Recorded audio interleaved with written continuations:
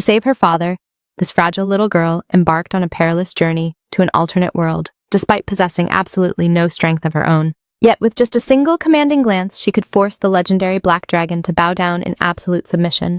She could effortlessly command tens of thousands of undead to obey her every whim. As it turns out, her seemingly dirt-poor and down-and-out father was not merely a notorious mercenary captain, but a formidable necromancer, standing at the absolute peak of death itself.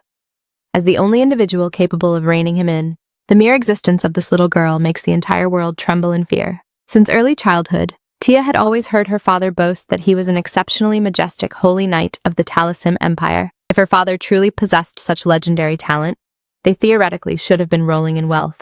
But the duo's home was utterly dilapidated. Every single day, her father endured grueling, exhausting labor, yet his wages remained pitifully low. Tia understood her father's hardships all too well. During school breaks, her classmates frequently jet-setted to amusement parks or sunny beaches, while she and her father had never once stepped foot in places like that. Even so, Tia didn't mind in the slightest, even though the two of them lacked citizenship and constantly lived in perpetual dread of deportation. But to the sweet little girl, just being by her father's side forever was more than enough. However, misfortunes never come alone. By the time the little girl finally braved countless hardships to see her father again, the only thing awaiting her was a cold, lifeless box of relics. The poor child still couldn't comprehend the grim reality until the exact moment the box lid was pried open. Only then did the little girl completely break down, shattered by the devastating realization that her father would never, ever return. Tia tightly clutched her father's cherished pocket watch close to her chest, sobbing uncontrollably, yet not daring to let out a loud cry. Suddenly, a radiant golden light burst from the pocket watch. Stranger still, the object actually began to speak. "Why are you crying, kid?" Before Tia could even snap out of her shock, the pocket watch materialized into a massive black dragon. The little girl was utterly dumbfounded by the spectacle. "I get it, that man passed away, didn't he?" Just the mere thought of her father being gone forever caused Tia's tears to stream down her face uncontrollably once more. At that moment, the black dragon stepped closer, gently nudging his head against Tia's forehead. "Do you want to save him? What do you mean by that? I'm asking you, if I rescue your father, will you stop crying? But the steep price you must pay is leaving absolutely everything behind in this realm. I will transport you to the world where you truly belong." To Tia, her father was her entire universe. "I want to save Daddy, little black, please help me!" When Tia finally opened her eyes once again, the little girl found herself draped in the middle of a lush, vibrant green meadow. Next to her, a youth sporting feline ears was softly inquiring, "Are you all right?" leaving the little girl completely bewildered. "Who are you?" Spotting a total stranger, Tia instinctively recoiled, but the prominent ears on the boy's head instantly reminded her of the mini dragon. "Turns out you can even shapeshift into a human, little black? But where on earth is this place?" "This is the realm where your father used to reside, the Talasim Empire." "So that means I can see Daddy again?" "No matter how omnipotent I am, I cannot resurrect the dead, therefore I rewound the fabric of time, bringing you back to 7 years before your birth." These heavy words made Tia's tiny brain feel like it was on the verge of exploding, but the clever girl quickly deduced that Little Black had essentially isekai'd her. "Wow, Little Black, you're absolutely incredible. In short, my dad is still alive and well here, it's just that he doesn't know who I am yet, right?" To Tia, that was more than enough. Even if her father failed to recognize her, it didn't matter. As long as they were reunited, the little girl would explain the whole situation perfectly. Since Daddy always claimed to be a grand holy knight, he must definitely be stationed in the imperial capital. "All right, Little Black, let's set off for the imperial capital right away." Meanwhile, deep within a dense, foreboding forest, a muscular man looking as untamed as a wild beast had been starving for days on end. The sudden manifestation of corrupted magic stones had continuously spawned vicious monsters, driving the local wildlife to near extinction. That grim reality was precisely why his beloved wife and daughter had lost their lives. While drowning in a state of profound despair, the man suddenly caught a faint rustling behind him. As it turned out, it was the little girl, Tia. Because she was completely engrossed in chasing butterflies, she had accidentally wandered off and gotten hopelessly lost in the woods. "I wonder what it feels like to soar through the sky on Little Black's back," Tia mused to herself. "Don't even dream about me carrying you." His mind having been read, Little Black grumbled, "I've completely drained my mana from that stunt just now." Seeing that Little Black had sacrificed so much on her behalf, Tia offered to massage his back to repay the favor. "Stay away from me." Don't you dare touch me! After snapping those words, Little Black exhausted the very last drop of his remaining strength and shrunk back into the pocket watch. Tia carefully nestled it into her backpack, telling herself that from this moment on, she would handle everything. However, in the mere blink of an eye, the little girl stepped right into a trap and found herself face to face with that terrifying-looking man.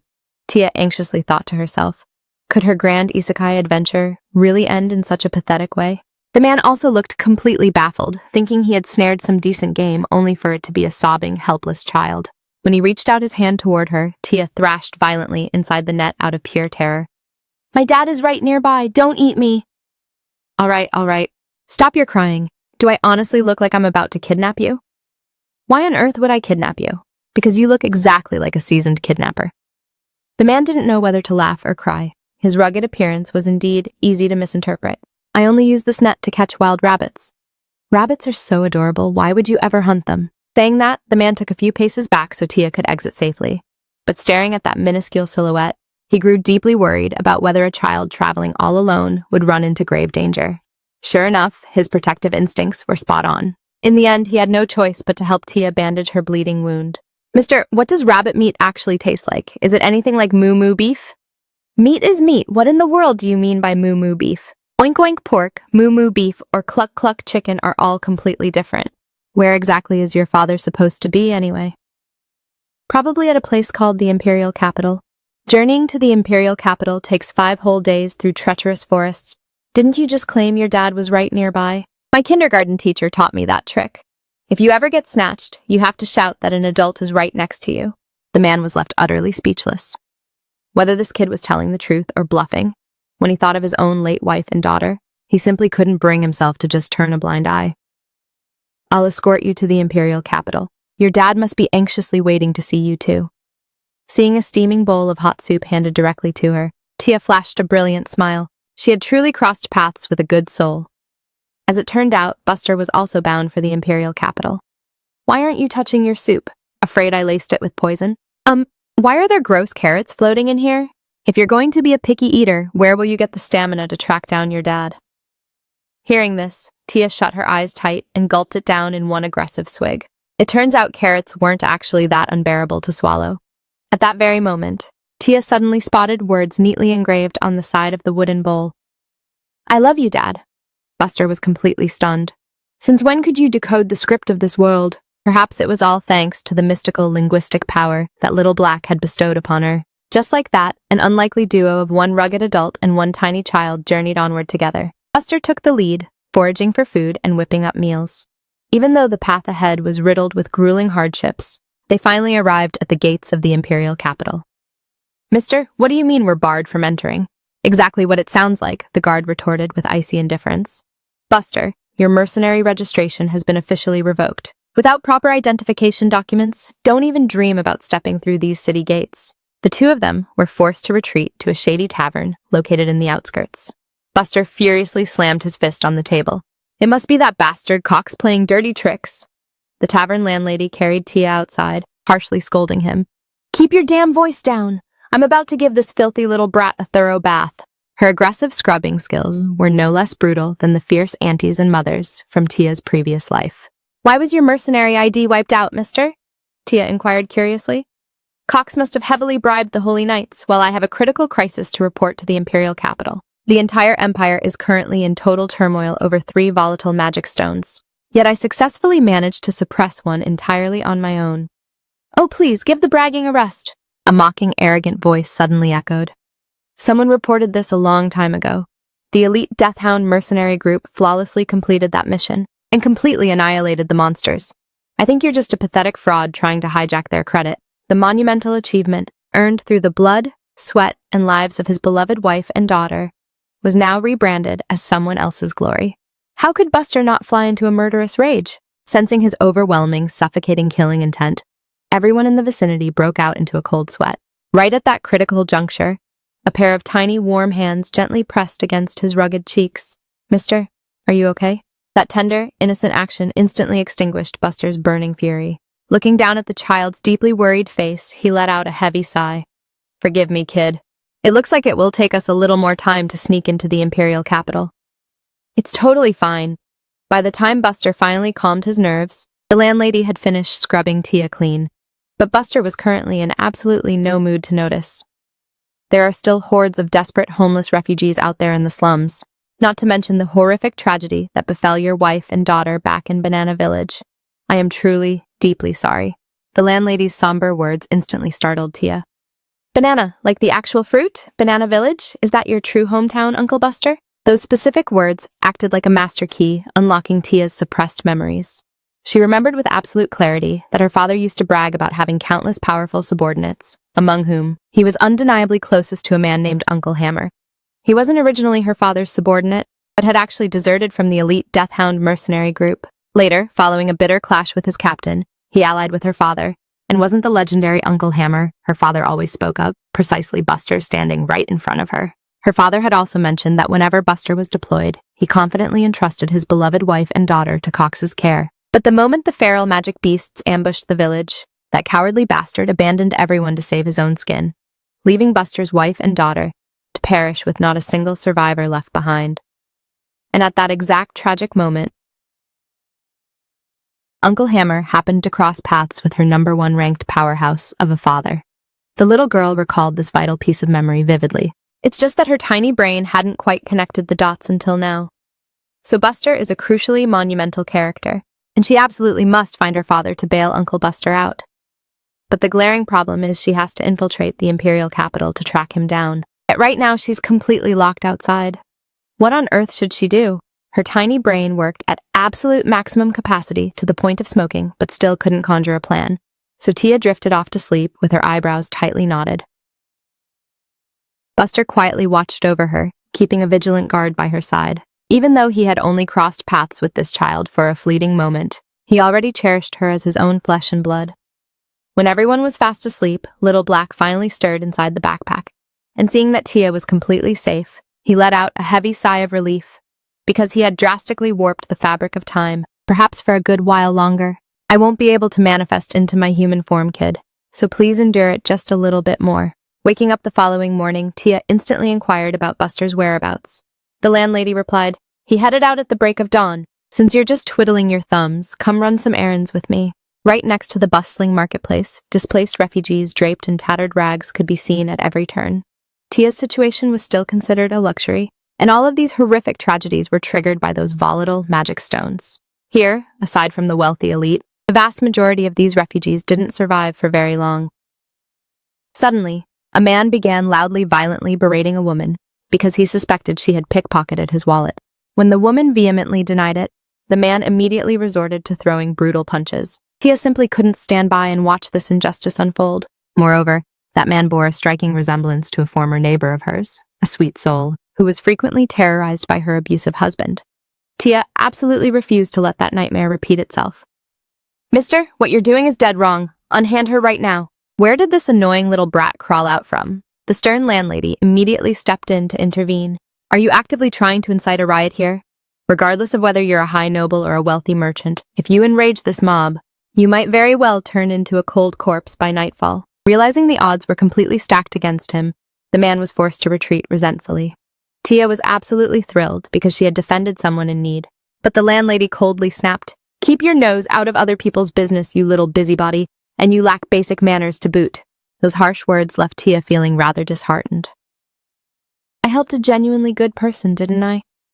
The little girl turned her gaze toward the woman who was just rescued, afraid to utter a single word because the other party seemed incredibly unapproachable.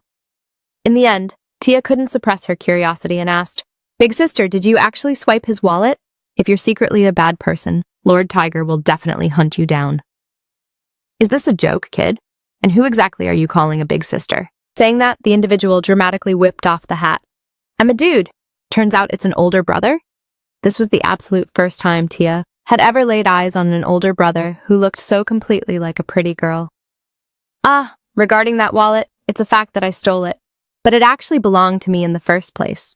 That treacherous bastard scammed me by promising he would establish a legitimate mercenary group, but the moment he pocketed my deposit, he completely vanished." Right at that critical juncture, Buster walked into the scene.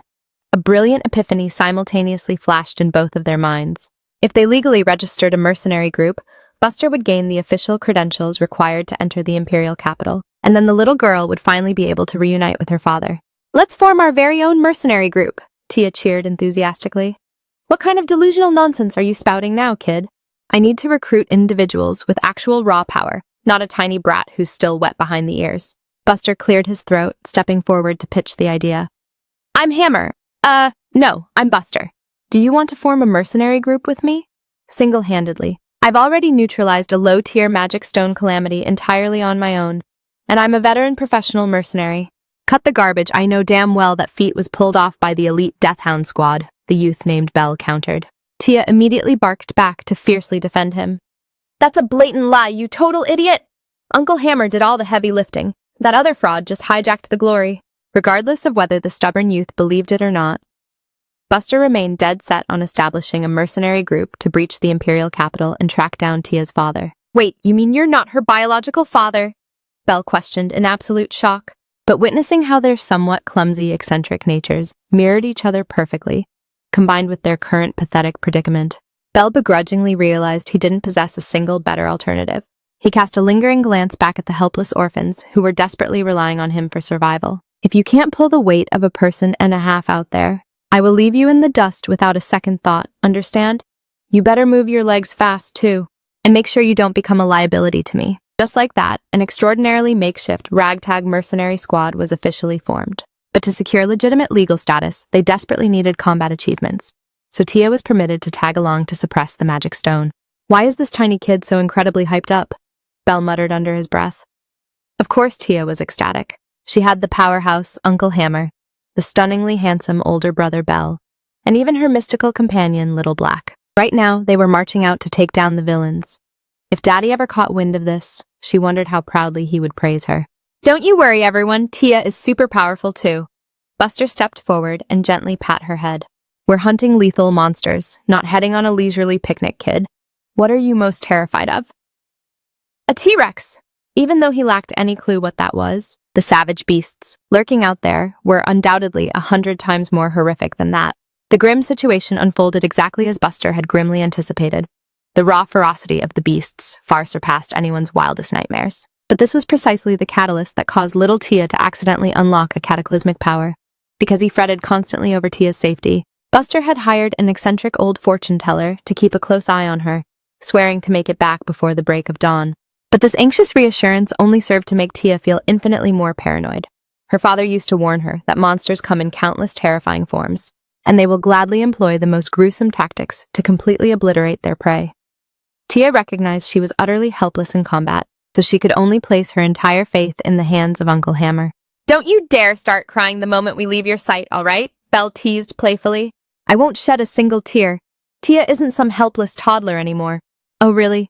But the very first time you crossed paths with Buster, didn't you wail and beg for your life?" Tia's face instantly flushed a vibrant crimson. That was totally different. Long story short, I'm not a baby." "Belle, you're a massive jerk." If Buster hadn't stepped in to break it up, who honestly knows how long the two of them would have kept bickering back and forth. Right before they parted ways, Tia was consumed by overwhelming anxiety. "Uncle Buster, please come back in one piece." Buster offered a reassuring nod. "Hey, what about me? How come I don't get a heartfelt goodbye?" Belle whined. "Brother Belle, you better watch your back out there, too." After bidding a tender farewell to Tia, Buster and Belle stealthily infiltrated the ominous Tenebrum cave. Initially, the mood was quite relaxed as they casually swapped stories about Tia's mysterious origins. Belle, who had been a fortress of suspicion just yesterday, had now completely lowered his guard around Buster. He had purchased top-secret intel from the underground black market and verified that Buster's tragic backstory perfectly aligned with the little girl's claims. Their objective this time was laser-focused. They plunged deep into the treacherous cavern, plotting to ambush a low-tier magic stone at the mouth of the den and execute a rapid retreat. "Done with the casual chatter, lock in!" But at the exact microsecond they prepared to strike, a cataclysmic bolt of lightning violently detonated, obliterating all tactical plans. The duo instantly realized this was absolutely no minor magic stone anomaly. This was a formidable, mid-tier magic stone in the volatile phase of germinating. Without wasting a single fraction of a second on thought, their absolute only option right now was to sprint for their lives. Outside the perimeter of the mine, Tia's heart felt like it was dangling by a fragile thread. Little Black was still locked in a deep slumber, and she had an absolute mountain of secrets she wanted to whisper to him. Suddenly, a deafening explosion shattered the air. The massive mountain directly ahead cracked wide open, and the entire landscape convulsed violently. Colossal plumes of billowing fire erupted upward, while shattered rocks and scorched earth rained down like an apocalyptic downpour. Uncle Buster and the others, there's no way! Spotting a massive boulder on track to crush Tia into dust, the elderly Roderick rapidly snatched the little girl and pulled her out of harm's way. But the true nightmare had only just commenced. From the depths of that raging inferno, waves of ravenous monsters were cascading out. To bottleneck the monsters' relentless advance, the old man discarded all concern for his own survival. Flee! I'll hold the line. Tia fully comprehended that if she lingered, she would merely become a fatal liability. She gritted her teeth fiercely and spun around to flee, but amidst the chaotic panic, she caught the faint echo of Buster's voice. Uncle Hammer was visibly gravely wounded, and Belle was entirely drained from desperately parrying the onslaught. Witnessing the horrific sight of the two of them locked in a desperate life-or-death struggle against the horde, Tia was violently flashed back to the day her father perished. Were the people she cherished most destined to abandon her all over again? Uncle Buster, Brother Belle, the kind fortune-teller. Was Tia truly doomed to remain this utterly pathetic and useless this time? Doing absolutely nothing, forced to watch with wide, helpless eyes, as the people who matter most marched straight into the jaws of death, Tia dropped to her knees, weeping bitterly. If there truly are gods watching over this world, please answer my prayer. I refuse to lose anyone ever again. Yet the heavens maintained their agonizing silence. However, while Buster and Belle were completely drenched in a horrific bloodbath, Tia's desperate plea unwittingly awakened the ancient, slumbering spirits.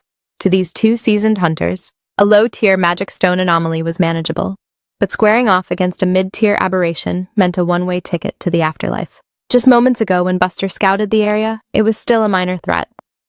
Who could have predicted that in such a flash, it would mutate into this out-of-control nightmare? The wave of monsters was simply too overwhelming. Belle was so pushed to the brink that he genuinely considered swallowing poison just to log out of life. Right as they plummeted into absolute despair, a spear of gleaming white bone suddenly sliced through the air and flew across the cavern, effortlessly piercing the skull of the apex monster that the duo couldn't even scratch with their combined ultimate attacks. Could there be an even more cataclysmic entity lurking in the shadows? But the target of these eerie, spine-chilling skeletons didn't seem to be them at all. The tide of battle took a spectacular, mind-blowing turn. The very monsters that had just sown pure terror were suddenly reduced to mere trash before the unstoppable, armored legion of bone.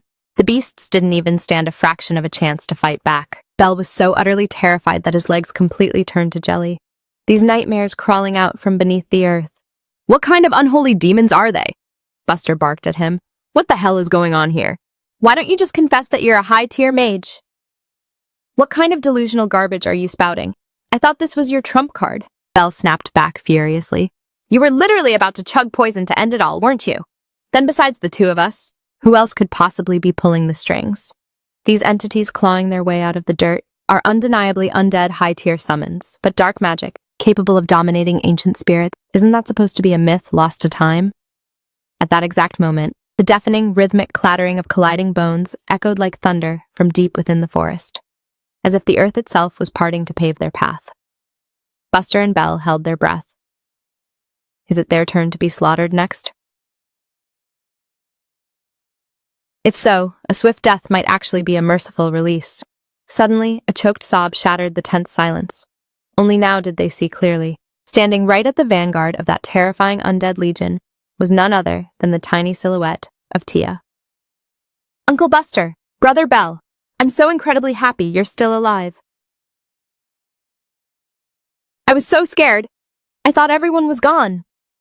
The grim skeletons actually crowded around Tia protectively the second they saw the little girl shed a tear. The surreal sight left two hardened warriors who had stared death in the face standing there completely dumbfounded. Catching the bare skeletons drawing near, Tia loudly scolded them. Are you guys trying to mock me again? Do you think I'm playing around? You're doing this on purpose just to push my buttons, aren't you? Was this fiercely commanding figure seriously the sweet little Tia they knew? Under the direct escort of the skeleton army, they quickly located the wounded old man Roderick deep within the woods. Don't be scared, everyone. These little skeleton guys are all my close friends. Even up to this very moment, Buster couldn't dare believe his own eyes. Even the immensely knowledgeable old man Roderick was completely at a loss for words. The undeniable fact that only Tia could command them proved beyond a shadow of a doubt that this tiny girl was the supreme summoner who called them forth. Tia turned her head back. Uncle Buster, my skeleton buddies say we absolutely must harvest the monster core to pass the mercenary qualification test. Just like that, the entire crew experienced the most effortlessly casual exam in human history. Even the volatile magic stone was completely neutralized. Witnessing the absolute devastation left by the undead army, the four of them could only stare at one another. They had nearly forfeited their lives. Yet in the end, the whole crisis couldn't even compete with Tia playing a game of house.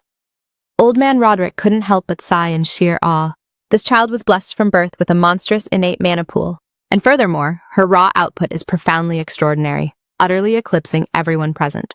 You must realize that a true mage is an apex god tier class. So that means Tia is low-key super overpowered, right? Tia cheered in pure excitement. That is precisely what it means, totally broken. Her tiny brain finally connected the pieces. Her father was the absolute strongest holy knight alive. So how could his daughter possibly be a weakling? Naturally, everyone began to burn with curiosity regarding Tia's true lineage. The little girl scanned her surroundings, and seeing no outsiders, she lowered her voice to a soft whisper. To be honest, my dad is a total beast. I heard he's an exceptionally badass holy knight of the Grand Talassem Empire. These words sent shockwaves straight through Buster. This world strictly segregates awakened energy into holy power and raw magic. These two forces are diametrically opposed. A child sired by a holy knight awakening pure magic power, while incredibly rare, wasn't entirely unheard of. But such an anomaly always invited endless catastrophe. If Tia's parents truly belonged to the Holy Knight Order, then within the entire jurisdiction of the Empire, there existed only one single clan that held that prestigious title, the Luminant family, a monolithic powerhouse that had never once tasted decline. Buster subtly pieced together the grim reality, but Tia's revelations didn't stop there. But back then, Daddy and I only lived in a cramped, tiny little shack. Logically speaking, a legendary clan of that caliber would never be strapped for cash. Yet through Tia's description, that crumbling house was no better than a squalid refugee slum. Even though it was just me and Daddy, it was pure bliss. Speaking up to this point, the corners of Tia's eyes welled up with bittersweet tears. It's just a tragedy that Daddy has already departed this world. Now I only have Little Black by my side. The moment Little Black awakens, he will help me track down Daddy. Now that we've cleared the trial, we're heading to the capital to find him. Even though Daddy might not possess a single memory of me anymore. What do you mean he won't remember? Forgetting your own flesh and blood, what kind of a deadbeat father is that?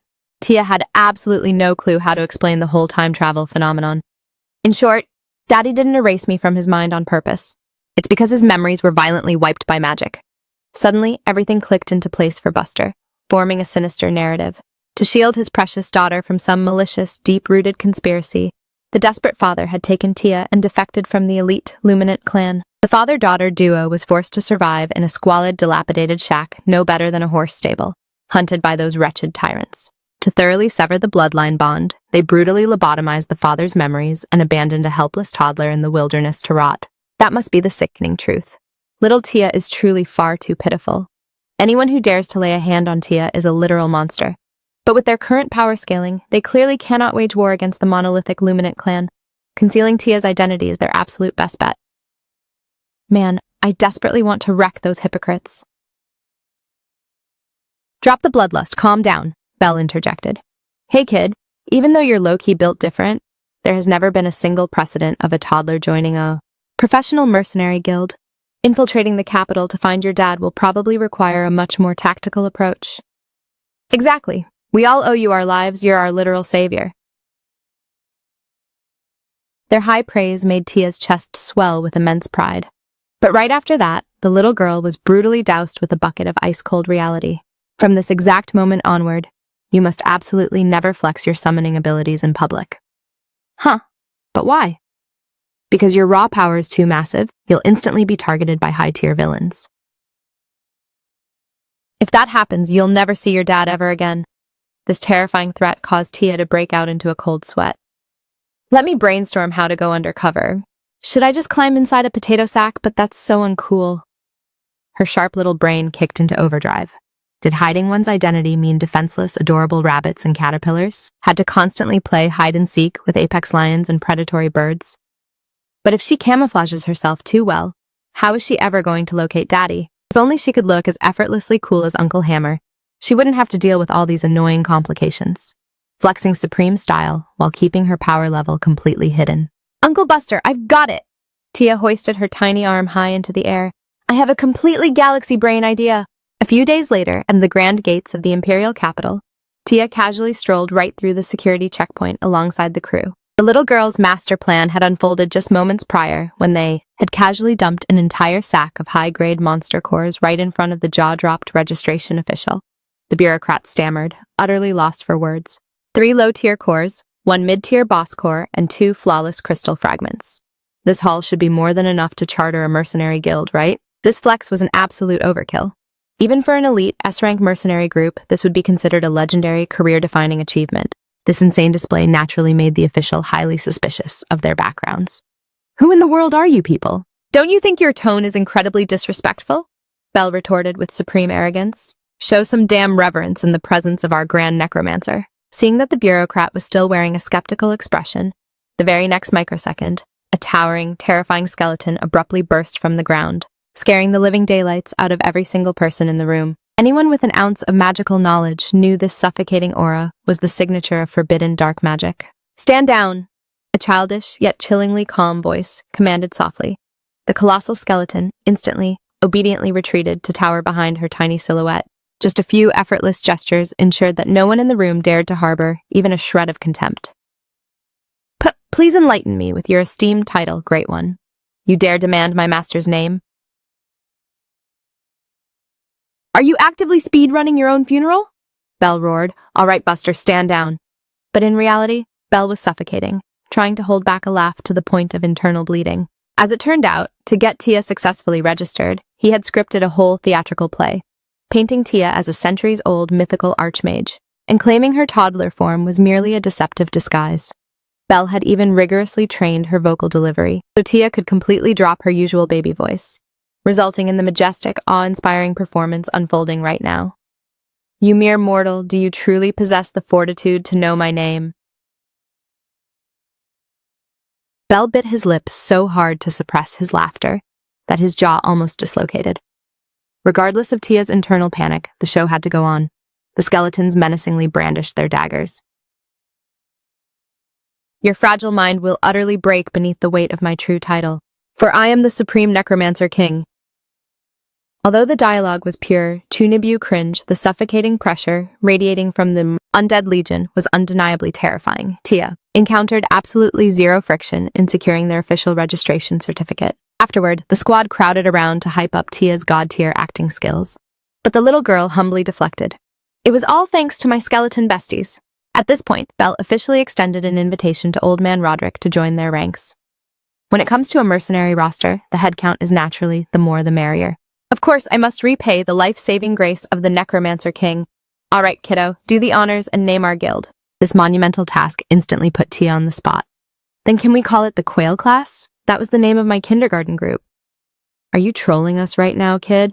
Right at that awkward moment, the registration clerk sheepishly stepped over. Tia's basic profile was logged, but he was still desperate to pry for deeper lore, recalling Buster's golden advice that not every question deserves an answer, coupled with the fact that the collapsing empire was currently desperate for mercenaries to tank the monster apocalypse. The survival of the imperial capital right now practically rested on their shoulders. If they chose to keep their secrets, absolutely no one dared to press them. Mortal, my undead legion knows my bloody past all too well. Do you wish to join their tattered ranks? Tia rasped in a lowered tone. Please forgive my insolence, my lord, I crossed the line. Know your place. But unfortunately, I cannot clear the permit for the warrior named Buster, because the Death Hound Guild has officially blacklisted you, accusing you of grand larceny and deserting with their funds. You are permanently banned from ever practicing as a registered mercenary. The shameless fabrication is exactly Cox's signature dirty style. This time even Belle couldn't contain his rage. Just how much bribe money did you corrupt bastards pocket? Bribe money. Tia had overheard this term before. understanding it as someone giving someone else a shiny apple just to convince them to commit a wicked deed. In short, they were ruthlessly bullying Uncle Buster. Although Belle also utterly loathed the blatant corruption of the bureaucrats, the mastermind orchestrating this sabotage was a high-profile favorite of the Emperor himself, meaning they absolutely couldn't afford to cross him. Ultimately, it boiled down to their lack of funds, as Buster's life savings had been completely plundered by Cox. Was his solitary path of bloody vengeance for his slaughtered wife and daughter truly blocked right here? Out of nowhere! Tia shrieked at the top of her lungs. Just how much dirty cash did that absolute scumbag Cox hand you? My lord, what on earth do you mean by that? I am asking how much wealth that pathetic cockroach, who is worse than a toxic sewage rat, stuffed into your pockets? I heard it was a massive chest overflowing with gold, wasn't it? As Tia aggressively cross-examined him, she unzipped her backpack.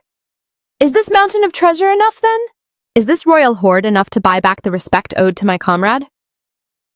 As it turned out, when Tia and the Undead Legion first crossed paths, to desperately coax the sobbing little girl to stop crying, the loyal skeletons had showered her with priceless ancient treasures. If this isn't enough to satisfy your greed, my undying thralls can harvest much more. Go spread the word that the Supreme Necromancer King has never been strapped for cash. If a mere trunk of gold can buy a mortal's conscience, then why don't I just harvest your worthless cheap soul right this second? Yes, immediately, my lord. Every single person in the room, including a dumbfounded Belle, was frozen dead in their tracks by these bone-chilling apocalyptic threats. In the absolute blink of an eye, Buster's registration documents were forcefully approved. Turns out, flexing insane wealth really does let you get away with literal murder. The critical next step was logging the official guild name. Belle glared daggers at Tia as a strict warning. Don't you dare write down that cringe quail class name or whatever again. I shall christen it Agabert. Upon hearing this, everyone exhaled a collective sigh of relief. This title undeniably sounded infinitely more badass. In reality, it was only because Tia had spotted the legendary name of the Supreme Mercenary King posted on the main bulletin board and casually read it completely backward. Now that they possessed official legal identities, thank you, Tia. Thank you so much, kid. Buster was profoundly moved to tears. It's exactly what Tia is supposed to do. Daddy's best friend is automatically Tia's best friend. But you have to treat me to a feast of yummy food, okay? Consider it done, Lord Necromancer King. Simultaneously, over at a bustling harbor dock, a frantic woman abruptly barged straight into the Supreme Commander's private quarters. We have an absolute crisis. Word on the street is that the leader of the newly chartered mercenary guild is...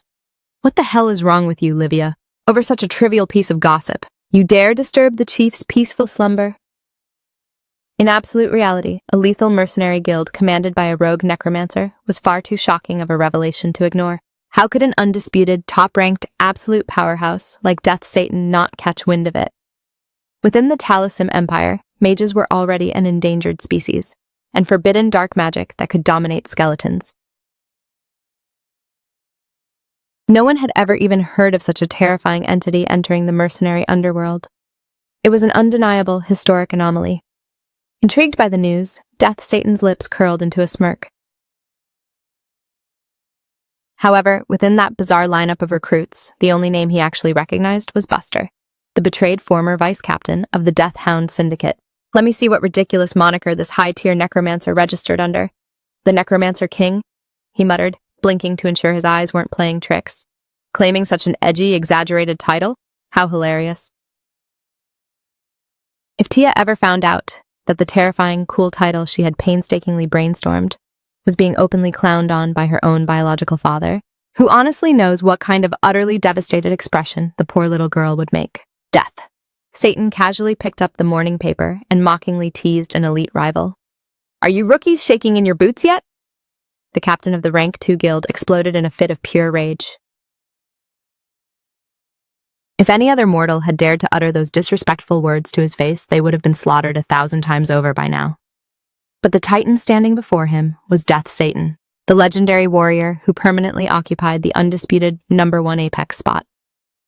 Do you honestly think that if my blade slips, a clown like you can ascend to first place?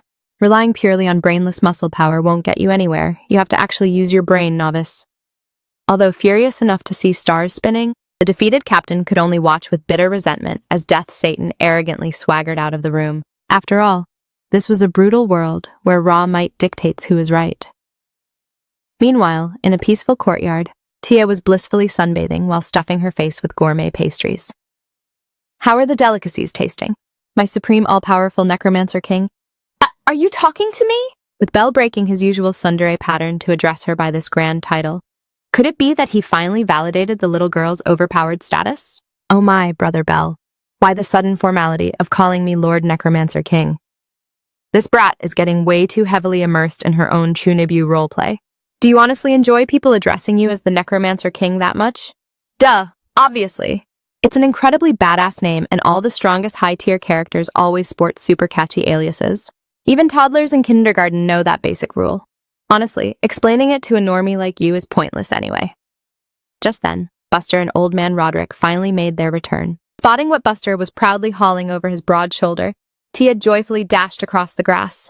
It was the official, standardized uniform cloak of the Agabert Mercenary Guild, their very own Brotherhood crest.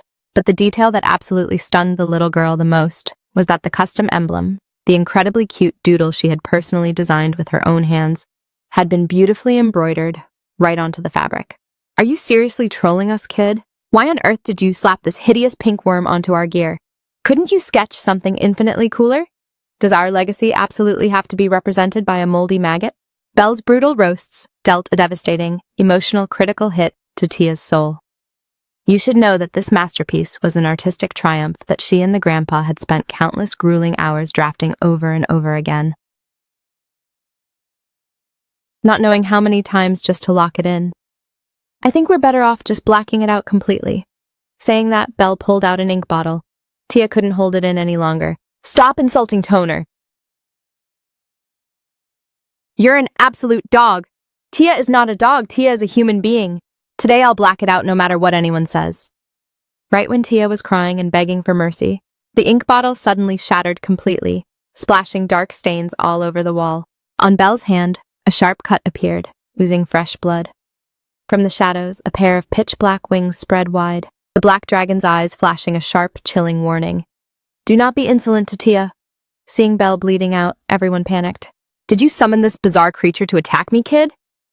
If they misunderstood the situation like that, it was actually for the best.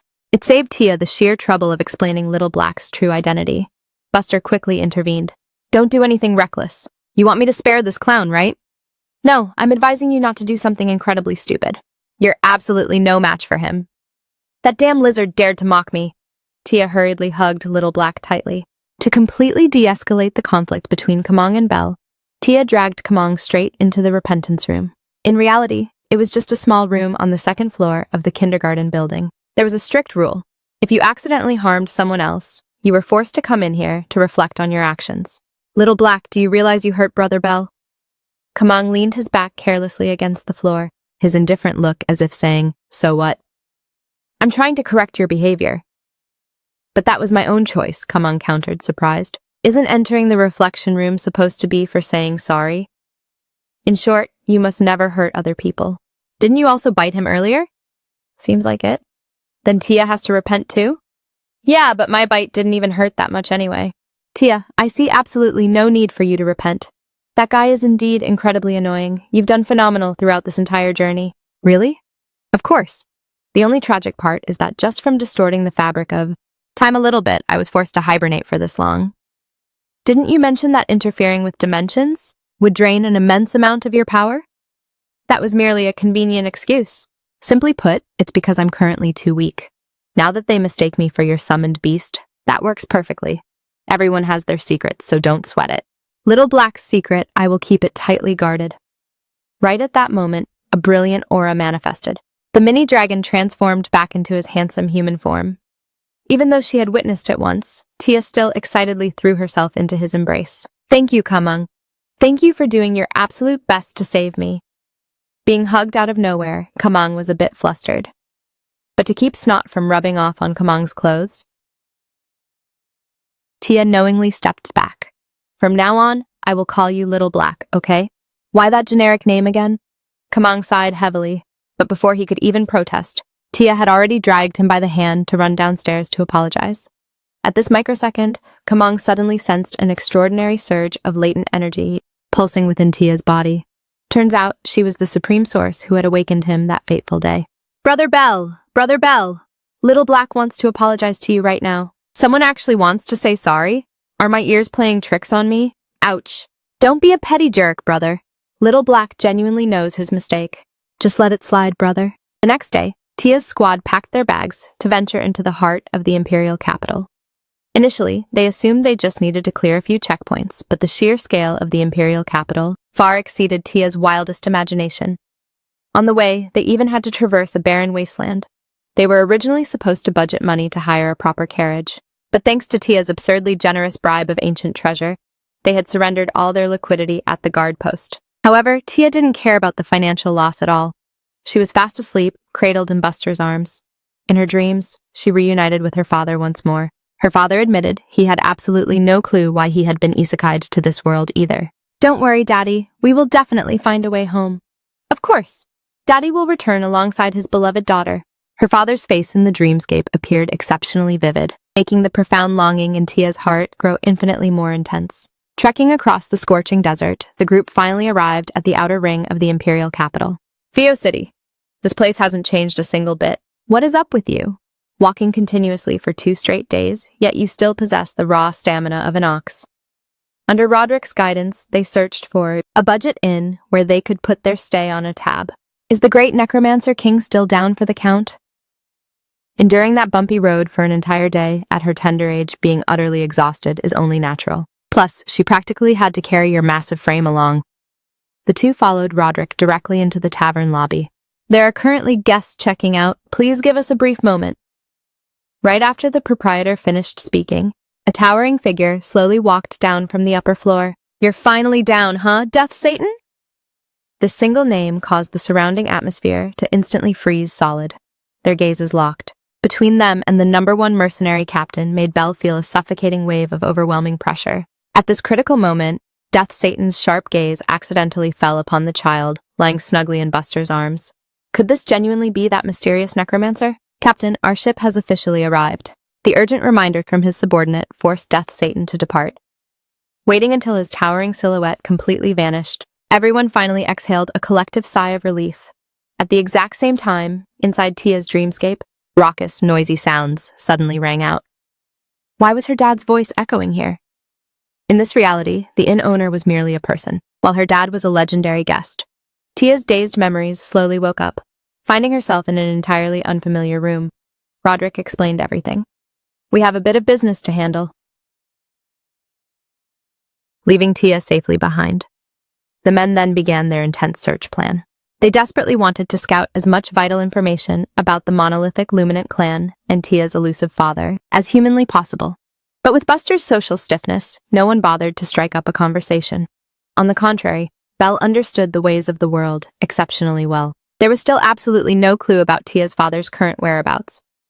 But they successfully gathered a lot of insider information about the Luminant clan. At this time, Tia, feeling thoroughly bored, wandered over to the open window. The fresh sea breeze blew in refreshingly, and melodious melodies echoed softly on the streets below. She casually looked down at the man walking in the distance. Wasn't that unmistakable figure exactly her father? Through the wooden window frame, Tia caught that intimately familiar silhouette, the very back that she longed for day and night. Without taking a single fraction of a second to think, the little girl flew straight downstairs like a bullet. But in the end, she was still one agonizing step too late. Tia could only watch from afar, helplessly witnessing that beloved figure step onto the massive ship. The little girl tried to scream and call out for her father with all her might, but the bustling, chaotic dock easily swallowed that desperate call. Tia could only stagger forward, recklessly charging through the crowded flow of people. She would not allow, absolutely never allow her father, who was right before her very eyes, to vanish from her world once again. But that silhouette just kept getting further away. Tia used every ounce of her might to run like crazy, trying desperately to shorten the distance between her and her father, but fate seemed to be intentionally mocking her. She was still a beat too slow. Tia used all the remaining strength of her tiny life to let out a deafening shout, hoping her father could finally notice her. Fortunately, this time the frantic call actually received an answer. Death. Satan slowly turned his head back toward the exact direction the sound came from. At that breathtaking moment, the whole world seemed to stand completely still. That was indeed her father. Even though they had crossed the boundaries of time and space, the sharp lines on his rugged face hadn't changed at all. His gaze was still so gentle that it momentarily made Tia think he was about to recognize her. But harsh reality never grants miracles. Death Satan certainly wouldn't halt his steps for a strange, random little girl. At that devastating moment, Tia could only stand completely frozen in place, with tears brimming heavily in her eyes, watching her father leave her behind once again. Returning to the inn, Buster's group had successfully gathered quite a bit of highly useful information. The grand head of the Luminant clan, Valentine, has 4 sons. All of them hold elite positions in the Holy Knight Order. The eldest, Edmund, is a brilliant tactical advisor. The 4th, Leon, is a fierce military commander. The 3rd, Alexander, is in supreme charge of the medical department. Tell us something we don't already know. The 3 of them are all legendary figures, except for the youngest son, who has almost 0 public records to his name. This mysterious point instantly raised massive suspicions in Belle. Do you guys think that youngest son secretly had a child a few years back? And then fled the capital because the clan vehemently opposed it? That youngest young master just barely reached adulthood, you idiot. How could he possibly have a 4-year-old child already? Then there's only one wild theory left. Could it be an illegitimate child of the Luminant clan head with another woman? How is that even possible? The entire empire knows he spent his whole life deeply loving the saintess of the Richard tribe. Maybe they're just acting a part. Shady, twisted plots behind the nobles' backs are not a rare sight in this kingdom. Before he could finish speaking, Roderick hurriedly burst into the room. Disaster! Tia has completely vanished. The whole group went absolutely frantic, scouring desperately through the crowded streets. Hearing local people say a child ran wildly toward the dock, Belle bolted faster than anyone. Right now, he deeply blamed himself with agonizing guilt. He shouldn't have left a defenseless child all alone. It's fine, Tia's incredibly smart, she will be completely fine. He kept repeating to himself like a mantra while running at full speed. Fortunately, when they finally reached the shoreline of the dock, Tia was still standing there. The tiny, fragile silhouette looked so heart-wrenchingly lonely and fragile. It's just how do you even begin to soothe the bleeding wound of a child who just lost her beloved father one more time? Actually, the brutal outcome of this reunion, Tia had secretly known for a long time. Back then, she was naive, thinking that just meeting face to face would let her explain everything perfectly. Who would have thought she wouldn't even get the chance to speak a single word? Tia cried bitterly, leaving everyone entirely at a complete loss on how to comfort her. Her devastating crying even drove Belle almost completely crazy. He could only hear her hoarsely calling out for her dad. Also having no clue why things had turned out this tragic way. This child was still perfectly fine and cheerful yesterday. The clues they gathered also made 0 progress. Tia claimed she lived completely alone with her father, but the head of the Luminant clan fought in bloody wars year-round and was never once absent from the public eye. Furthermore, the little girl insisted her father's memories were forcefully edited.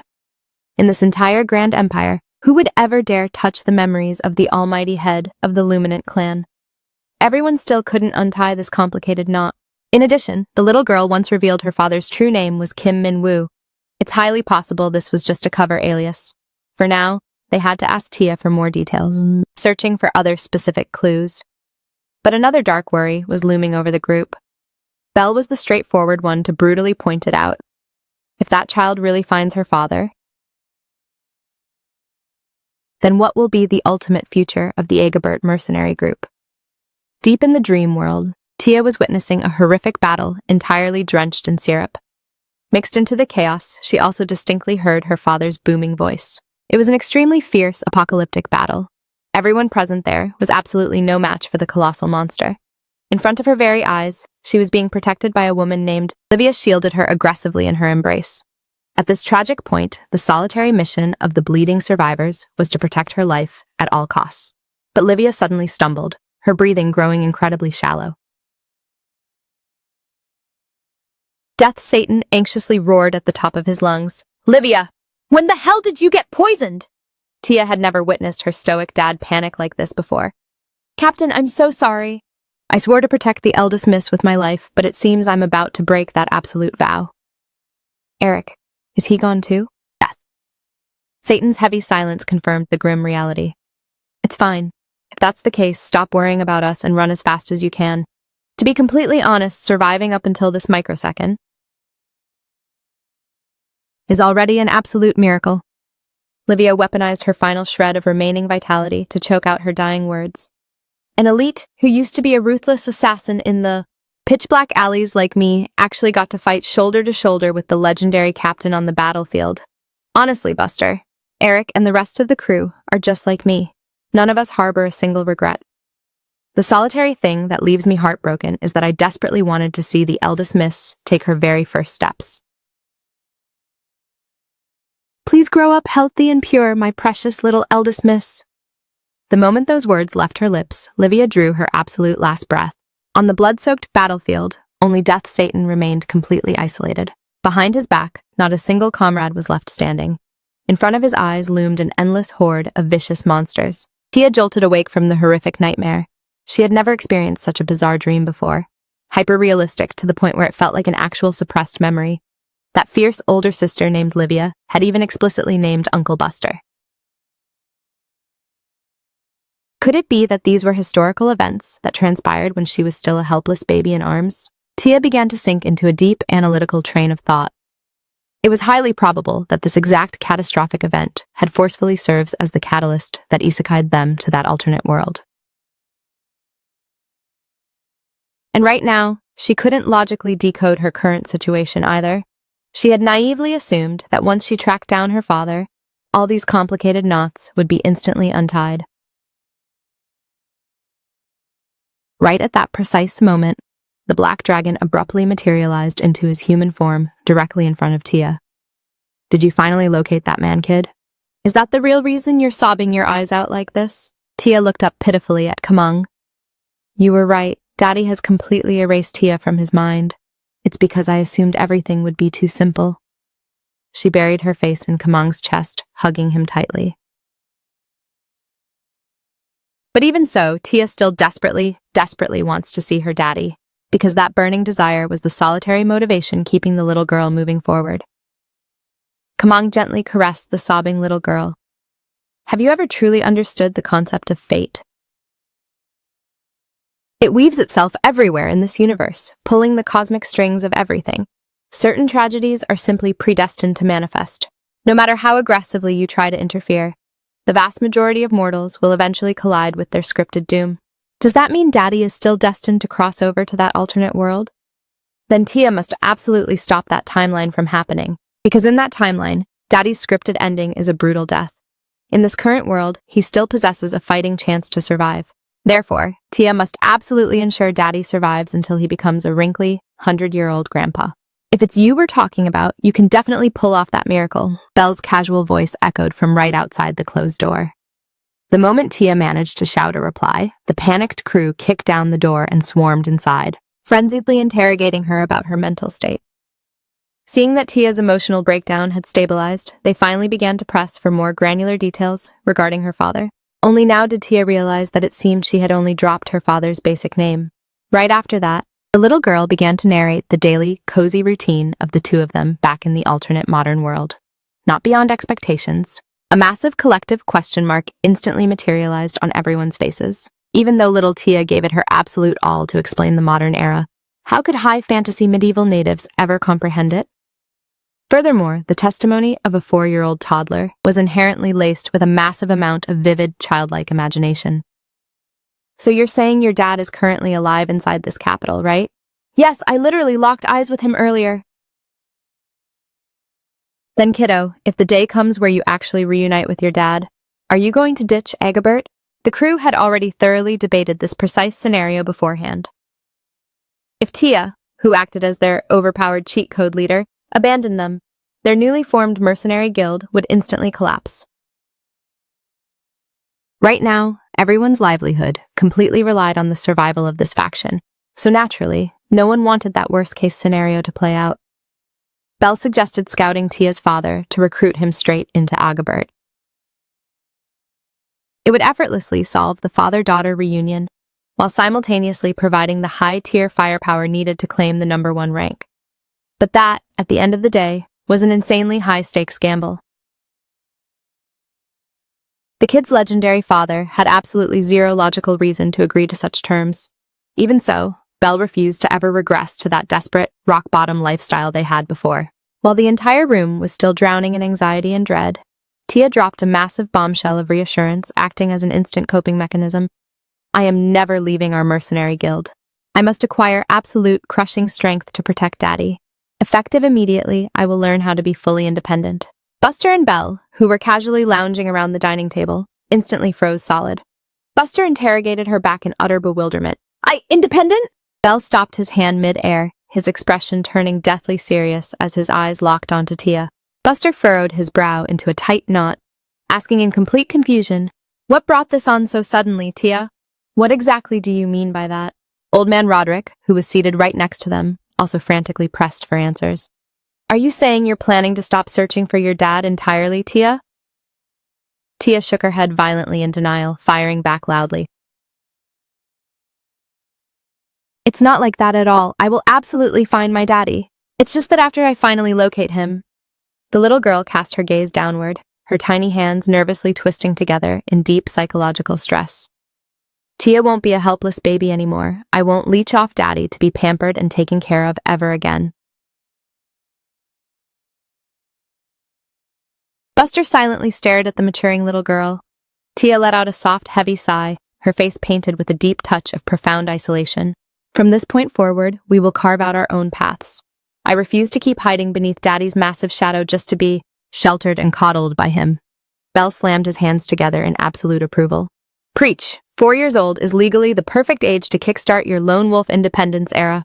Buster and Roderick locked eyes with Belle, their faces flooded with absolute disbelief. He gestured to his own chest and continued. "Kiddo, I've had zero parental supervision since the tender age of 2. I carved my way through life hustling entirely solo." Buster gaped at Belle in shock. 2 years old?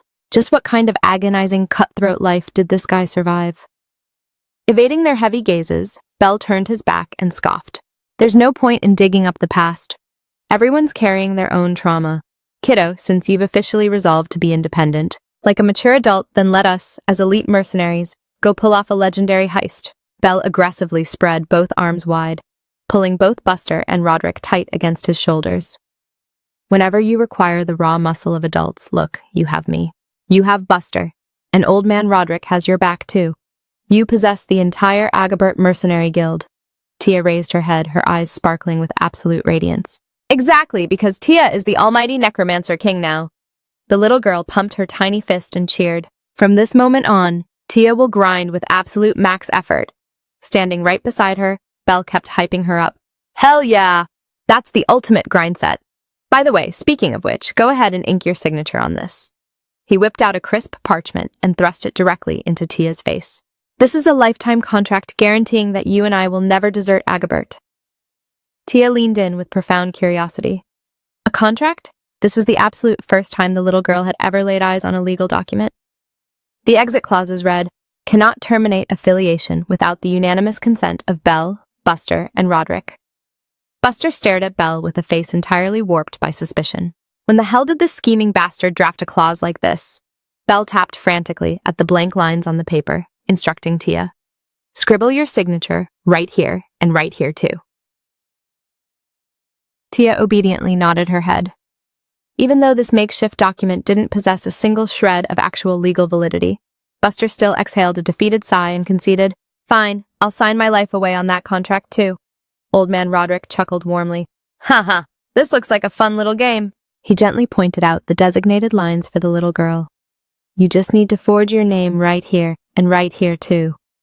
Tia painstakingly traced every single letter onto the parchment. Standing right beside her, Belle flashed a deeply satisfied, wicked smile. Late into the dead of night, the entire squad was tucking themselves into bed. While carefully pulling the blanket over Tia's shoulders, Roderick turned to query Buster. "Now that I think about it, Buster, do you harbor an absolute hatred for all holy knights?" Buster lay flat on the crude straw bedding, both hands clasped behind his head, and honestly confessed, "To be completely blunt, I utterly despise their entire existence." Belle chimed in from across the room. "Most battlefield mercenaries loathe the holy knights as a rule anyway." Tia bolted completely upright in bed and interrogated, "But why? Is it because they embezzle a massive amount of dirty bribe money?" Belle lay propped up on his side, firing back a half-joking response. Who honestly knows? Your biological dad was also one of those elite holy knights, which is precisely why you demanded to enter your independence arc. Tia frantically counterattacked. What? No, he's absolutely not. Tia's daddy is a profoundly good person. The little girl dove back beneath the covers, curling herself into a ball and gloomily muttering, It's just that Uncle Buster deeply hates holy knights, so why in that memory dream before the portal accident? Was Daddy allied with Uncle Buster on the battlefield? Daddy explicitly stated before that he was a holy knight. Could it be that Daddy is exactly like those secret police officers on TV, executing a dangerous undercover operation? Tia rolled over to face Buster directly, inquiring, I'm just deeply curious why you harbor such intense hatred for them. Buster maintained a heavy silence for a long time, staring unblinkingly at the wooden ceiling, before responding in a gravelly tone. Because the royal lineage betrayed us long before they did. They abandoned the entire mercenary faction to rot. To be far more precise, with the sole exception of the high nobility, they discarded every single commoner surviving on this once peaceful continent. Volatile mana crystals suddenly ruptured from the underground everywhere. Infinite hordes of monsters stampeded from the dimensional rifts, pushing the Empire to the absolute brink of total annihilation. To preserve their own pathetic lives, the royal family surrendered the vast majority of our territory, hoarding all resources inside the imperial capital. They barricaded themselves behind the lines alongside the few remaining elite knight orders. In the end, they only prioritized defending a microscopic fraction of their core realm. But out in those abandoned, lawless lands, the discarded populace refused to just sit around twiddling their thumbs waiting to die. They militarized themselves, uniting under the banner of mercenaries, to stand up and slaughter the invaders. They fortified the mana crystal zones, constantly evolving their power levels amidst the brutal flames of war, and ultimately wrested their homelands back from the monsters' claws, reclaiming the soil that originally belonged to them. While the indigenous lords and frontline mercenaries were shedding blood, sweat, and tears to reclaim the frontier, the royal family simply spectated with a freezing, indifferent gaze, without dispatching a single crumb of military reinforcement. Buster closed his eyes tightly and whispered, So if you dissect the situation objectively, rather than saying mercenaries harbor a vendetta against holy knights, it's infinitely more accurate to say they absolutely detest the tyrannical decisions the crown has enforced. Since that era, geopolitical friction between the imperial capital and the outer rims has grown increasingly toxic. To aggressively win back the public's loyalty, the royal family began attempting to expand the borders of the imperial capital. However, they exclusively targeted territories that were deemed strategically lucrative. Roderick, resting heavily on his mattress, chimed in, One of those premium locations is precisely where we stand, Pearl City, because the transient population here is astronomically massive. Whether in the historical past or the modern present, a gargantuan legion of mercenaries always congregates here before the royal family united forces with the Holy Church to orchestrate a grand consecration ritual for this territory. The entire sector harbored a profound, murderous hostility toward the throne.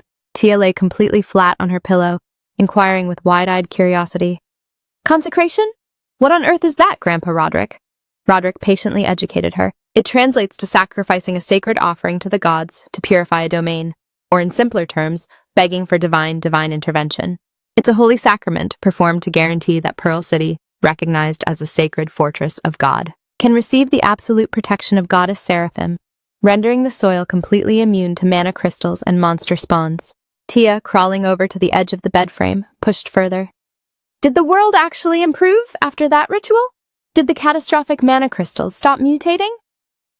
After the grand consecration ceremony concluded, the official propaganda certainly insists that is the case. Tia lapsed into a profound silence for a brief moment. Roderick gently nudged her. All right, drift off to sleep immediately, little one. Tomorrow morning, the great Necromancer King still has to endure brutal special training, you know. Tia buried her face straight into the thick blanket, howling out in pure frustration. The royal family is absolutely disgusting. Even if Tia's dad was a holy knight, I bet he hated them with a burning passion too. Belle, reclining nearby, burst out laughing and teased, Well said, kiddo. Tia clutched the edge of her blanket, continuing aggrievedly. Clearly, since such a perfect method exists, they should have conducted the consecration ceremony everywhere. They only care about hoarding it for themselves and abandoning everyone else. That selfish gatekeeping just forces everyone into eternal warfare. Roderick closed his eyes and chuckled softly. Spot on, Tia. You're absolutely 100% right.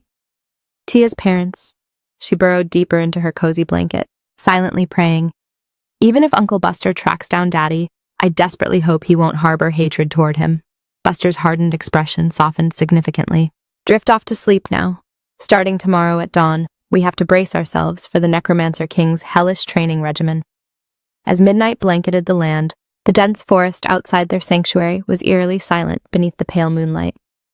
The morning sun cascaded down upon the sprawling harbor of Pearl City. Flocks of hungry seagulls circled and shrieked over the vast blue horizon. A rustic wooden vessel was slowly drifting away from the harbor dock. Raoul stood on the deck observing the turbulent, rolling waves before furrowing his brow and muttering, "Bizarre, the sky is completely clear." So why the hell are the swells rising this high? He turned around to look at his comrade standing behind him, continuing with some palpable hesitation. What's our move now? The other fishing vessels have all already set sail." Enzo was busy coiling a massive heap of heavy ropes. The veteran captains promised that as long as we navigate straight to their designated coordinates, we'll effortlessly reel in a massive haul. Ever since abandoning my knightly vows, my hands and feet have been so incredibly restless, constantly itching to find a new purpose to chase. Raoul locked eyes with Enzo, and both shared a knowing, confident smirk. We absolutely must land a legendary monster of a fish, to proudly flaunt back to Mom, so she finally knows we're thriving out here. We need to put Mom's worried mind completely at ease.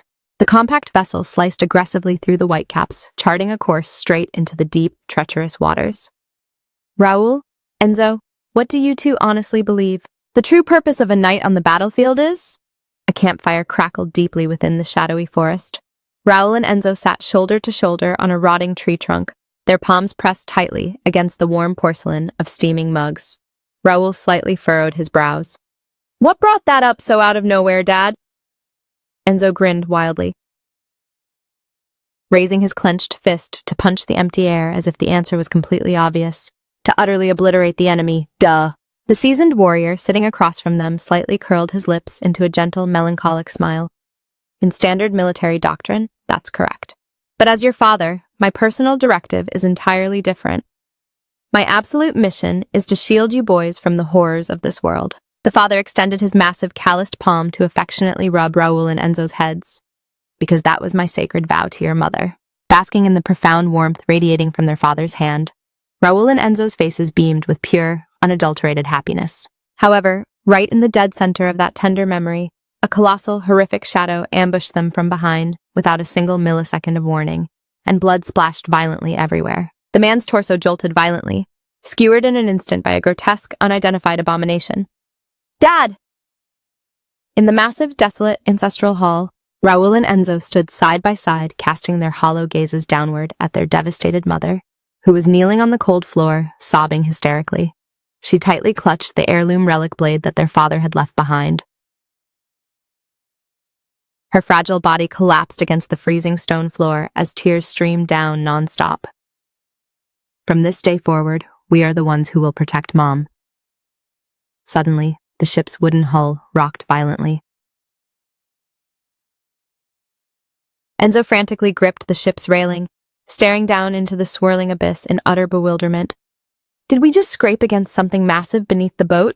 Bizarre. There shouldn't be any uncharted coral reefs or hidden rocks mapped in this sector. Beneath the originally tranquil sea mirror, anomalous supernatural ripples were expanding at a blistering velocity. "Marion, you have officially lost your damn mind," a booming, authoritative voice echoed through the dimly lit chamber. "Do you possess even a shred of comprehension regarding what the title of Pearl City Governor commands?" "How dare you ruthlessly reject it!" Marion sat completely dazed on the floor, her eyes hollow and downcast, allowing her long tresses to hang loosely over her slumped shoulders. "Mother, how could I possibly assume the mantle of governor? My entire life, I've done nothing but manage a few trivial administrative spreadsheets for the clan." The matriarch standing opposite glared down at her, her voice cutting through the air like liquid ice. "So your grand plan is to rot in this pathetic room for the rest of your natural life? She buried her deeply pained face in her hands, releasing a weary, heavy sigh of pure exasperation. It is precisely because of your current catatonic state that Raoul and Enzo are spiral diving into complete delinquency.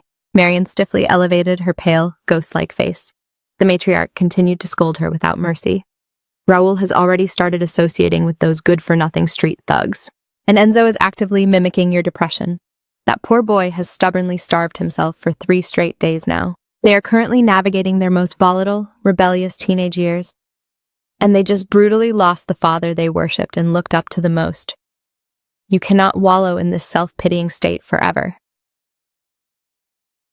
You must forcefully pull yourself together. Marion tremblingly pressed her hand over her lips, her tear ducts finally rupturing as massive droplets cascaded down her pale cheeks.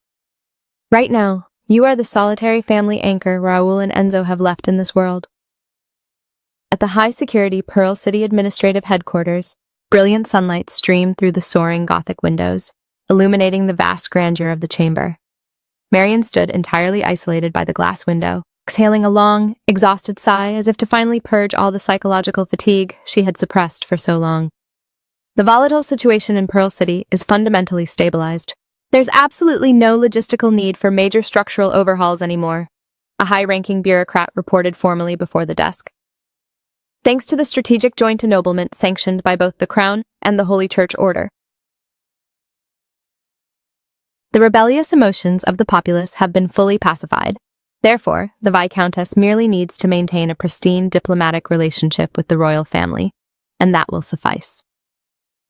Marion sat behind the massive executive desk, bowing her head to meticulously audit the legal documents. Basically, they just wanted to command me to sit quietly in my throne like a brainless puppet. But I've already set my resolve for the future of my 2 boys. Ever since relocating to Pearl City, Raoul and Enzo have become infinitely more vibrant. Their tone of voice is also significantly more cheerful. The duo frequently invite each other to go explore the bustling city center, and they even resurrected the legendary swordsmanship training that they had completely abandoned for a long time.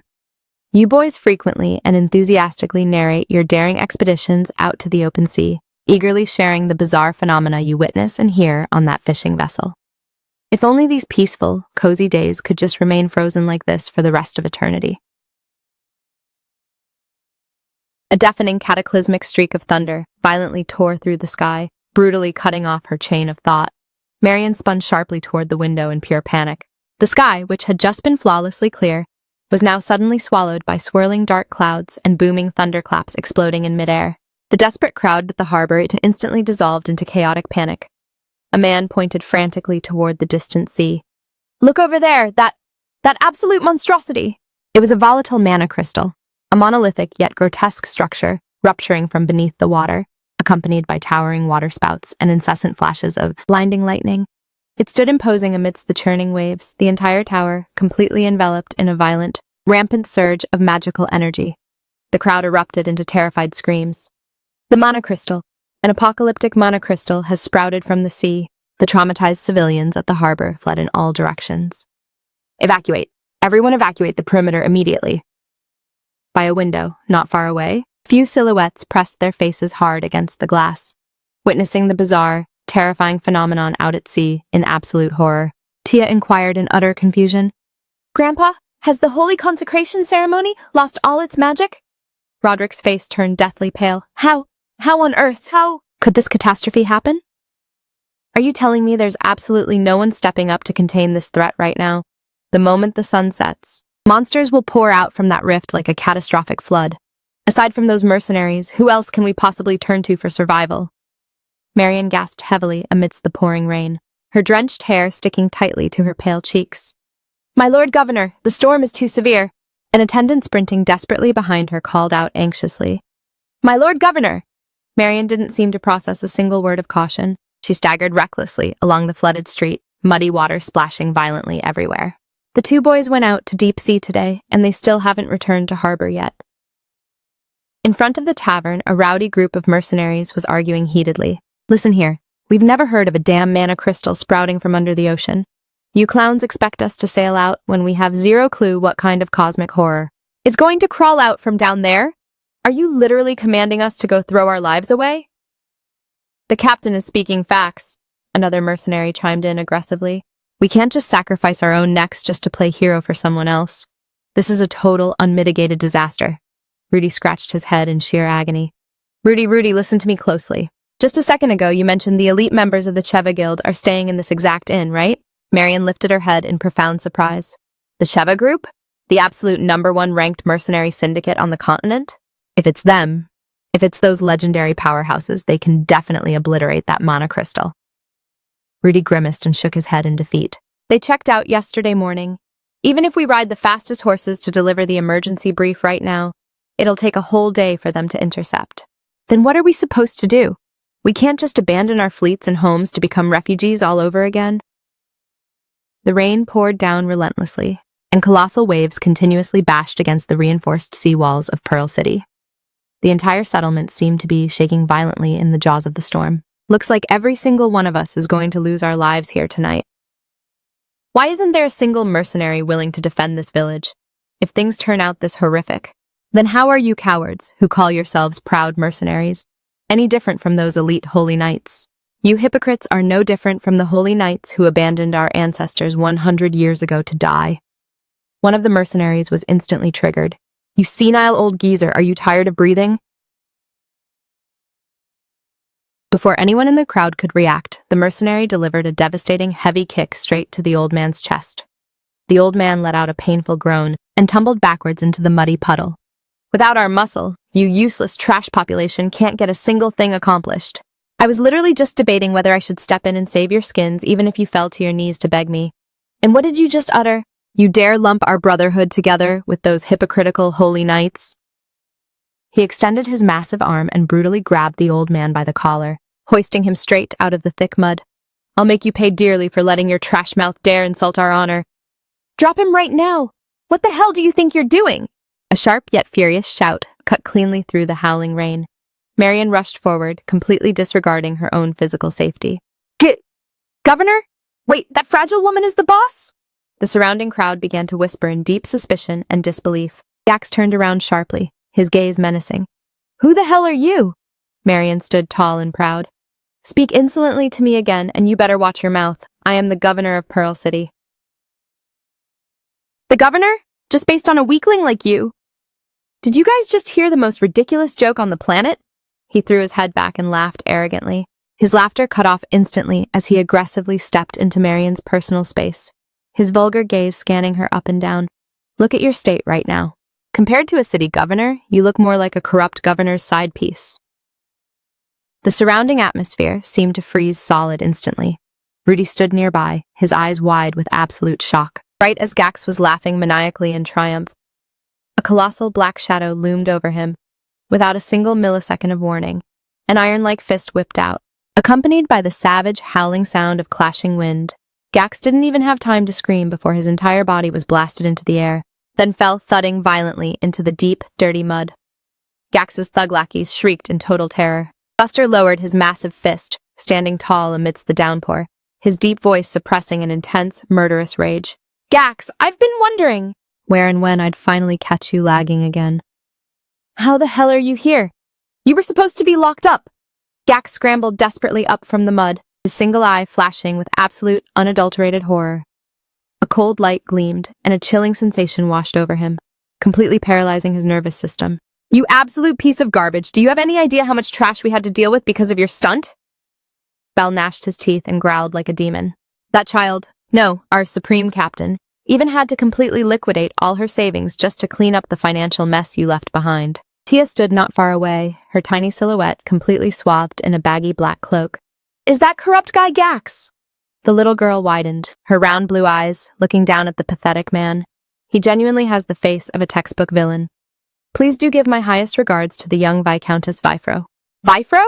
Isn't that literally one of the wealthiest elite clans in the entire empire?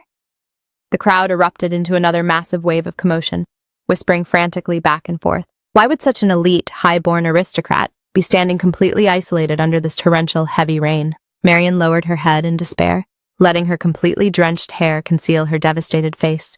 Raoul! Enzo! Rudy snapped out of his trance, his face instantly filled with absolute shock and deep regret. Oh my God, please forgive my utter insolence. My Lord Governor, please step inside immediately to take shelter from this brutal rain. Guided by the frantic attendant, Marian staggered weakly toward the inn's entrance. Tia softly spoke to her towering companion. Uncle Buster, let's go inside too. Don't you dare think about playing any tricks. Stand nicely right there and don't move a single inch. Got it? Because our Supreme Captain will definitely make you regret ever being born into this world until the exact moment you close your eyes and permanently pass away. Tia pulled her oversized hood tightly over her face, turning around to walk toward the door. As the heavy wooden door shut tight, the roaring sound of the storm once again violently enveloped the entire street. Gax sat completely dazed in the muddy puddle, glaring intently with sheer malice at the closed door. He gnashed his teeth in fury, his face violently contorted to the point of twisting hideously under the pouring rain. A few cloaked figures were whispering back and forth. Just now, did they explicitly mention the word leader? Don't tell me that short kid Tia earlier is actually the legendary rumored Necromancer King? That's right, I heard it's just a cover. They even cleared out the small mana crystal in Tenebrum Cave all by themselves. Good grief, what kind of absolute monster is that person anyway? No wonder they say even Buster struggled just to keep up with their speed. The person beside him edged slightly closer, his tone laced with a heavy bit of doubt. But someone mentioned seeing the Necromancer King walking on the street yesterday crying out loud. And according to what I gathered, that powerhouse is an indescribably freakish, psychotic fellow. Sometimes they'll disguise themselves as a pitiful child, waiting until people with pure intentions to help get close. Then they'll unleash wicked illusions to brutally torture them. Just what kind of sick pleasure is that anyway? Whether it's that person or Death Satan, why do top-tier strong people always have massive issues in their heads? With their power level, obtaining that mana crystal will definitely be an absolute breeze. Another person nodded in serious agreement. At this rate, the Agabus group will enter the top 10 rankings in no time. Shut your mouths! Gax spun around, roaring like a demon at his lackeys behind him. Everyone backed away in absolute fear, letting out panicked gasps. Those damn corrupt holy knights! Could it be because I didn't bribe them with enough fat stacks of money?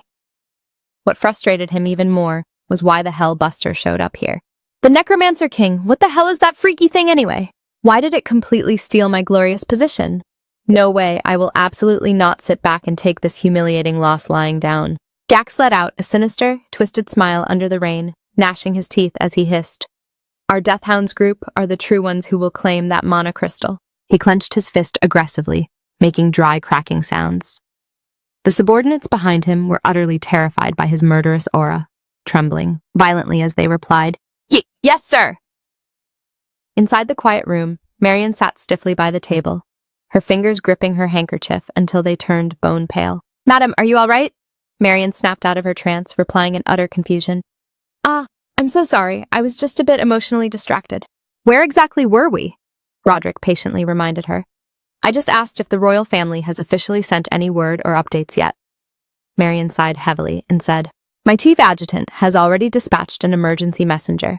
But as you can clearly see, the rain outside is too heavy. It'll probably take some serious time to receive a reply.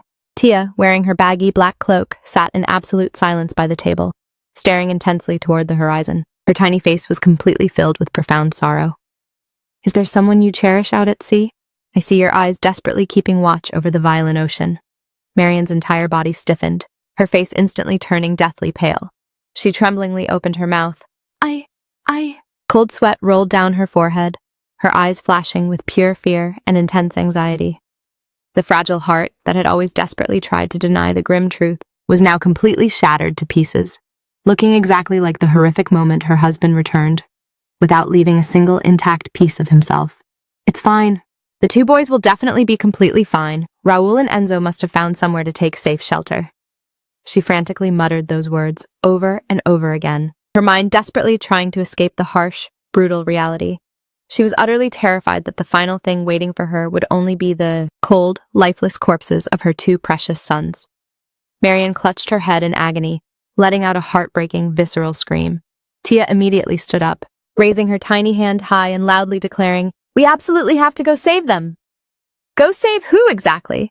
Belle questioned her back aggressively. We were literally just planning to abandon this godforsaken place. Even our luggage is already packed up.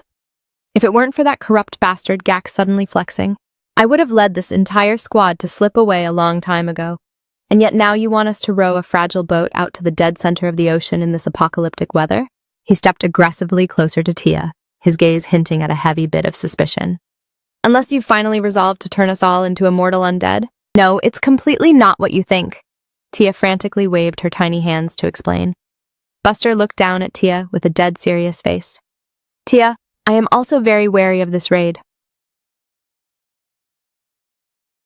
Being able to return completely safely from a volatile mana crystal raid in this storm would already be an absolute miracle. Roderick, sitting on one side, seriously added, even if we somehow manage to convince the nearby mercenaries to set sail, we have zero clue what hidden cosmic dangers that mana crystal might actually hold. Before night falls and the dimensional rift activates, evacuating the civilians as soon as possible seems to be the smartest choice right now. Tia spread her tiny arms wide and loudly announced, we are completely not going to raid the mana crystal on the sea anymore. The three men were utterly stunned. What the hell are you saying, kid? Didn't you literally just say earlier that you desperately wanted to go save them? We're not going out there to fight. We're only deploying to locate the governor's sons as fast as humanly possible, then come back right away to convince the villagers. Evacuate. Screw that. I think we can actually pull off this absolute gamble. Buster listened, while lost in deep thought, then solemnly nodded at Tia. Yeah, I think we can clutch this. Belle jumped up and down impatiently. Just because it's theoretically possible, you're going to dive headfirst into a suicide mission? Can you use your brain for a single second? Tia argued back, feeling a bit aggrieved. But Big Brother Belle, listen to Tia's pitch first. Our Agabert mercenary group currently possesses neither fame nor financial backing. Belle let out a helpless, exhausted sigh. This massive shock had come way too out of nowhere. That's exactly why. Tia waved her tiny hand, signaling them to huddle up. Come here, come here. The little girl stood on her tiptoes close to Buster and his battle companions, lowering her voice to whisper secretly. Madame Marian is super loaded. Tia saw right through her earlier. Madame Marian is dripping in pure gold. Plus there isn't a single wrinkle on her face. I learned this secret back in kindergarten. It's because she spent an astronomical fortune to laser iron out those wrinkles. If we bail her out of this, she will definitely become a powerful governor who knows exactly how to show financial gratitude. Marian stood there in utter, jaw-dropping disbelief, stammering, What? The Agabert squad is actually going to risk their necks to locate my missing sons? A cataclysmic heavy rain kept hammering down on the harbor. The giant black sailboat rocked violently amidst the churning waves, each swell constantly slamming against the concrete seawall, creating a terrifying roaring echo. Rainwater splashed wildly on the dock, forming a thick, blinding mist. Tumultuous whispers broke out frantically from the panicked crowd. Tia swung the long magic staff in her hand toward the front, shouting out at the top of her lungs. Let's set sail, Agabert's elite vanguard! Marian stood frozen under the pouring rain, watching Tia's tiny, cloaked silhouette. She never expected a mere toddler to make such a high-stakes decision. Belle tightly gripped the rough rope in his hand. I'm actually a bit emotionally touched, even though I was the greedy bastard who initially suggested everyone split up to grind for money, but I really didn't expect this kid to be so dead serious about the growth of our mercenary group. Tia stood proud on the deck, spinning around, to give Marian a radiant, reassuring smile. Don't worry, Auntie. Uncle Buster bragged that he has steered naval ships countless times before, so he's a super experienced veteran, and Big Brother Belle's eyes are incredibly sharp. He can spot targets that are super far away. Marian tightly clutched the wet collar of her shirt, the corners of her eyes turning bloodshot as tears welled up. Tia puffed out her tiny chest, declaring with the most resolute, unwavering voice, We will absolutely find them. Roderick stood nearby, silently observing the entire dramatic scene, a smile that was both deeply reassured and profoundly wise appearing on his lips. Roderick locked eyes with Tia and sincerely exclaimed, Tia, your intuition is 100% correct. There isn't a single flaw in your logic. The legendary Marquis clan of Vifro is recognized as one of the 5 wealthiest noble families in the entire capital, and the moment the current Marquis passes away, Marian will inherit that colossal fortune. What the hell? For real? Belle stared in absolute shock, his eyes widening to the size of saucers. Roderick nodded and continued. Not to mention the governor's late husband. Used to be an absolute apex figure, equivalent to a Grand Knight captain. This elite network of connections of hers will be extremely beneficial for our guild's rank. The fierce gale winds whipped up monstrous waves, slamming brutally against the ship's wooden hull. The black sailboat struggled forward amidst the raging, hostile sea. Thunder roared savagely within the cloud layers, and arcs of lightning occasionally tore through the pitch-black night sky. The crowd gathered on the harbor frantically waved goodbye, shouting at the top of their lungs, "You must return alive! Good luck, heroes!" The sailboat sliced aggressively through the whitecaps, charging ahead as it rocked violently amidst the ferocious undercurrent. Right at this precise moment, a piercing, toxic, sarcastic voice rang out from behind. "Well, well, look at you pathetic insects!" Gax stood proud on the deck of a rival vessel, allowing the freezing rainwater to whip against his hideous, scarred face. "Where are you heading in such a frantic rush? Wait a damn minute, what the hell is wrong with that boat over there?" The sky rumbled with thunder. The two sailboats rocked violently between the surging, apocalyptic waves. From the shoreline, panicked screams echoed. "That massive ship! That's the warship of the notorious Deathhounds group!" Tia snapped her head back sharply, her blue eyes widening in pure shock. "What the actual hell?" Come to think of it, didn't those scumbags just volunteer to take total responsibility for securing the mana crystal earlier? But why? Why are they steering closer and closer to Agabert's vessel? This is bad. If they ram into us at this blistering velocity, it's going to cause a catastrophic shipwreck. Tia gnashed her teeth in pure fury. "That absolute bastard is playing dirty tricks again. What the hell is their deal?" Bell stood braced on the deck, allowing the heavy rainwater to completely soak his long hair. "What kind of gibberish are those thugs screaming?" Buster firmly locked his hands onto the ship's helm. "Don't panic, I'll outmaneuver them. Where are the two young lords' coordinates? Do you have eyes on them?" Bell stared intently ahead into the storm. "That giant enemy ship over there is completely blocking the view. I can't see a single thing on the sea surface." Thunder exploded with a deafening roar. Gax stood on the deck of the rival boat, laughing sinisterly like a classic villain. "Without that freakish Necromancer king blocking my path, this is perfect. You should have just died quietly in the capital's suburbs. Why did you have to show up here and test my absolute patience?" Gax narrowed his eyes with a hideous, twisted grin. "The moment you, their elite vanguard, Buster, lose your life in this abyss, then a rookie, no-name mercenary group like Agabert is basically finished for good. Our giant ship is steadily gliding on the waves, ram them according to plan." The subordinates roared back in unison. "Understood, Captain." Bell tightly gripped the guide rope on the ship's side, his body swaying dangerously with each violent tremor. His eyes suddenly dilated in absolute shock, staring intently at a bizarre anomaly on the sea surface. There was a fragile small boat anchored right next to the massive mana crystal. Ferocious waves were constantly smashing it to pieces. Bell roared in pure fury. "Damn it, that psycho is charging straight into the dead center of the mana crystal." Tia tightly gripped the glowing magic staff in her tiny hands. "What should I do? Even if I summon my elite skeleton army right here, those bony friends don't know how to swim either. How the heck are they supposed to swim over there to save them?" Tia recalled Buster's strict instructions right before they set off. "It's too dangerous here. You two just stay below deck and wait for me." Though she had promised Buster to be a good girl, Tia looked into the terrifying distance, anxiously stomping her tiny feet on the wet deck. "That awful bad guy Gax must be bullying Uncle Buster again." The apocalyptic storm became increasingly violent. Marion stared into the dark distance, her face turning completely ghost white as she shrieked in absolute alarm. "The dimensional rift on the mana crystal is rupturing further. Monsters could swarm out at any microsecond. Screw this, I have to deploy and help." The little girl muttered. "But what's the play here?" Right at that precise moment, a deep, hollow voice resonated right next to Tia's ear. "Master." Tia spun around sharply, scouting the perimeter in confusion. "Huh?" The eerie voice echoed in her consciousness once again. "Master." From deep beneath the abyssal sea, a colossal shadow was slowly ascending. It was a legendary grand Titan skeleton that had been deep in slumber at the ocean floor. "We have eternally been waiting for your return, Master." Buster tightly locked his hands onto the helm. "If the objective is that volatile mana crystal, the undercurrent, there is absolute suicide." Bell clutched the slippery hull of the boat. "The vortex is too severe. We're about to get dragged under." The sky was gradually turning into a pitch-black void. "Those bastards are blatantly tailing us. This crisis is escalating by the minute." Buster stared ahead with a dead serious expression. This is looking catastrophic.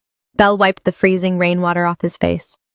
Wouldn't tactical retreat be the smartest play right now? Buster stood tall amidst the unrelenting rain, allowing the torrential downpour to stream down his rugged face. You mentioned when you were a 2-year-old toddler. That was when you and your parents were torn apart. My precious Livia never left my side for a single microsecond before she reached age 7. But the moment Livia turned 8, everything shattered. Gax started constantly exploiting me on the front lines, and I became completely consumed by war. Back then, the bounty money was admittedly astronomical, so I naively assumed all this grinding was for Livia. Who would have predicted I'd lose her first? Belle! There are certain atrocities that I simply refuse to remain cool or logical about anymore. Belle roared back over the howling gale winds. You're trauma-dumping way too much, old man. Just navigate us over there instantly before we all end up dead. Freakish waves crashed over the deck, accompanied by deafening explosions. So freezing! The vessel was blasted to splinters by the mana crystal that abruptly ruptured from the deep. Initially, to anchor the boat, they had secured heavy ropes to the stone monoliths of the mana crystal. But who would have thought that would morph into a fatal oversight? Raoul suffocated in the freezing ocean water, his consciousness rapidly fading away. A hand whipped out and aggressively slapped him straight across the face. Hey, snap out of it right now! Raoul jolted awake with a start, gasping frantically and coughing violently. He locked eyes with the stranger in front of him in sheer panic and interrogated. Who the hell are you? There's zero time to explain. Now that you're conscious, move your legs and get up. Hurry! A stray arrow pierced through the wind and pinned itself deeply into the wooden plank directly behind him. Raoul stared in absolute horror. From the high deck above, an angry curse echoed. Hey, you absolute clown! I explicitly told you not to drag innocent kids into this crossfire. Another mercenary fired back embarrassedly. Ha! The swell just rocked the hull a bit. Raoul scanned his surroundings, witnessing the chaotic, blood-slicked deck and a blinding rain of lethal arrows, screaming in utter despair. Just what the actual hell is happening? The dimensional rift of the mana crystal was expanding violently across the sea. Blinding lightning flashed repeatedly between the thick, apocalyptic clouds, illuminating the majestic yet eerie ruins below. On the deck, broadswords and blades clashed, the crisp sound of shredding metal completely drowned out by the storm. A few masked elite assassins were locked in a deathmatch with the local mercenaries. Listen to me closely. That massive. Tank Guy and I are elite mercenaries risking our necks to salvage you clones. As for those pieces of garbage ambushing us, they're from the scumbag Deathhounds Guild. Raoul's heart suddenly convulsed. This woman must be the elite mercenary that Mom commissioned. I know mercenaries usually massacre each other for personal bounty, but to the point of backstabbing each other in a desperate do-or-die crisis like this? If your brain can process that, then stop lagging and climb onto that massive warship. Your brother has already successfully boarded. Raoul staggered to his feet on the violently rocking, unstable deck. He let out a painful, guttural groan. The vessel is pitching too aggressively. Forget sprinting forward, he couldn't even maintain his balance. From deep beneath the abyssal sea, countless grotesque figures suddenly mutated and burst out. Giant sea leviathans unhinged their deep, jagged jaws packed with razor-sharp teeth, staring intently at the fresh prey trapped on the deck. Raoul was terrified to his absolute core, cold sweat rolling down his forehead, as a skyscraper-sized tidal wave cascaded down, smashing the boat directly into the ancient ruined stone monoliths. Raoul rolled helplessly across the out-of-control deck, watching himself, about to be sucked into the center of a furious whirlpool. Countless gargantuan tentacles erupted from beneath the ocean, tightly constricting the shattered hull and dragging the entire asset down to the deep abyss. Ah! It's a wipe! Dad! Mom! A colossal purple tentacle ruptured the sea surface and soared upward, sweeping across the perimeter, unleashing a destructive shockwave that shattered the entire ship into splinters amidst a cataclysmic, roaring boom. Countless human silhouettes fell helplessly into the violent, churning waves. Raoul was catapulted into the sky amidst the absolute chaos, his body entering a terrifying freefall before landing with a heavy thud, buried deep inside a soft pile of hay. Raoul sat up miserably, panting frantically as he audited his surroundings in absolute jaw-dropping shock. Tia exhaled a long sigh of relief. Target secured! A glowing blue aura of magic hovered over the deck. Tia swung the ornate magic staff in her hand. The governor's sons are safely retrieved. Tia has arrived on the scene to save everyone. Countless ethereal phantoms hovered in midair, whispering, in a deeply submissive and solemn frequency, "Master, Master, Master." A colossal black ghost ship sliced aggressively through the whitecaps and ascended, a terrifying, supernatural atmosphere instantly enveloping the entire sea sector. The phantoms chanted back in perfect unison, "We execute your absolute command." Tia was completely bursting with pure fighting spirit, pointing her tiny finger toward the enemy coordinates, her eyes glowing with an unwavering, resolute gaze. Uncle Buster's absolute mortal enemy. Let's go teach that trash Gax a terminal lesson. Gax stood paralyzed at the edge of the deck, muttering in pure disbelief. What kind of cursed, demonic ship is that anyway? A few terrified sailors sprinted to the opposite side in utter panic. One of them shrieked, "Captain, that's the Necromancer King's dreadnought!" Everyone kept shouting that the ghost ship belonged to the Necromancer King. Gax spun around sharply, in a murderous rage, and barked, "What the hell are you bastards babbling about? How could the Necromancer King manifest here? I explicitly targeted and destroyed every vessel in the village. Is that lunatic attempting to use floating wreckage to shatter my blockade? How? I fully intended to have him buried eternally in this abyssal storm." Gax gnashed his teeth and cursed inwardly. "Buster, you're genuinely pushing me to the absolute edge!" Suddenly, the entire hull shook violently. The sailors on the deck screamed in agony, losing their balance one by one and crashing onto the floor. Gax struggled to stay on his feet amidst the massive shockwave, scouting the perimeter in utter confusion. Belle pointed into the distance and shouted, "Hey, look over there! Didn't that kid, our almighty captain, just navigate a colossal battleship over here?" Buster stood firm on the deck, drenched in sea spray, staring straight ahead with a grim expression. The guards at the harbor were in a total frenzy, one of them asking tremblingly, "Did you witness that just now?" Another civilian replied in absolute terror, "I witnessed it. With my own eyes, I saw the Necromancer King suddenly stomp her foot with immense force."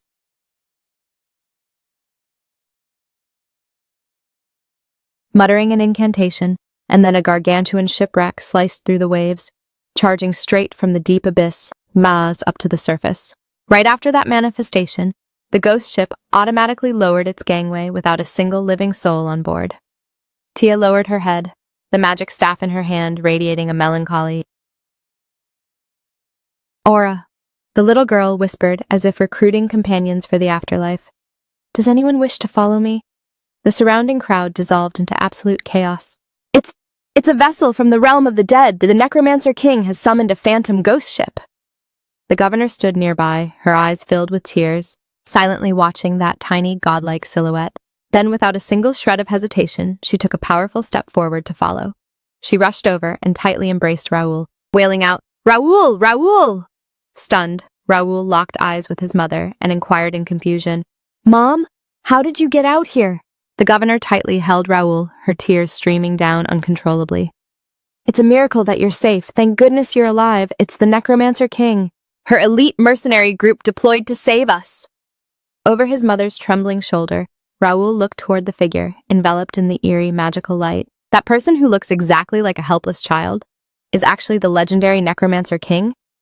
Tia stood on the deck with her back to everyone, tightly gripping her magic staff as she whispered to the empty air.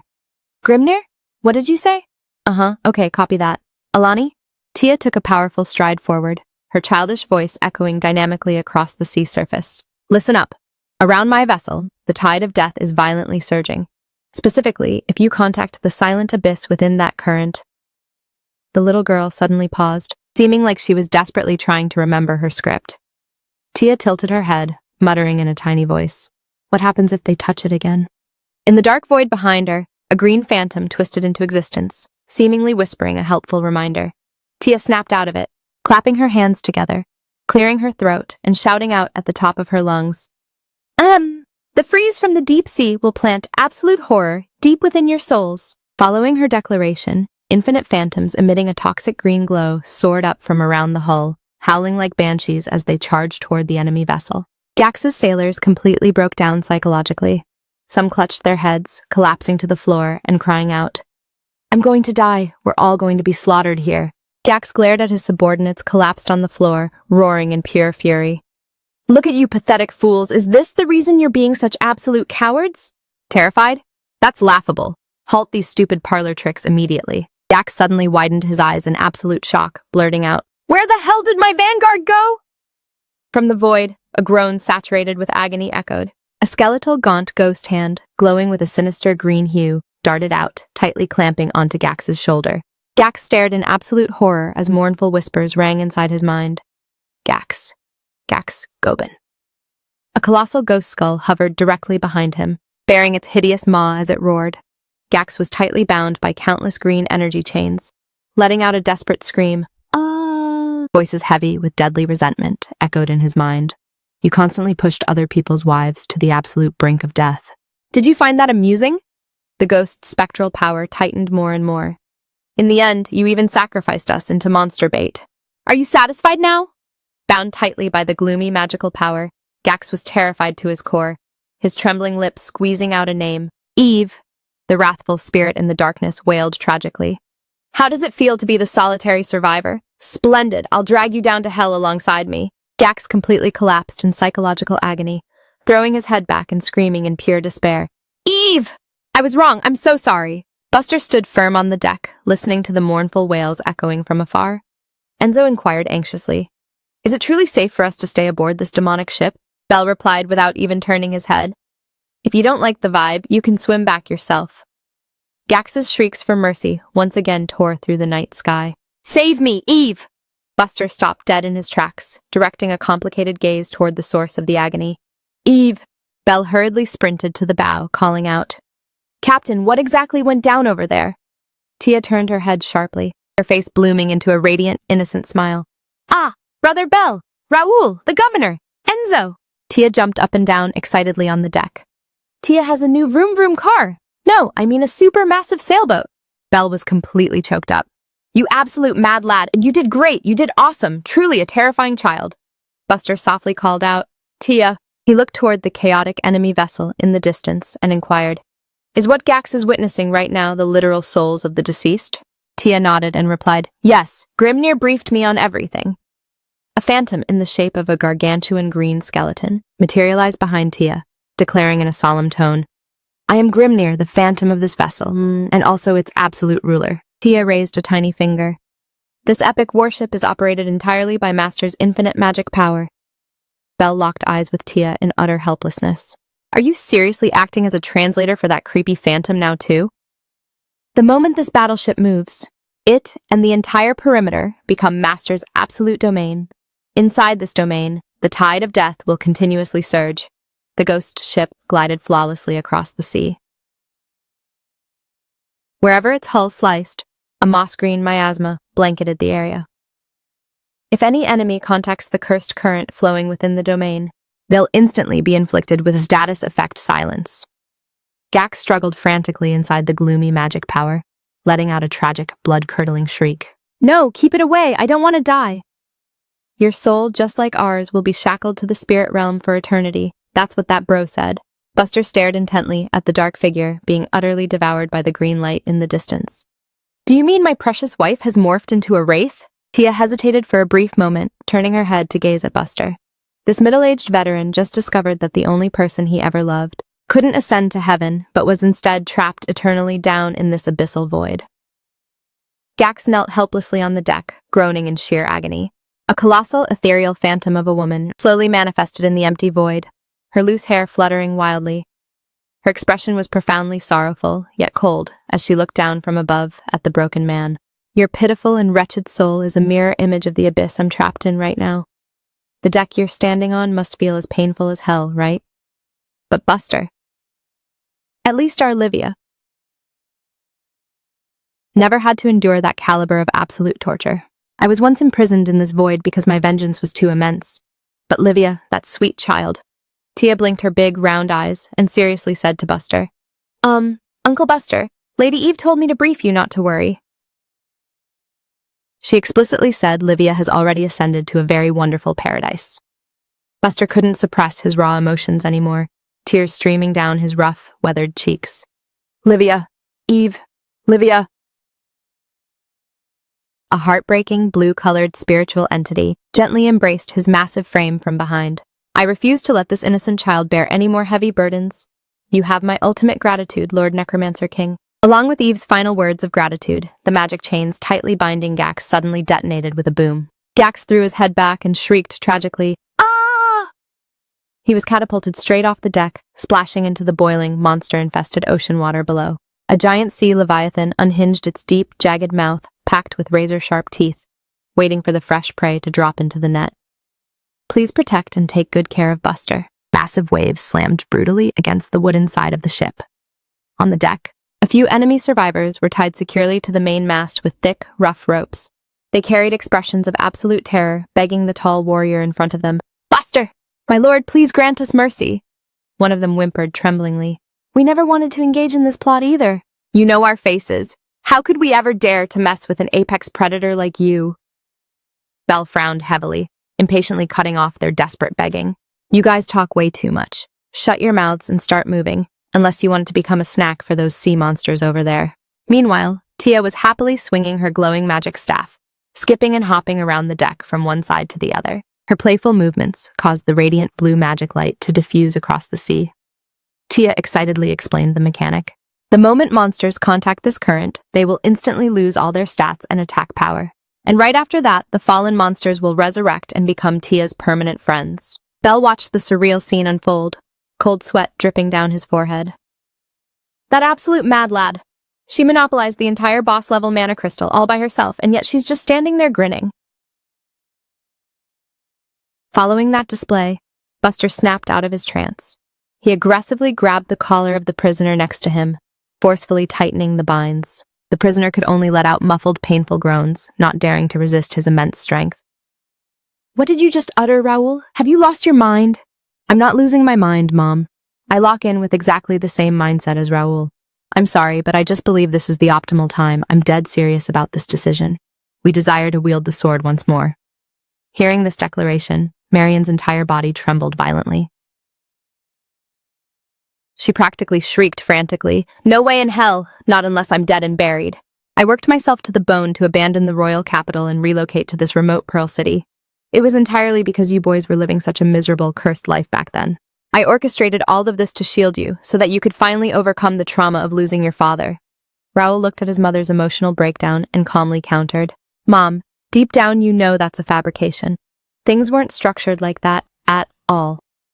The real reason we left the legendary Night Order and followed your lead to Pearl City wasn't because Dad sacrificed himself on the front line.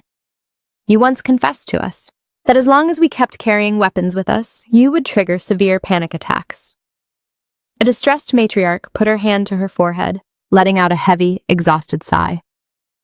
"You hyperfixate on their safety too much. You're terrified they'll meet the exact same tragic, bloody end as their father." She lowered her hand slowly. "Raoul, Enzo, you two boys represent the only remaining hope for our lineage now. Even if I have to exploit such fiercely loyal children, I must salvage my daughter Marion's sanity at all costs. An old lady like me is practically begging you kids.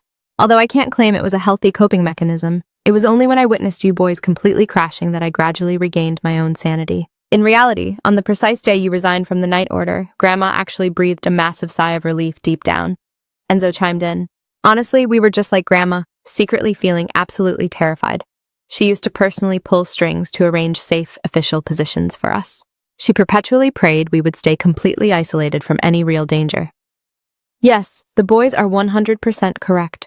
Raoul looked at his mother, his tone turning incredibly gentle. "Mom, we have never once harbored resentment toward you. We didn't abandon our blades because of your trauma." Hearing those raw, heartfelt words, Marion's tears streamed down her face once more. "I know. I'm the one who understands their souls best. These twins are a carbon copy of their father, possessing a personality just as upright and unwavering. Even I feel that forcing you guys to completely surrender your swordsmanship was indeed a bit too extreme. I clearly knew the reality. But I couldn't stop my own anxiety, let alone bring myself to cheer you guys on to keep pushing forward. If your late father was still watching all of this chaos, he would definitely be so profoundly disappointed in me." Marion sobbed, her voice breaking up completely. "I was supposed to be an unwavering, firm support for you guys, but I only imposed my own suffocating anxieties on you."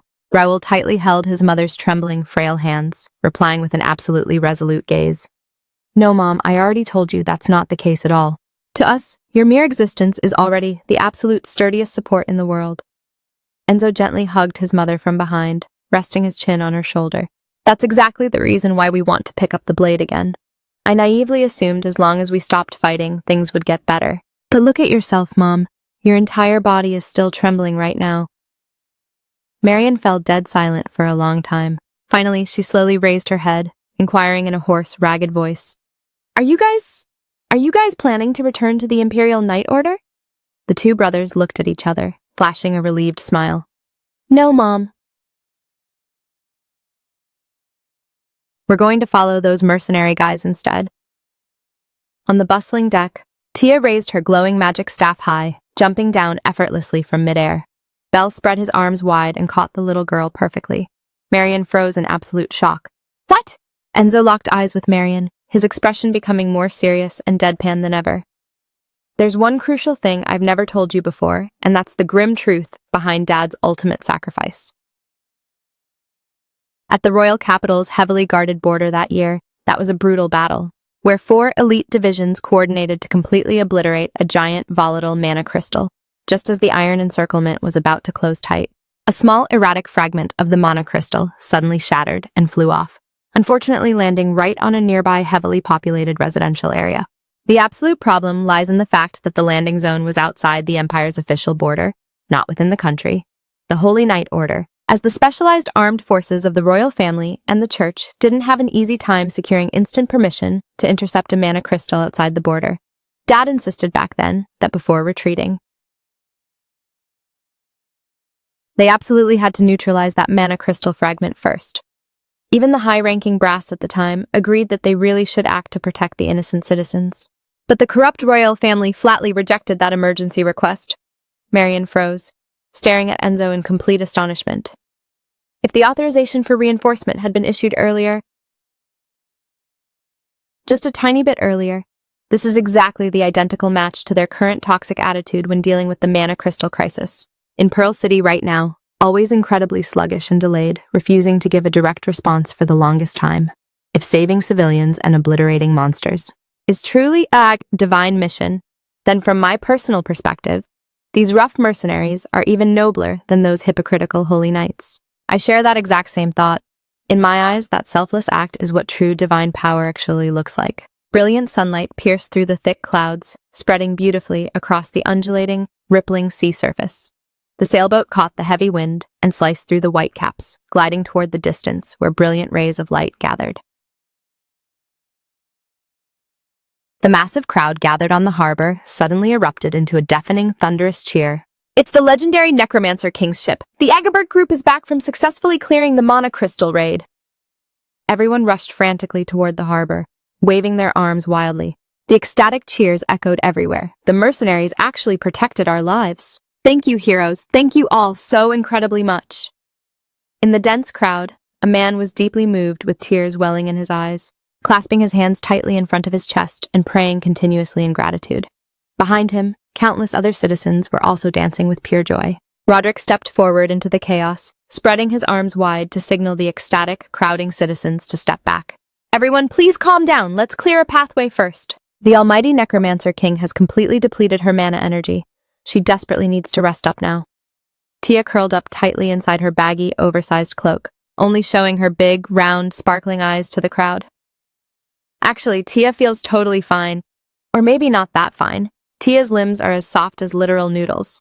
Buster leaned down close to Tia's ear and advised, Tia, a professional mage must be careful never to let their core magic power deplete completely. For safety's sake, you'd better go get some proper rest. Tia nodded her head, as if she understood the risk. Okay. Right at this precise moment, Marion stepped forward gracefully through the crowd. She eloquently said to everyone, members of the esteemed Agabert group, if you don't mind, we could head straight to the governor's mansion to negotiate, shall we? As the official governor of Pearl City, I would love to extend my most sincere, heartfelt gratitude to the Agabert group. Tia peeked her tiny head out from under the heavy cloak, her eyes flashing with utter, greedy excitement. It's finally time for the rich governor to show her massive financial gratitude. Witnessing this golden scene, Belle whispered, we have absolutely zero reason to refuse such a fat contract. Roderick chuckled warmly and chimed in. Let's move out. Loud cheers like rolling thunder echoed on both sides of the street. The citizens waved frantically and shouted, Thank you, Agabert Group. Thank you, legendary Necromancer King. Thank you. Dad, Dad, Dad. Tia has successfully protected everyone, so Dad will definitely protect Tia too. On the neutral open sea region, a lonely sailboat sliced through the heavy waves and glided along, the evening glow already dyeing the entire sea surface a deep blood red. The apex powerhouse. Death Satan stood completely alone at the edge of the deck, looking out at the rolling waves. What the hell was that voice just now? Someone from that precise direction really just called out, Dad. The voice sounded so profoundly sad that I couldn't help but turn my head to look back.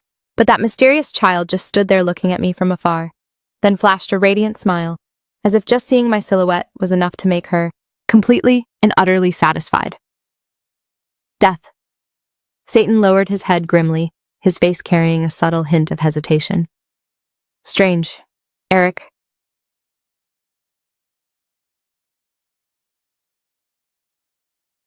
Did you secretly conceal a messenger bat somewhere on this deck?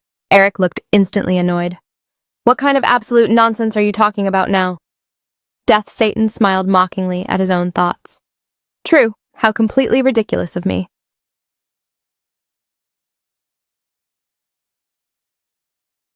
Our rogue mercenary group is originally a chaotic shelter for desperate outcasts who have nowhere else to run, living on the razor-sharp edge of a blade all year round. How could we ever have any sentimental ties with random kids? But if that's truly the case, why do I feel so emotionally shaken? Just because of a distant call from a child I've never even met before. Death Satan scratched his head in utter distress. A homeless child wandering completely unprotected at the harbor like that is way too high risk. Death Satan walked hurriedly along the ship's narrow corridor, his heavy combat boots clacking heavily against the wooden floorboards. What if that kid falls into the abyss of the sea? He aggressively pushed open the captain's cabin door, barking to the navigator inside, Hey, I need to hijack the communication orb for a split second. The captain spun his head in absolute surprise, instantly recognizing the apex predator who just entered. Wait a damn minute, you're the supreme leader of the Sheva group. He desperately needed to patch an urgent emergency dispatch to the governor of Pearl City to handle a critical, high-stakes matter, to the intense extent that he might have to contact the imperial royal family directly. Witnessing Death Satan's dead serious expression, the captain immediately handed over the magical communication device. Seems like it's a code-red absolute emergency. Go ahead. Death Satan snatched the receiver, even though he completely loathed contacting the royal court when diplomatic relations between the two factions were toxic. The persistent anxiety left him utterly unable to sit still, completely ignoring the captain next to him, who curiously pried, By the way, leader, have you ever witnessed that legendary Necromancer King with your own two eyes? Death Satan's muscular hand holding the receiver froze instantly. The Necromancer King? The captain nodded, rambling on and on like a broken record. Yeah, I heard the Agabert Mercenary Guild just raided Pearl City. The youngest scout I deployed for intel swore he saw the Necromancer King in the flesh with his own two eyes. Word on the street is that apex monster looks exactly like a helpless little kid. Bright golden hair, a delicate and cute doll face. It's truly mind-boggling that it's just a tactical disguise. Death. Satan's eyes widened aggressively, his pupils shrinking in absolute shock. He even mentioned it's hard to believe that's the Necromancer King's true base appearance. Death Satan tightly gripped the magical receiver, his entire frame frozen solid in place. Agabert, that veteran guy is a brutally tough opponent to counter, isn't he? Right. I should have pieced it together a long time ago from the previous intelligence reports. He recalled the exact specific details in those reports. That mysterious silhouette always wearing a faint, completely unpredictable smirk. I've been played like an absolute fiddle. Death Satan's face turned terrifyingly dark, instantly radiating a wave of freezing bloodlust. Agabert, Necromancer King, the unique way you clowns trigger political infighting and regional power struggles is truly next-level manipulation. At the exact same time, at the luxurious Pearl City governor's mansion, Tia was fast asleep on a cozy, oversized bed. You rookies want to join the Agabert Vanguard? Yes, sir. One of the elite young men in the room stood up abruptly, pleading earnestly. Please, you must grant us an audience with the captain. The other young warrior hurriedly added, Even though we don't know what kind of pathetic amateurs we are in your eyes, we adhere to our own strict rules of survival. Both of us are highly well-versed in advanced swordsmanship. Belle let out a cold, mocking snort. Talk is cheap. But out on the ocean yesterday, you two clowns looked like you couldn't get a single thing done. The two young men lowered their heads in deep, burning shame, murmuring back, "We understand our shortcomings very well, and we know full well that our survival today is 100% thanks to you guys." Even though she only entered the chaotic battle for a split second, I could see her micro-movements were extremely skilled, her speed terrifyingly fast. Ordinary humans can't scale to her level at all. To be able to use such a tiny body to execute high-tier skills to that ultimate realm, I desperately want to take her as my master. Ordinary mercenaries are absolute no match for her. She possesses a God-given cheat code strength. Every heavy strike she unleashes is fiercely optimal. I genuinely want to learn from her base build. Buster gently placed his massive hand on his chest, feeling a bit embarrassed. Is it because the almighty captain doesn't like our vibe? That's probably why she hasn't shown her face all day today. Of course, in her celestial eyes, we're probably just absolute random nobodies. No, you idiots, it's just that right now is a literal 4-year-old toddler's mandatory nap time. Belle looked at the two anxious young warriors in front of him, curling his lips into a mocking, toxic smirk. Alright, even if she dislikes you guys, it doesn't matter. The legendary Necromancer King will comply with my every word, because I'm the one who monopolizes all of the captain's absolute favor. What? The two young men instantly flashed expressions of pure worship, gasping in utter admiration. Buster cleared his throat aggressively, putting on a proud front and flexing. To be completely honest, the person the captain trusts and cherishes the most is actually me. Whenever there's a code red emergency, she always deploys to me first. Sitting right next to him, old man Roderick stroked his long beard and casually cut in. But when it comes to being the most mathematically reliable, shouldn't it be this old-timer? He raised a single finger, smiling with squinted eyes as he added, "You simply can't deny the meta value of rich battlefield experience." Belle was utterly speechless, glaring death at Roderick. Why did this old guy have to jump in and ruin the hype mood? Roderick chuckled softly. "I'm just stating raw facts." Buster slammed the table with immense force, totally unconvinced. "You old geezer." The two of us are the frontliners who wield lethal weapons and charge ahead. Our level of absolute contribution is on a completely different tier. The two young men sitting opposite them stared completely blankly at this bizarre drama. Why do these legendary Tier 1 mercenaries look like desperate concubines fighting for favor to monopolize their lord's love? The profound awe in their hearts for the mysterious captain, who had never shown her face, grew even deeper. The great supreme mage, the almighty Necromancer King. She actually possesses such a terrifying god-tier art of psychological manipulation. Tia was sleeping soundly on the colossal large bed, occasionally letting out a few cute mumbles. "Tia, who do you like the most? Answer me instantly, kid, who do you like the most?" Tia has to calculate carefully. That's our literal lifesaver. Her vivid dream companions instantly morphed into all kinds of delicious, high-tier food, surrounding Tia and constantly prying. "Tell us right now, Tia!" Tia rubbed her face against the soft pillow, turning around in her deep sleep as she mumbled, "Tia." Tia likes the beautiful moon the most.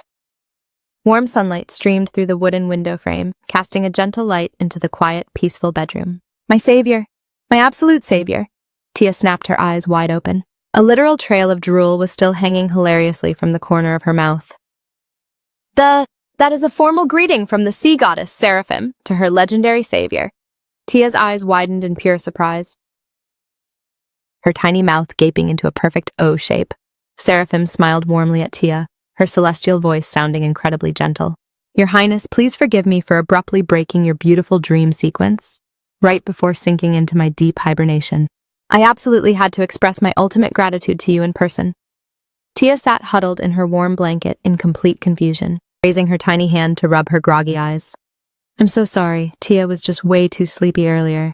Seraphim gently explained. "Last night, it was your divine intervention that extracted me from the mana crystal imprisoning my soul." Tia tilted her head, pondering the claim. But the little girl remembered flawlessly that during the raid, there was obviously zero life inside that glowing monolith. This is completely bizarre. While they were surrounding and attacking the target, was there genuinely a hidden entity trapped inside the mana crystal? Seraphim's voice echoed, melodically within the quiet room. "It's completely logical that you failed to perceive my form, because I myself was that crystallized mass." Tia's eyes widened in absolute shock, her entire body freezing up on the mattress. The princess is literally the mana crystal itself? Seraphim continued to unveil her tragic lore. In truth, I was once the supreme sea goddess ruling over the Western Ocean. To put it simply, I am an existence akin to a high-tier spirit. Listening to this revelation, Tia's mouth gaped wide open in pure amazement. A spirit? The little girl's mind instantly flashed back to her old life. Are spirits those epic mythical entities inside the gacha games Hanu always plays? The little girl thought about the booster cards and rare materials used to max out and nurture legendary spirits. She recalled Hanu's wealthy older brother buying him a brand new skin every single day, which meant there was a massive army of spirits inside Hanu's kid phone. He loved flexing them on her.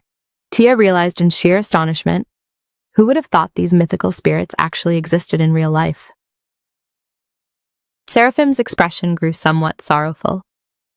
However, the primordial mother tree is our ultimate source of power, governing global natural life and absolute purity. A vision of a gargantuan ancient tree enveloped in radiant golden light manifested. According to her narrative, one tragic day, her core energy collapsed.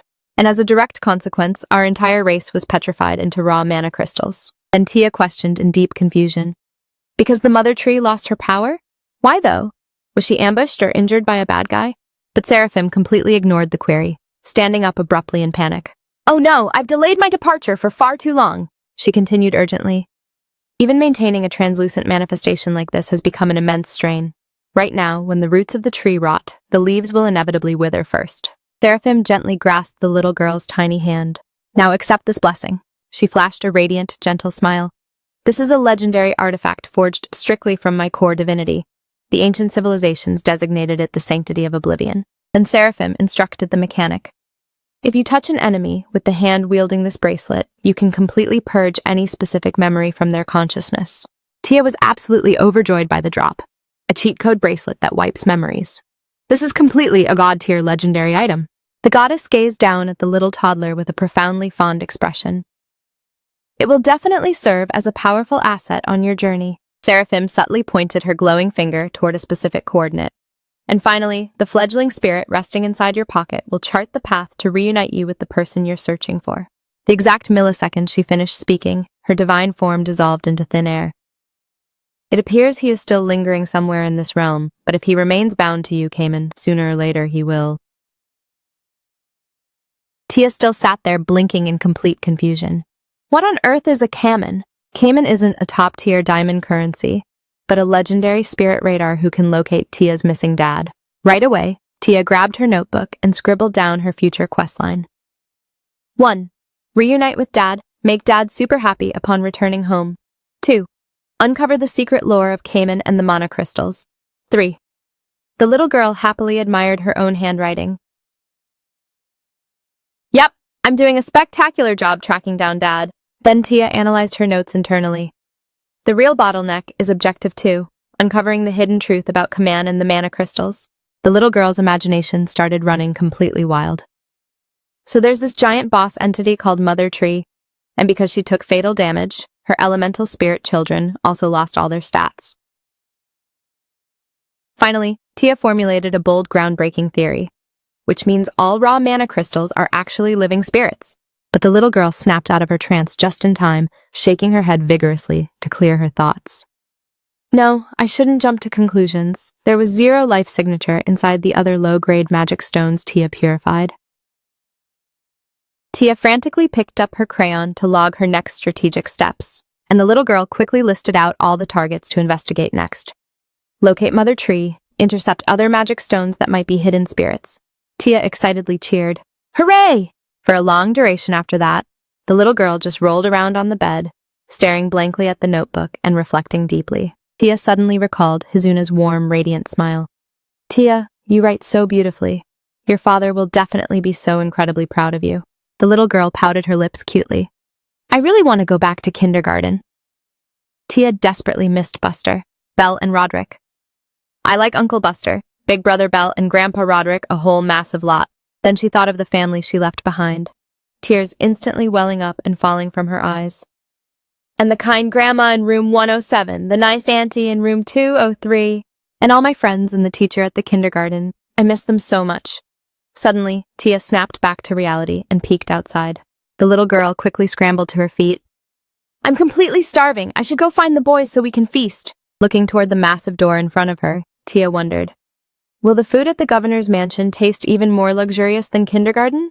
The little girl flashed a bright, cheerful smile, rushing out into the hallway. Uncle Buster! Grandpa Roderick! Tia's eyes lit up with pure joy as she dashed over and tightly hugged Belle. Listen. Tia was doing some heavy thinking, and guess what? The magic stones are actually... But Tia's eyes suddenly blinked in surprise as she scanned the room. Noticing that all three of her companions looked absolutely terrifying and stressed, the little girl whipped back around instantly. Raoul and Enzo were also staring at Tia in absolute jaw-dropping shock. The little girl turned pale as a ghost, her tiny frame trembling. The governor's elite twin sons. I completely forgot. I have to pretend to be the cold, ruthless Necromancer king in front of strangers. Belle instantly sensed the tactical danger, hugging Tia tightly to shield her as he barked loudly. You two rookies, stay right there and freeze. If you take a single step forward, your application to the guild is permanently denied, understand? Seeing that the atmosphere was reaching a critical boiling point, the two young lords could only freeze in place, completely shutting their mouths. A moment later, the entire vanguard departed, leaving Raoul and Enzo standing there in utter, jaw-dropping disbelief. Only then did Enzo break the silence. She's a literal toddler, right? Raoul was equally bewildered, and I genuinely assumed it was a tactical camouflage. She really is just a child. The two of them recalled Tia's features, thinking in perfect unison, and a fiercely adorable one at that. On this side of the mansion, the little girl was already crying her eyes out. Tia ruined the entire mission, Tia wailed. Everyone swore I did a spectacular job method acting, but I broke character for a split second, and Tia... Belle held his face in absolute disappointment. The theatrical skills of a 4-year-old toddler clearly have a hard cap. Therefore, the meta strategy is to strictly isolate Tia from public interaction. I didn't hold high expectations anyway. Buster also fell dead silent, analyzing the situation. In reality, this isn't Tia's fault. The only variable is figuring out how to lock those two rookies onto our team. He glanced down at the sobbing little girl. If the governor's sons leak rumors regarding Tia's true form, what's the play? What if we're permanently blacklisted from operating as a guild? Buster suddenly simulated a catastrophic scenario where the public uncovered the truth. What? The omnipotent Necromancer king is actually a 4-year-old toddler. You scammed the entire region. The outside world would dissolve into total anarchy. An elite mercenary guild is no playground for infants. Agabert will be forced to forcefully disband the mercenary group. Tia was so terrified by the thought that she shrunk back. No way! Tia is strictly hard-coded to protect Dad. The little girl suddenly opened her eyes wide, as if unlocking a hidden strategic revelation. Then Tia recalled the passive ability Seraphim had previously detailed to her, whispering, should Tia just eliminate them? Hearing such a dark line slip from the little girl's mouth, all three veterans were incredibly shocked. Tia innocently clarified, should Tia just eliminate the core memories of the governor's sons? All three men gaped in sheer disbelief, unable to comprehend a 4-year-old child casually uttering such a menacing solution. Belle practically went berserk and shouted, Hey kid, absolutely do not pull a stunt like that. He covered his face in stress. Even if elite sellswords are rumored to commit any atrocity for cold hard cash, what business does a 4-year-old toddler have wiping minds? Buster rubbed his temples and exclaimed, This is exactly what happens when an infant is exposed to an environment with way too much raw violence. Tia stubbornly dashed off toward the door. But I have to stress test my newly unlocked ability. Right now is the ultimate window to see if their data wipes properly or not. But Belle's reflex stats were too high, intercepting the little girl and barking, What is wrong with your mindset, kid? You're originally an incredibly kind-hearted child, even if your brain cells are a bit silly. Tia struggled against his grip and wailed, Release me! But he still held on to the little girl with a vice grip. Absolute negative. I cannot let you walk out that door. Belle gently pressed Tia's head down to calm her. I refuse to sit idly by and watch you spawn kill civilians. Hearing those terrifying words made the little girl freeze in absolute shock, her tiny mouth gaping open. Tia trembled in pure horror. Tia's going to spawn kill people? Belle locked eyes with the little girl's current traumatized expression, and also froze up, totally at a loss for words. A moment later, he cleared the air. Wait. Belle put on a highly understanding expression. Let me reevaluate this data. The high-tier mana crystal we secured yesterday was actually a sentient spirit, and she granted you a legendary bracelet designated. He inspected the glowing artifact Tia was sporting on her wrist and wondered, the sanctity of oblivion? A broken item that can purge memories at will? Right away, the little girl dumped all her lore. Yes, a celestial princess spirit with long flowing hair and sparkling max radiant eyes. She stated her name was Seraphim. Belle asked in utter surprise. Seraphim? Isn't that the exact historical figure Old Man Roderick mentioned during our briefing? Buster also quickly synthesized the info. Spot on. That must be the divine region buff granted to the city, rumored to be bestowed by a legendary deity named Seraphim. Roderick calmly voiced his analysis. Precisely. Seraphim is a localized mythical deity passed down through ancient generations in Fey City. Belle's expression turned dead serious. Are you 100% sure about this data, kid? Seraphim was petrified into a magic stone, and your purification skill was what broke her seal? The little girl innocently confirmed. Yes, via the sanctity of oblivion. He was completely flabbergasted. First she's summoning the undead, now the kid can literally communicate with ancient spirits. Buster was extremely curious, turning his head to ask, Grandpa, regarding this specific development, Roderick coldly agreed.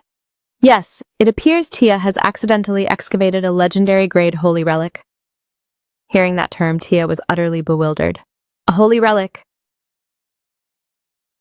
The old veteran recalled the chaotic global events from years past. It's an incredibly rare drop rate. During high-tier magic stone raids, there are statistical anomalies where hunters obtain unique spoils outside of standard monster cores. We designate those items as holy relics. Roderick seriously stated the main constraint. The critical problem is that 0 independent mercenary guilds are legally permitted to hoard a holy relic for personal use. Tia innocently raised her wrist to flex the loot. But Tia already bound it to her inventory. Belle helplessly broke down the politics. What he means is that high-level players with elite power and political standing will plot a way to rob you of it. The little girl tilted her head in confusion again. But this is a bound gift that the princess spirit personally gave to Tia. He tapped his chin thoughtfully, calculating a counter-strategy. Even if the elite holy knights intercept a holy relic on a mission, the Supreme Order automatically confiscates it, correct? Buster nodded and confirmed. Rumor has it that everything gets forcefully seized by the state. Then he added some historical lore. In documented history, there is only one solitary mercenary guild that has ever successfully retained ownership of a holy relic. The rank 1 Apex Guild, Cheva. Buster explained slowly and anxiously. Word on the street is they voluntarily surrendered the holy relic to the Order, though the entire underworld believes that transfer was 100% forced upon them. The 3 seasoned men frowned tensely at the massive stakes. Just simulate how much political leverage and pressure the Order must have deployed against them, to the point that even Cheva, renowned for being extremely arrogant alphas, had to bend the knee. Belle instantly recognized the threat matrix. Therefore, the brass will definitely attempt to snatch your bracelet the second they scan it. Tia felt a bit intimidated. That's a total skip! I absolutely have to use this weapon to wipe the memories of the governor's sons. The exact millisecond she finished her sentence, the little girl hid her hands behind her back defensively. He smirked, a brilliant idea forming. You're cooking, kid. Letting them leak your data is an absolute no-go. Belle immediately stated with absolute tactical certainty, leaving Tia completely bewildered. This is a classified matter strictly restricted to Agabert's inner circle. He kneeled down to brief the little girl on her level. Kid, Raoul and Enzo, those 2 twins. They signed up because they desperately want to enlist in our Agabert guild. Tia looked totally shocked. Huh? For real? Then he instructed the play. So for the time being, we will officially accept their application and just let them vibe, regardless of whether they've decoded your true identity or not. Down the line, if they intend to leave the group, that's the precise window where you execute a memory wipe on them. The little girl gaped in pure awe upon hearing the genius loop. Belle confidently turned around and flashed a brilliant smile. With this optimal strategy, we can aggressively scale the size of our mercenary group without worrying about your identity getting leaked. Isn't that an absolute masterclass of a plan? Buster nodded along in total agreement. Honestly, that sounds like a massive win to me. Suddenly, Tia started panicking. But what if they secretly escape in the middle of the night? Belle grumbled with a frown. Kid, I admit we haven't carried much weight up until now because your elite summons and phantom crew have been working way too hard, he confidently asked. But do you honestly think we wouldn't notice if a couple of rookies tried to sneak away? Belle showed absolute determination. We will hunt down every single one of them if they dare to run and drag them right back in front of you, so don't sweat it. Hearing this reassurance, Tia felt completely at ease and beamed. Okay. After that, he suggested they retreat to the reception room of the administration office where they sat down to talk. Someone remarked, I see. Enzo stroked his chin and deduced. So, since she was a toddler, Tia awakened her latent mana and became an overpowered dark mage. Raoul chimed in. And due to her complex family circumstances, if public attention shifts to such a young captain, elite targets might try to harm her. The day before, Tia listened to the two of them while fearfully clinging to Belle's cloak. That's why she disguised herself as a lunatic, pretending to be a 4-year-old child who plays the role of a summoning master. Enzo and Raoul stared blankly at Tia. Now that we know the true lore, she's actually incredibly cute. He immediately tried to curry favor. So in exchange for letting us join the roster, you want to place a binding curse on us so the captain's identity won't be leaked? Belle stared at them and thought to himself. I already confirmed the Sanctity of Oblivion memory wipe works through Buster earlier. He was sure no one could activate that bracelet except for the kid. The mischievous little girl held Buster's massive hand. They said I could set a custom condition too. Plus there's a requirement to trigger the magic before erasing memories. Belle started to worry. To be able to purge even such hyper-detailed memories, a holy relic really hits different. I fully get why the Holy Order is so obsessed with reclaiming them now. Buster spoke up solemnly. For now, that's our solitary condition. Can you guys accept the terms? He put on a dangerous expression and threatened. I don't want to threaten the lives of the citizens we just fought so hard to save, so calculate carefully before making a decision. The little girl glanced over in fear, thinking, Big Brother Belle sounds just like a raid boss. Raoul let out a heavy sigh, of course. He immediately agreed. Please cast that psychological magic on us. Belle then requested. All right, kid, go ahead and cast. Right after that command, Tia walked over and placed her tiny hand onto Raoul's. The little girl squeezed her eyes shut tightly while channeling. I'm so sorry, Governor's son.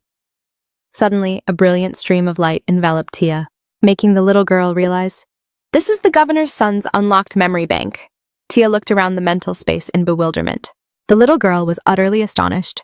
And this is his exact memory of Tia. A fleeting thought occurred to her. We set the logic triggers, right? Tia suddenly recalled what Big Brother Belle and Uncle Buster had told her earlier. The millisecond he hates Tia, or when he tries to quit Agabert, make him forget everything about Tia's true identity. At this moment, the entire room fell into dead silence while the little girl cast the spell. A moment later, Tia pulled her hand back. All done, Raoul smiled happily and said, It feels like absolutely nothing happened at all, completely unlike what I imagined. Enzo was also incredibly eager to try. Please apply the same status effect to me, Captain. The little girl cheerfully agreed right away. Okay! But while Tia was casting it, Belle suddenly asked, Do you want to apply the trigger to me too, kid? He confidently declared, I'm never leaving the Agabert Guild anyway, but if it makes you feel more secure, you can cast it on me too. Buster smiled and held out his weathered hand. You can bind it to me too, kid, though that conditional magic will probably never need to be triggered. The little girl looked at them in deep appreciation. Uncle Buster and Big Brother Belle. They truly view Tia as a lifelong companion. We're swearing a literal oath of brotherhood. Tia's eyes scanned the room in surprise. But I don't see Grandpa Roderick anywhere on the map. The little girl looked behind Buster's massive frame, searching for him. He was just here idling with us a moment ago. Suddenly, Tia's eyes widened as if she spotted a hidden figure. The next day, while the little girl was happily eating sweets, someone called out, Tia! Tia was delighted to see the familiar NPC, Grandpa Roderick! The little girl happily held out her hands and dashed toward the old man. Where did you teleport to? Tia was looking everywhere for you. Roderick calmly bent down. Tia, I've been heavily analyzing this matter. He thought about Marion and said, I believe it'll be fine. Let's reveal your true identity to Marion Oval. Hearing this, the little girl was completely confused. The governor? Why though? Roderick seriously continued. If the fact that you possess a high-tier holy relic leaks and the high brass finds out, they will definitely try to investigate your lore. If the attention of the royal family and the church shifts to you. He put on a grave expression and asserted, with our current party power alone, it will be mathematically impossible for you to protect yourself. Tia timidly replied. Tia doesn't really understand this high-level meta very well. Then Roderick gently sat down next to the little girl's bed. Tia, let's think about using those top diamonds you told me about before. You claimed you would become way stronger if you possessed a max rarity top diamond, right? Hearing this, Tia got super hyped. Yes! Legendary top diamonds are way stronger, a whole lot stronger, he explained, leaving the little girl gaping in shock. What I mean is, you could be exploited by whales if they find out you are that legendary Pokemon. Tia was shocked. Just like the villains in Team X. The little girl trembled in fear, stammering. But Tia isn't an item. How can one person easily control another person as if they were a puppet? Roderick continued. In this world, there are countless ways to control a player like a puppet. He lowered his head. They could take hostages and blackmail you, or they could apply hypnosis. They could manipulate your mind to control your actions, or use debuff drugs. Roderick anxiously asked, if an elite enemy did that to you, would you be able to completely resist on your own stats? Tia also seemed to realize the extreme danger. No. The old veteran then arrived at his final intention. That's precisely why we need the political shield of the Marquis Oval family. Inside the administration office, Marion warmly said, Captain of Agabert, you stated you had an urgent matter to discuss with me. The room suddenly fell into dead silence, with no one speaking a word. A moment later, she spoke up. So you've placed a conditional curse on all of Agabert. And you plan to keep concealing your true identity until you locate your dad and everything settles down? Tia didn't reply, but just nodded slightly in agreement. Right after that confirmation, Marion gently grasped her tiny hand. Very well, I will support the captain to the absolute limit of my abilities. Tia widened her eyes in pure surprise. Really? She confirmed and instructed. Of course. However, it's best to execute this discreetly, so as not to draw unwanted attention. Buster smiled warmly at the synergy.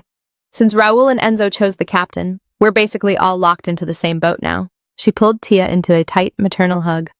From this moment forward, I will also consider the captain as my own flesh and blood. This embrace accidentally reminded the little girl of Grandma Kim and Hizuna. Tia is our family, after all. Of course she is. She's my precious daughter. Marion stroked the little girl's soft cheek. Our granddaughter, our daughter, you did phenomenal, Lady Tia. From now on, everything will be fine. It must have been such a brutal ordeal, right? Yes. Hearing these validating words made Tia incredibly moved, instantly bursting into tears. Yes, I walked all the way to Fey City by myself. My stomach was starving and my legs hurt a whole lot. Actually, I was a bit terrified when capturing those monsters on the high seas, too. She also held the little girl close to comfort her. I'm sure you were. Marion thought of the grim future awaiting her two children. One day, I will have to deploy those boys back to the brutal battlefield. I've prepared myself mentally, but I still feel deeply worried. She patted Tia's head with a gentle smile. That's exactly why I'm very glad those kids can vanguard with you in the Agabert Guild. The little girl wiped away her flooding tears and then eagerly declared, Tia will definitely take top-tier care of Big Brother Raoul and Big Brother Enzo.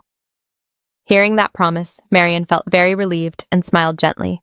Thank you, almighty Necromancer King. The room suddenly fell dead silent, with only the ambient colored light shimmering on the ceiling. Tia lay flat on the bed, tossing and turning restlessly. Just as he said, she was highly glad she leaked her secret to the governor. The little girl vividly remembered the image of Marion being in a total state of panic before. I need to grind and become even stronger. I genuinely wish this world didn't spawn any more magic stones. That way, Big Brother Belle and the governor will be perfectly safe. Thinking about that ultimate goal, Tia gradually drifted deep into a serene sleep. A few days later, the little girl gasped, covering her face as if witnessing a miracle. In front of Tia was a luxurious, top-tier carriage. The little girl excitedly asked, Is all of this premium loot really mine? Marion smiled. Of course. But even that isn't enough to repay what the captain has sacrificed for Fey City. Belle scrambled for the front seat. Hey kid, step back, that's my spot. The little girl stubbornly argued back. Finders keepers, no takebacks. On this side of the courtyard, she inquired. Did you mention you're heading straight to the Roxa weapon district? Raoul then confirmed the route. Yes, by the way, I'm going to acquire a new sword. Marian was surprised. A sword? Immediately, she quickly walked away to search for a hidden item. Then hold on for just a moment. He called after her in utter surprise. Mom? Feeling completely confused, the two brothers looked at each other in sheer astonishment. A moment later, Marian ran back tightly, holding a relic sword. The blade's edge is quite blunt, probably dulled from the recent brutal battle. Witnessing this reveal, both Raoul and Enzo were incredibly surprised. She handed the weapon to Raoul and instructed, "Reforge it and carry it with pride. You're left-handed just like your late father." Marian remembered her legendary husband.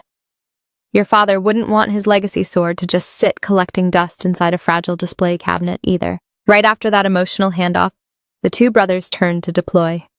He shed tears of raw emotion. Yes, Mom, I will return victorious. Tia also cheerfully waved goodbye to the governor. Tia will be back soon. She smiled warmly and waved her hand as the convoy rolled out. Marian held a fine pen, intending to document something critical. There are some black market matters I must personally investigate. Then she pressed the pen to the parchment, writing with an incredibly sad expression. The specific text on the paper read, I am tracking down a knight who is currently active or was once highly renowned in the past. Marian began to detail his description, while at the exact same moment, a pair of sharp green eyes flashed in the darkness. He possesses jet black hair and eyes that are a unique mix of green and brown, and is rumored to carry a highly serious and quiet personality. Meanwhile, Death Satan was fighting frantically on the front lines. This specific name structure is quite unusual, so I calculate he might be exceptionally easy to identify. Victor sinisterly kicked the wild beast with massive force. The captain looks dangerously energetic today, huh? Livia was also extremely hyped. Annihilate them all for me. Death Satan's face looked terrifyingly demonic. Exhume the archives and find out if anyone in the capital recognizes a knight named Kim Jong-soo.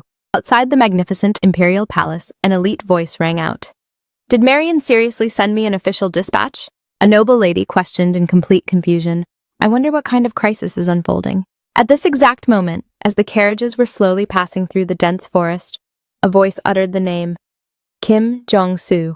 Enzo, sitting comfortably inside the cabin, was extremely curious, constantly stroking his chin in deep thought. He locked eyes with Tia and noted, I've never once heard of any elite knight with a foreign name like that in the entire royal capital. Right now, the entire crew was dead silent. Buster looked thoughtfully down at the mysterious little girl. Then he frowned anxiously as the puzzle pieces refused to fit. Finally, breaking the heavy silence, Tia spoke up. Tia has been doing some heavy thinking. The little girl blurted out, Dad never revealed his legal government name to Tia. Hearing this bombshell, everyone shouted, What? Tia then recalled the memory and said, Tia had a mandatorily graded drawing contest at my kindergarten. Teacher Hizuna enthusiastically announced, All right, class, everyone is finished with their art, right? She smiled with squinted, joyful eyes, suggesting, Now let's all sign our actual names on the bottom. That day, sitting there listening to Hizuna's prompt, Tia froze. You guys all showed your parents the emergency notice I wrote in the Daily Communications Journal yesterday, right? She continued to announce. I want you to verify the family full name your parents printed and take turns writing them perfectly on your drawings. At this precise moment, the little girl turned to inspect her friends, observing that everyone had so many characters to log, but Tia could only draw a tiny, pathetic mark on her empty picture. Hizuna walked over to her desk and asked, Tia should write it down too, right? Your father's official name. The little girl thought to herself, to my young mind, Dad is just Dad, the mysterious single bachelor residing in room 106. Immediately, Tia held up the blank drawing and stared at it for a long duration. I don't know. Yesterday when Dad logged back home, Tia was already asleep, so Dad forgot to write it. Seeing that the social situation was taking a bad turn, she realized, oh dear, this is a problem. Hizuna gently took Tia's tiny hand.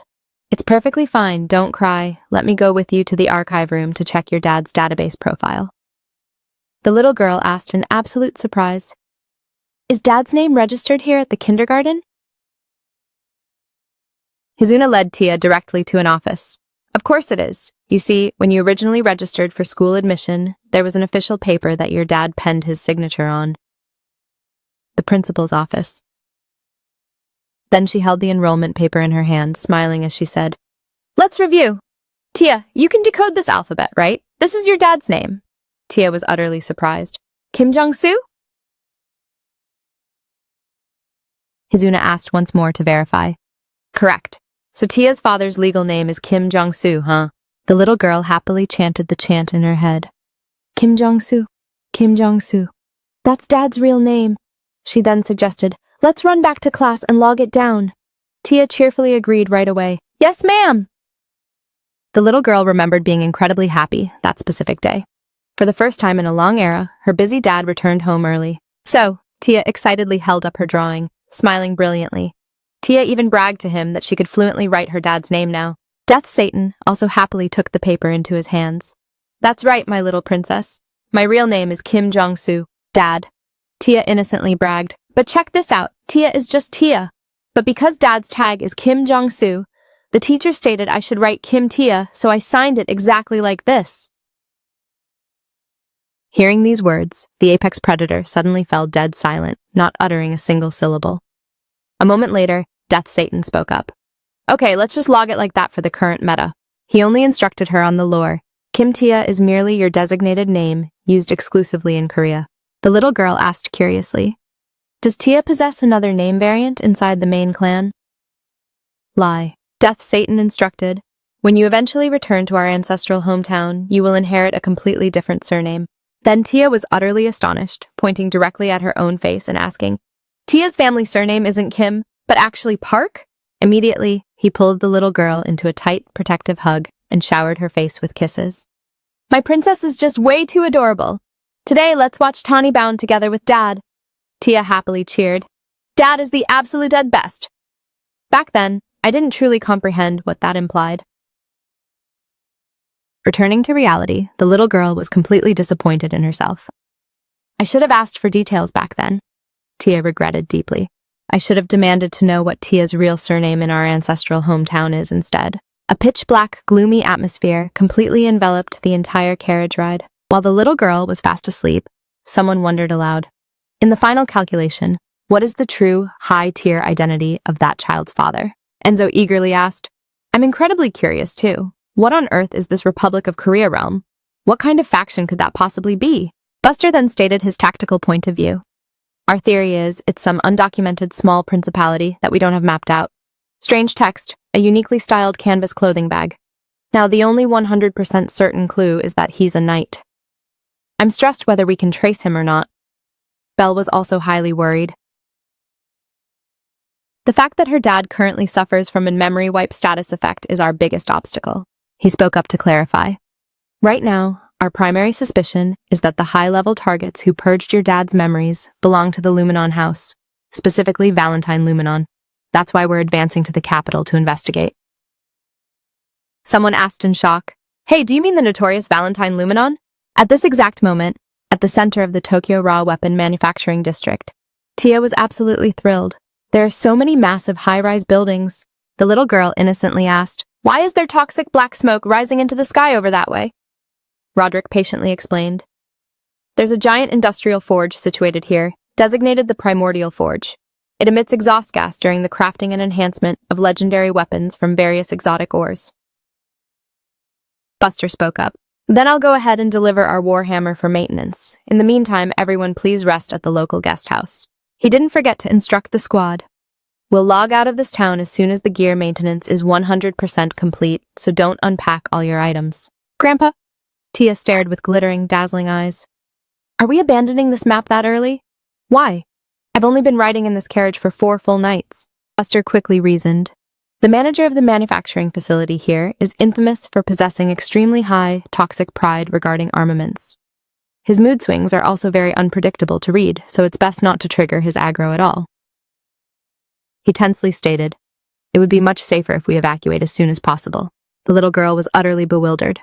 The factory manager? Uncle Buster really seems to loathe this factory manager guy, huh? The name sounds super cute, though. Why is that? The factory manager. Bell completely lost his temper and shouted at the top of his lungs. That bastard claimed I have to wait for 2 whole months. Buster could only lower his face in complete dejection. Who knows what specific variable triggered his toxic mood this time? He explained further to the group. I informed him we couldn't stall for 2 months and demanded he return the weapon back. But Baizugan hoisted the hammer high in his hand and bellowed loudly. I refuse to stand by and watch a legendary weapon I forged myself be repaired by a low-class amateur blacksmith. Buster slowly recounted.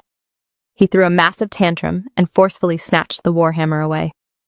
Belle went completely berserk and barked. The NPC just straight up confiscated our asset? And you just stood there idly and watched it happen? Tia anxiously turned back and asked, Why did he rob it away? Raoul gently clarified. The supreme manager of the weapon district factory is an elite figure even the emperor himself doesn't dare to provoke. Hearing that lore, the little girl gaped in pure surprise. The emperor's the main king, right? Then is this factory manager guy even grander than the emperor? Roderick spoke up to break the ice. Tomorrow, I'll attempt to initiate a meeting with the factory manager and negotiate. Buster exclaimed, Old man Roderick!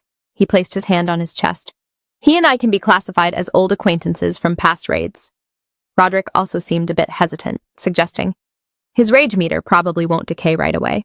Why don't we scout the marketplace around here? Enzo seemed highly interested. Sounds like a plan. Actually, I also desperately need to source a meta sword to use from now on. Buster tensely stated, Then let's all roll out together. It'll be good progression for you too. And also, so Tia can equip at least a small concealment weapon for self-defense.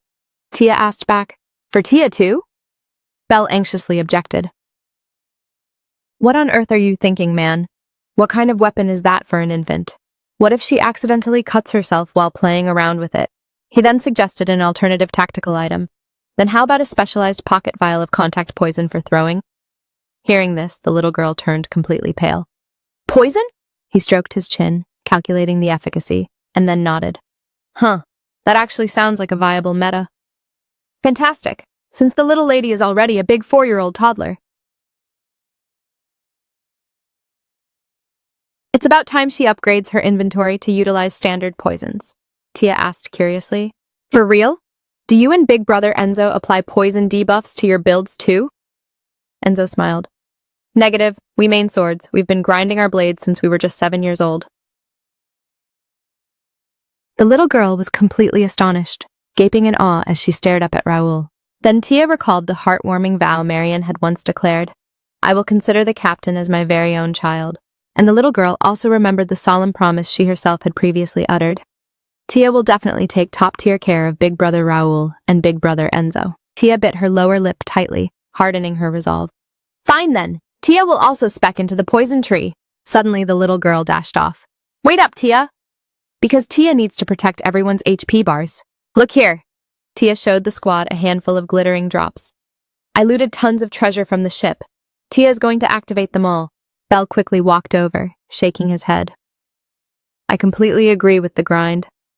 Unlike those rich young masters over there, my current balance is honestly pretty broke. Indubitably, Roderick was also swept along by the wholesome vibe. This old veteran won't refuse a free upgrade either. The little girl confidently declared. This legendary summoning master will become a highly reliable captain. Everyone is officially Tia's family now, so you guys must never trigger a game over, okay? Enzo was stunned. Family? Tia then confirmed with a firm nod. Yes! The little girl suddenly recalled the life advice Grandma Kim and the sweet old grandparents in room 107 repeated to her every day. True family isn't simply restricted to NPCs who share the same bloodline line. There are also dynamic families bound tightly by their very hearts. Buster and Roderick stared intently at Tia, deeply moved. Everyone gathered here is Tia's permanent family. Both Raoul and Enzo also listened intently, frozen in absolute surprise. I love you guys a whole massive lot. The little girl's expression suddenly became a bit melancholic. So, I will purchase 100 poison-tipped needles to protect everyone's stats. Because if my beloved family takes damage, I will be sad, super-duper sad. Belle couldn't handle the sheer cuteness anymore and blurted out, You absolute dummy! He playfully pressed the little girl's head and screamed at the top of his lungs. Are you lacking brain cells, kid? How can a frontline mercenary never take damage? You almost inflicted self-harm just now. Tia stubbornly argued back, What? Tia didn't deploy any friendly fire at all. Belle barked right back into the little girl's face. Fine, just ensure you're careful not to get hurt, you hear me? Tia teased him while running away in circles. I won't get hurt. The only one taking psychological damage here is the dummy.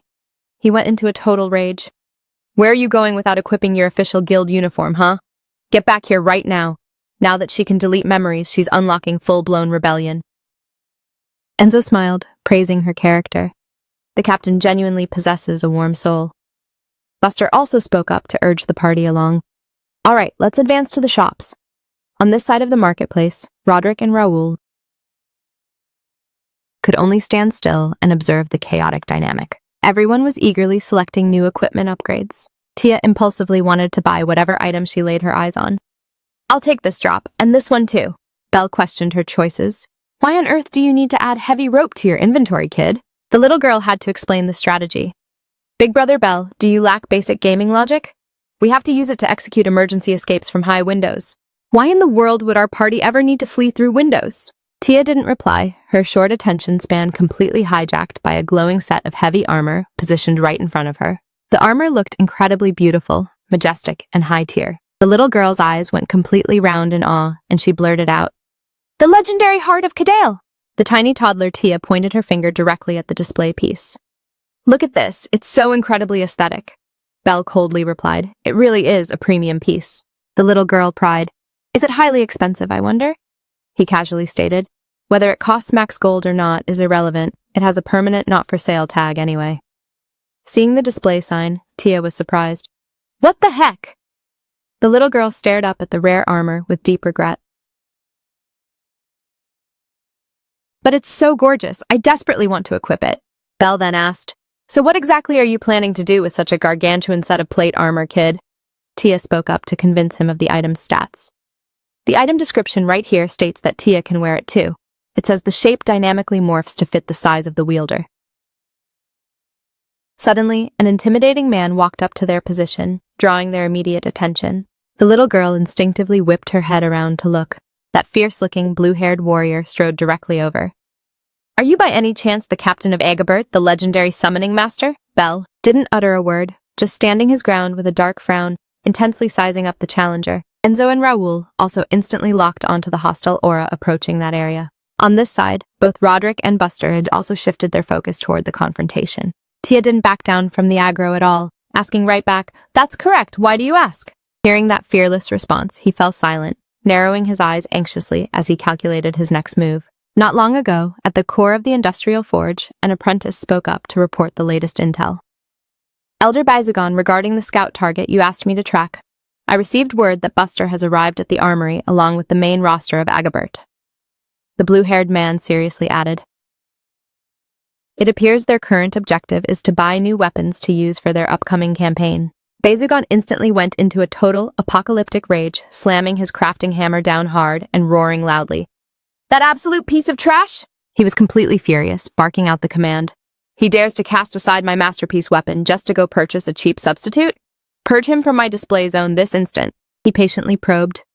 But Elder, our profit margins have already tanked from losing so many high-tier clients recently. But Baizagon stubbornly locked into his original command. To hell with the clients. I will permanently blacklist anyone who dares insult my craftsmanship. Purge them from this sector immediately. He squeezed his eyes shut and bellowed at the top of his lungs. Evacuate the premises immediately, the blue-haired apprentice demanded, leaving both Belle and Tia completely flabbergasted by the sudden aggro. Drop all the high-tier weapons you've added to your inventory carts right now. The blacksmith swallowed hard, trying desperately to stabilize his panic meter. Don't fall for the bait.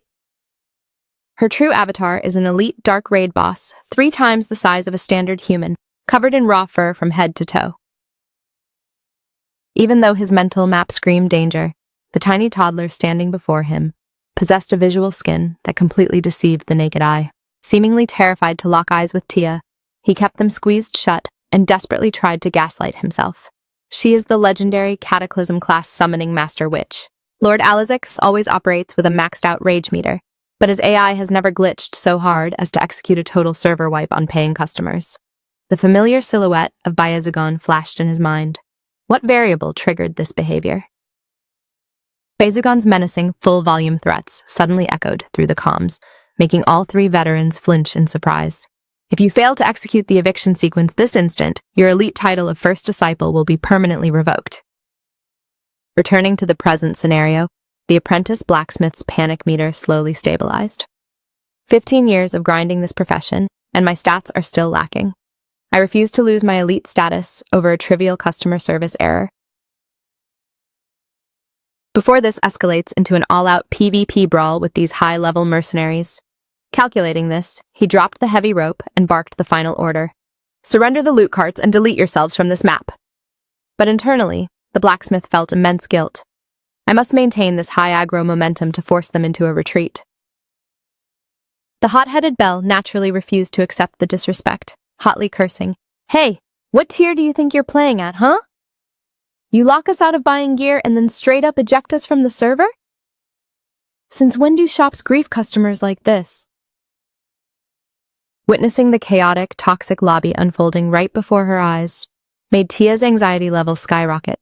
A tragic stream of early game memories flashed back. The corner store owner frowned, throwing a harsh debuff her way. "Hey, I ordered you to scram outside. Can't your tiny eyes read the sign indicating children are banned from this zone?" Tia could only submissively rub her hands together in fear. She recalled listening to the lady speak on her phone in a sweet yet utterly venomous tone. "Oh, honey, I'll hang the ban notice back up. No, look, that stray toddler from the alleyway daycare is raiding my shop again. I'm telling you, last time she touched the glass display case with her grimy hands and left smudges everywhere."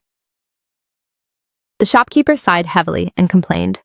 "Keeping my revenue positive is already tough in this meta. What an absolute resource drain." She pointed her finger aggressively toward the boundary sign outside the corridor. "Are you blind to the child-free zone restriction posted right over there?" Being targeted with such raw hostility by an adult. Tia was deeply intimidated, but still tried to flash her currency. Tia possesses legal pocket money. The little girl's quest objective was incredibly simple. "I just desperately want to unlock that chocolate flavor. The exact one Hanu's mom gifted him before. I meticulously hoarded every single coin of this allowance." The warm, wholesome memory of that high-tier mother and son flashed vividly in her mind, giving the little girl the mental buff to plead. "Tia won't cause any chaos. I won't touch the merchandise, and I won't run around either." In response, the shopkeeper displayed pure, unadulterated impatience. The blacksmith's booming roar instantly snapped the little girl's consciousness back to reality. "Hurry up, you vagrants. Surrender that loot cart as well." "Me?" Tia muttered, her voice breaking character. "Why are you targeting us? We weren't spamming noise. We didn't break any server rules." The shopkeeper's toxic curses and rage-glitched face flashed back to haunt her. "I told you to delete yourself from my site." Fortunately, the grim flashback was instantly cleansed by Tia's top-tier cuteness. This is completely unfair meta. Inside an office that was operating at maximum heat, Jongsu gently applied a comfort buff. Our little princess didn't violate any rules. Even receiving that verification failed to restore the little girl's happiness meter. On the contrary, she sobbed, "It wasn't Tia's fault, so why did they execute a forced kick on me?" The ultimate protector explained softly.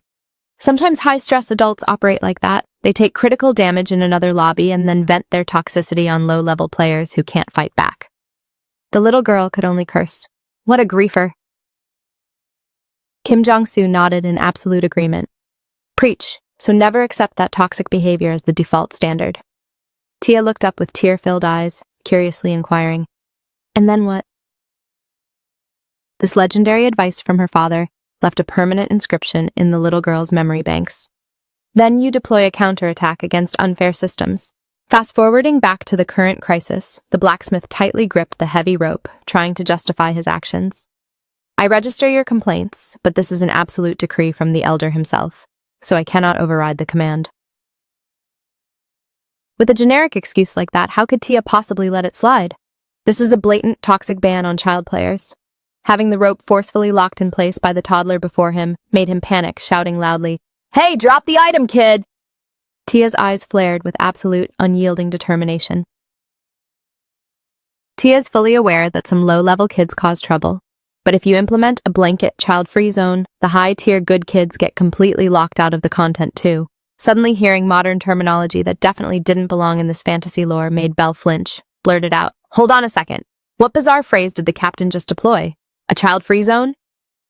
As for the blacksmith, he was too terrified of her hidden stats to violently yank the rope back, only daring to shout at maximum volume, "I commanded you to let go of the line!" Negative. The little girl resolutely refused to surrender the objective. Tia will never yield. Return Uncle Buster's customized warhammer first, you absolute dummy. Unable to tolerate the resistance any longer, the blacksmith wrenched his arm back with raw, physical force. Release it! A 4-year-old's physical weight stats couldn't withstand the kinetic feedback and was launched far across the floor. Tia's head accidentally collided with the heavy plate leg of a sturdy display armor set. Belle cried out in a state of absolute panic. Captain? The legendary armor suddenly lost balance and collapsed to the floor, clattering into a dozen fragmented pieces. Following the catastrophic destruction of the armor, the entire party went into an absolute frenzy, screaming toward the little girl. Captain, Captain, our supreme commander has taken critical damage! This instantly drove Belle into a maximum rage state, aggressively grabbing the collar of the blacksmith who triggered the collision. You absolute piece of trash! While the artisan tried to stammer out a defense with a bewildered and terrified expression. Oh no, I didn't calculate that the toddler would possess such low weight stats. Suddenly, Byazugan materialized on the scene, gasping in horror. The legendary core of Raja? Making the surrounding blacksmiths exclaim in shock. Elder? Suddenly, he screamed at the top of his lungs. The primordial core of Raja. Its energy signature has completely vanished from the armor. With a simmering apocalyptic fury, he barked an emergency order using his massive voice. The core of Raja has been looted. Lock down all warehouse extraction points immediately and scan the area for the core, causing the apprentices to hastily scramble off to execute the lockdown. Understood, Master. On the other side of the debris, Buster carefully cradled the little girl's hand, asking with deep concern, Tia, did you suffer a status condition? Tia tried to scramble to her feet, stammering in reply, Yes! A glowing, hyper-radiant red orb manifested right beneath the little girl's chin. This mysterious artifact looked identical to the core piece that was previously socketed into the chest plate of the armor. Tia awkwardly hoisted the heavy orb up high, asking carefully, Is this the item you lost? The core of Raja? Though who could have predicted that the exact millisecond the query left her mouth? The legendary core completely shattered into dust, and the concentrated cosmic energy inside erupted outward in a massive shockwave. Witnessing this catastrophic item destruction made Byazugan's jaw drop in pure disbelief. Huh? Tia also startled in fear, watching the priceless relic suddenly disintegrate into pure nothingness. The little girl's eyes suddenly went totally vacant. Why is my raw strength suddenly fading away? But following her frantic train of thought, her vision gradually blurred, though she could still trace Byazugan's panicked expression. Within just a few terrifying seconds, Tia had completely vanished right before everyone's eyes. One by one, the party members slowly began to process the crisis. Every single face turned completely pale with sheer horror. Buster screamed in absolute terror, Captain! Meanwhile, as if sensing a reality-warping shift, Tia curled up tightly and squeezed her eyes shut. Blinding lightning flashes, the roar of traffic, and a brutally familiar road materialized before her. Only now did the little girl snap out of her daze, raising her head in complete bewilderment and wondering, where on earth am I? Lie. As she scanned her bizarre surrounding environment, Tia finally recognized the exact location she was trapped in. Is this literally Gangnam District? Violent flashes of lightning erupted across the pitch-black, ominous sky. Below her, endless lines of traffic rushed down the slick asphalt street. Tiny, panicked footsteps hurriedly dashed through the freezing puddles of rain. Her fragile small body tried to endure under the crushing atmospheric pressure of the wind and rain. As the little girl sprinted past a certain storefront, the low, static murmur from a radio speaker echoed. The severe storm. The broadcast voice was quite faint compared to the deafening acoustic environment right now. Due to the catastrophic impact of the storm, major areas across the country are experiencing dangerous winds and rain. After running a short distance, Tia started panting heavily, in total exhaustion. This is so deeply abnormal. The little girl thought to herself as she sprinted. This is a path that Tia vividly knows. This is Gangnam District, but it feels like a distorted, strange street maze. Tia desperately searched her own memory bank. If I turn onto that road, a specific shop should spawn. But no matter how far I walk, I eventually keep looping back to the exact same radio station. Weighed down by the heavy, freezing raindrops, Having to run a long distance, but being completely unable to break the infinite loop made Tia cry out of sheer frustration. The little girl whimpered softly with a sobbing voice. Uncle Buster, Big Brother Belle, Grandpa Roderick. On the other side of the dimension, Roderick demanded in a total panic, "What in the world just happened?" He frantically recounted the catastrophic event that just occurred. The factory manager suddenly rushed toward the captain, and both of their avatars vanished at the exact same time. The apprentice blacksmith's voice rang out, trembling violently in terror. They were swallowed into Raja's volatile subspace." Hearing this, Belle grabbed the man's collar tightly again to aggressively cross-examine him. "Sucked into a subspace dimension?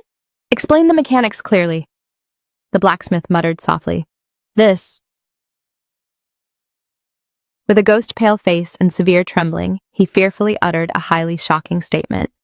"Do you guys even comprehend what kind of apocalyptic raid boss Raja is? The calamity that sieged this sector 35 years ago." Buster spoke up. "I heard the lore stated it was a very grueling siege." But right as he said that, the blacksmith immediately cut in to forcefully refute his words. It wasn't just difficult. The horrifying lore of the cursed core was laid bare. The entire second squad of the Paladin unit turned into ash and bones in the blink of an eye. They were trapped in a pocket subspace dimension created by Raja distorting reality. They suffered from lethal hallucinations until they self-destructed. Returning to Tia, who was still lowering her head, taking the full, brutal brunt of the downpour. Suddenly, a harsh shout and heavy footsteps rang out right behind her. "Target acquired!"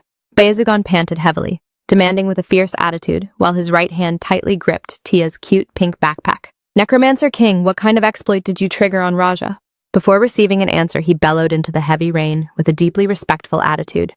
"I am the head factory manager, Baezugan.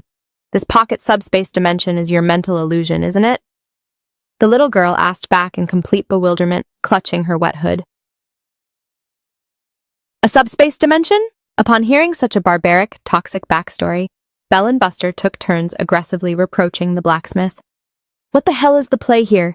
You mean our captain is going to dissolve in an instance dungeon? If it was such a high-hazard item, you should have warned our party." The mental image of the innocent little girl holding the core flashed back. That way, the captain wouldn't have interacted with the drop in the first place. But how could the system anomaly be blamed on a low-level blacksmith? "I informed you already. I didn't calculate this variable either. Raja wasn't supposed to be an asset that easily breaks." A dense, ominous forest appeared in the flashback. The toxic red mist had completely consumed 200 elite knights. 3 battered knights tightly gripped their hilts, stepping out of the dark woods. The solitary warrior who ever cleared Raja's subspace and made it out alive is Valentine Luminon. Both of them processed the name in absolute shock. Valentine Luminon? The blacksmith continued to dump the historical lore. The Supreme Emperor, and even the High Archbishop himself, personally requested that the Raja core he donated be forged into an ultimate weapon, stating that the exact nature of the artifact that wiped 200 players was an ill omen. He defied the Imperial Order and threw it into the furnace when the Raja core, thought to have been permanently deleted after many years, was recovered completely intact at the harbor. The flow of the narrative timeline was reversed once again. The scene shifted dynamically over time. Even if Baezugan tried to logically comprehend and accept the anomaly, the heart of Raja didn't sustain a single scratch. Therefore, that weapon was a cursed item that had to be crafted in the final meta. Hearing a dark backstory like that, the display armor now looked incredibly terrifying and dangerous. But calculate the logic, the core didn't just accidentally fall out of the slot. It completely shattered the exact millisecond the Necromancer King touched it, rebooting the subspace loop once again. Finishing his lore dump, he slumped to the cold floor in total exhaustion, pouring his heart out. "My stress meter is just as maxed out as yours is." At first, he said absent-mindedly. Before this crisis, that display weapon tilted and fell so many times without issue. But seemingly unable to bear the weight any longer, the blacksmith shed frustrated tears pointing directly at them. "Before that weapon tilted and fell so many times, I'm starting to suspect that kid might have cast some kind of dark hex." The atmosphere had now become completely frantic with the screaming of the crowd. "There's no other choice but to shatter the dimension from the inside." "Then what should we do?" "The Necromancer King is the strongest among the rising powers, so she might be able to return alive just like Lord Luminon did." The weak blacksmith wept bitterly. "But what about our factory manager, huh? Our elder is about to return as a cold corpse." Hearing all of this, Bell gritted his teeth tightly, thinking in both anger and anxiety. Are you dreaming? How can the fragile flesh of a human withstand a reality-bending hallucination? Fine, we can't just stand still in one place idling. He made a tactical suggestion. Old man, we have to find an exploit. But Roderick didn't know what to do either. They said there's no way to force entry from outside the subspace, so what do we do now? The little girl's figure flashed back in his mind, along with her sweet words. Everyone is Tia's family now, so no one is allowed to get hurt. This memory made Bell lose his composure even more, shouting loudly. We can't just stand and watch like this. We have to do something to save them. Then suddenly, a slightly anxious voice chimed in. Perhaps, Enzo offered his own opinion. Why don't we try sending an urgent request for backup to the local mercenary association? Inside the illusion, hearing the explanation of the old guy in front of her, Tia hesitantly asked, So this place really isn't Gangnam District? Lie. In return was Byazugan's firm confirmation. That's right. To be precise, this is a virtual space. A cursed domain created from the raw fear in your soul. His mind went back to just a moment ago. The exact moment Raja's core shattered and the mist enveloped us, I had a premonition that we would be trapped in this subspace dimension. A chill suddenly ran through Byazugan's body. When the imagery of your execution appeared, that Raja monster, showing the targets their worst fears, makes me want to return to that fateful day once again. This terrifying thought was cut short as he stood under the pouring rain on the sidewalk pavement. But I was wrong. This space wasn't created to target my fears. That's why I searched for the Necromancer King. He kept the same expression, gritting his teeth tightly. But Tia didn't pay attention to that lore, asking restlessly, Factory manager, then how do we get out before being eaten up by the map? Immediately, he flew into a rage and shouted, How should I know? Why on earth does your inner fear look like this? His hands gestured around wildly. To escape from this dimension, we must locate the hidden spatial veil inside and tear it open. But because I don't even know where we are, I came looking for you. What on earth are these bizarrely structured buildings and those objects rushing past with flashing lights? Byazugan's thoughts at this moment were completely chaotic. The situation is already this critical, so why is this person so scatterbrained? Finally, he asked the most crucial question. Tell me, what territory is this? Being constantly shouted at in the face made the little girl completely pout. Tia yanked her pink backpack tightly and replied, I don't know. A child's petulance kicked in. I'm not telling. I won't tell the mean factory manager. Hearing this made Byazugan freeze for a moment. What? Though annoyed, Tia still explained regarding his previous question. And those vehicles over there are buses. Those are street lamps. Doesn't the factory manager even know that? But furthermore, it's all because the factory manager kicked Tia out. That's how it is. We didn't even cause any trouble. Byazugan's face at this moment looked extremely conflicted. No, this matter. He once again gritted his teeth tightly, growling out a question. What exactly is your true identity, kid? Hearing Byazugan's sudden change in tone made Tia flinch, shrinking back. But without letting the little girl answer, he continued. Even though I'm a recluse living in Roxa, I've heard those dark rumors. That what's inside you is 3 times stronger than most mercenaries. Or that you're an evil witch who specializes in playing with people using dark magic. The little girl could only mutter blankly in response to the other party's remarks and wild imagination. Suddenly his aura abruptly shifted. But I'm not afraid of you. Do you know why? Because magic cannot be used within Raja's territory. Huh? Tia also noticed something strange. A red mist surrounded the factory manager. Byazugan threatened in a low voice. So drop those petty acting tricks and state your purpose clearly, Necromancer King. Byazugan was already terrifying normally, but suddenly adding those streams of red aura made him look like a total demon right now. How did you break Raja's core? Tell me, who ordered you to target the heart of Raja? A mere child like Tia couldn't help but turn pale with fear. At the Ross Mercenary Association today, Enzo explained clearly, it's an organization that connects mercenary groups with national-scale missions and ensures the safety of registered mercenaries. I remember hearing about it when I was still a trainee knight. Hearing that, Buster gradually seemed to recall something deep within his memory. An organization that I had forgotten ever since leaving the Deathhound Guild. In the past, a crowd of people stood in front of the bulletin board to view a new announcement. At the time it was established, there was a notice stating that the Ross Mercenary Association had signed a contract with the Royal Court to exclusively commission national missions.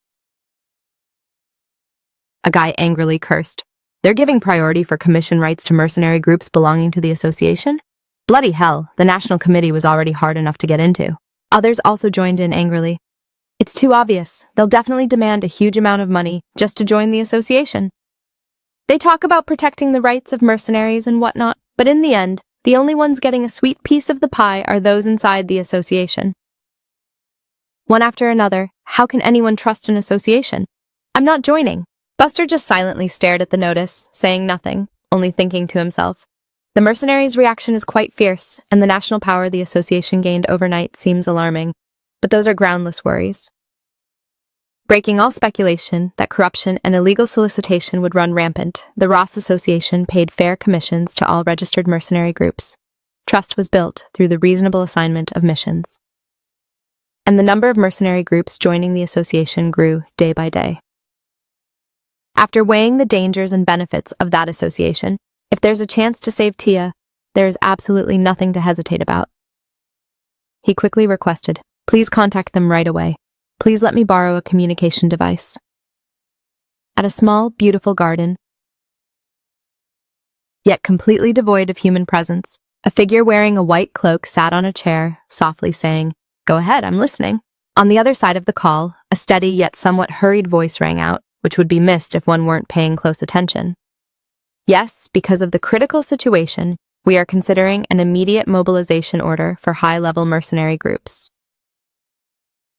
After hearing everything, that person didn't refuse either, saying, "Understood. Since Raja's corps has reacted, there's no telling how the situation will escalate, so it's best to act quickly."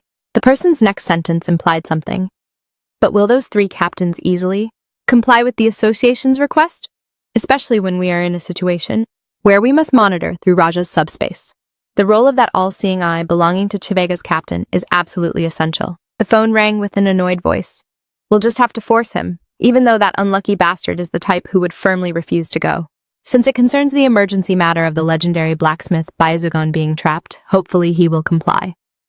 After finalizing the discussion, that supreme figure agreed to the request. "Very well. Authorize a public mobilization order immediately." The other side calmly replied, "Yes, understood. Since we need to convince that toxic guy first, I will ping Chivega before anything else." The communication link severed right there. Splatters of dark blood painted all over the pristine white cloak. The crimson stains even spread across almost the entire courtyard garden. I should have at least popped a basic first aid potion before entering this map. A fleeting moment later, the wounded executive from the association raised a hand that was radiating with a soft light spell. Just stepping into a gloomy, distorted patch of space, that person muttered rather dejectedly, "I should have listened when the veteran said multi-boxing high-tier missions simultaneously isn't viable for everyone." A faint, unstable rift in space manifested, looking like it led directly inside a dark cave. The dimensional tear gradually faded away into nothingness. The shower poured streams of freezing water down, washing the deep red blood down onto the stone floor. The massive executioner sword was pinned firmly into the mud ground, and scattered around its radius were shredded pieces of monster meat splattered with fresh blood. Death Satan panted heavily after the raid, flatly refusing. "Transmit a message to the association that I won't deploy. My schedule isn't free." Hearing that blunt refusal, Alizik could only fall completely silent in anxiety. After that awkward pause, he tried to persuade the stubborn captain. "You can't skip this cue. That's Baizugan himself trapped inside Raja's volatile subspace. Speak of the absolute devil and he shall manifest." Baizugan, operating with completely white, corrupted eyes, growled deep in his throat.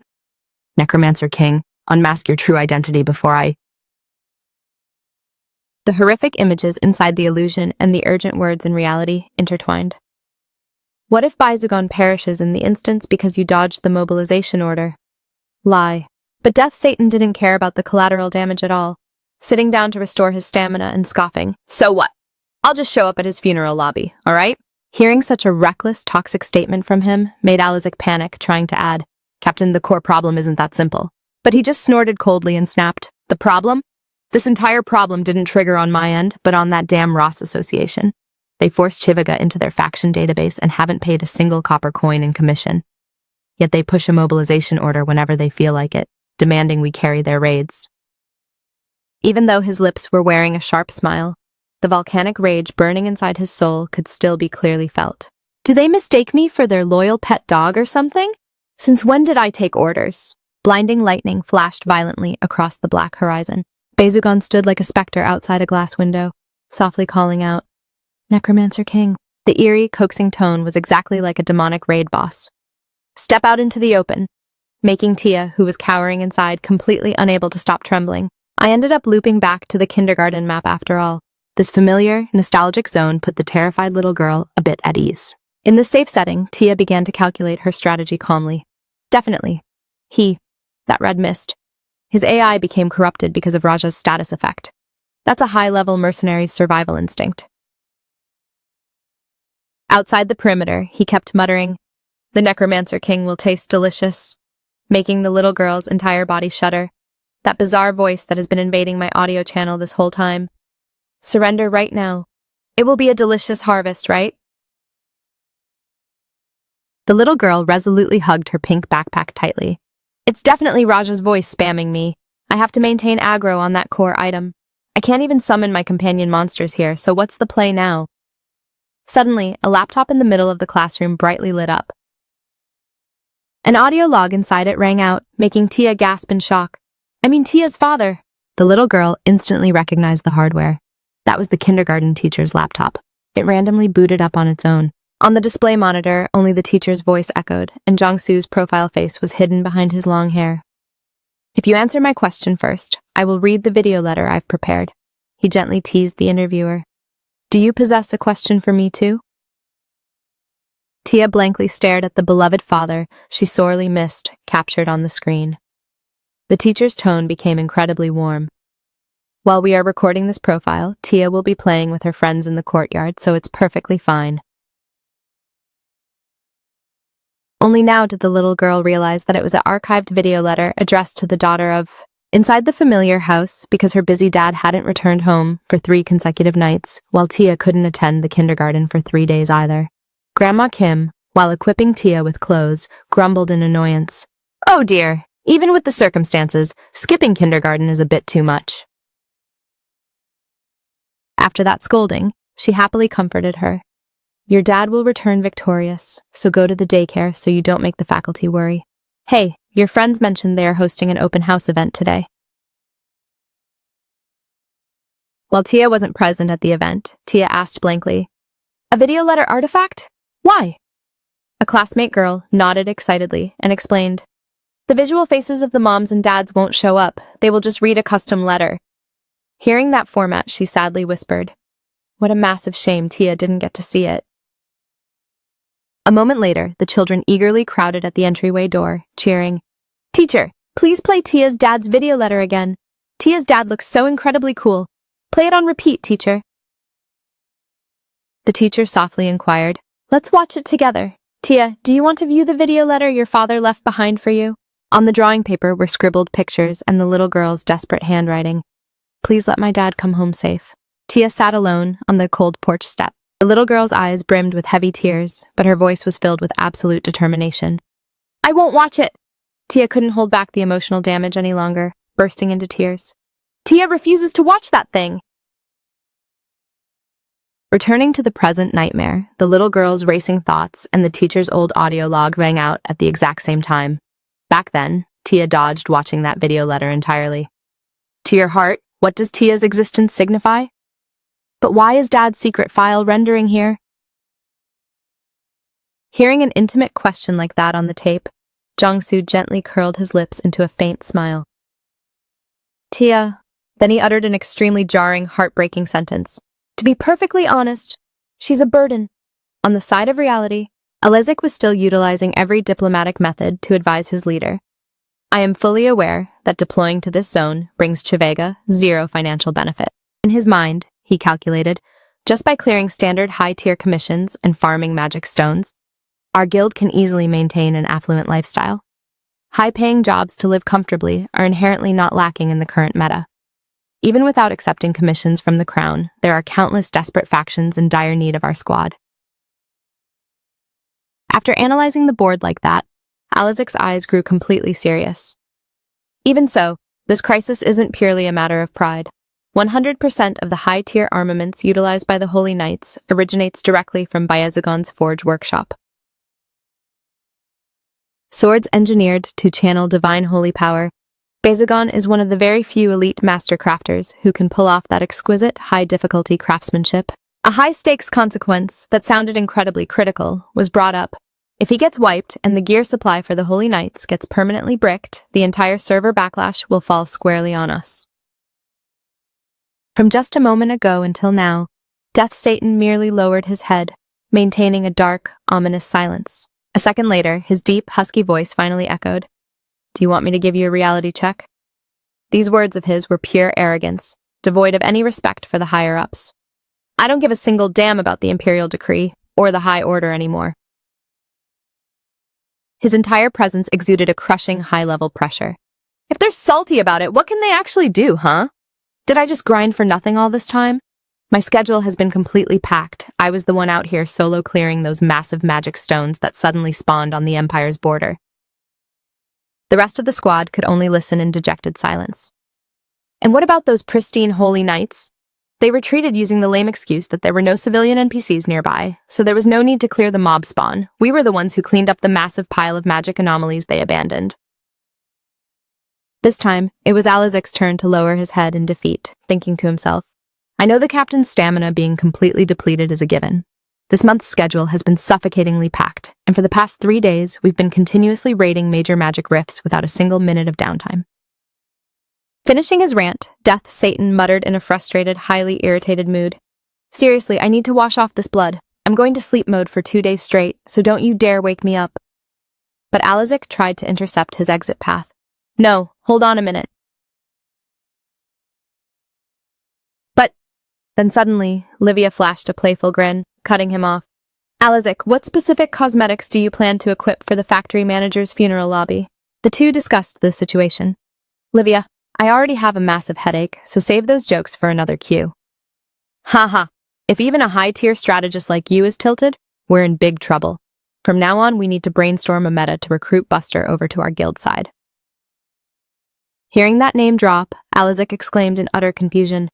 What? She also honestly confessed. I was eavesdropping on the comms earlier. I heard an innocent child is trapped in that dungeon along with Bayazagon.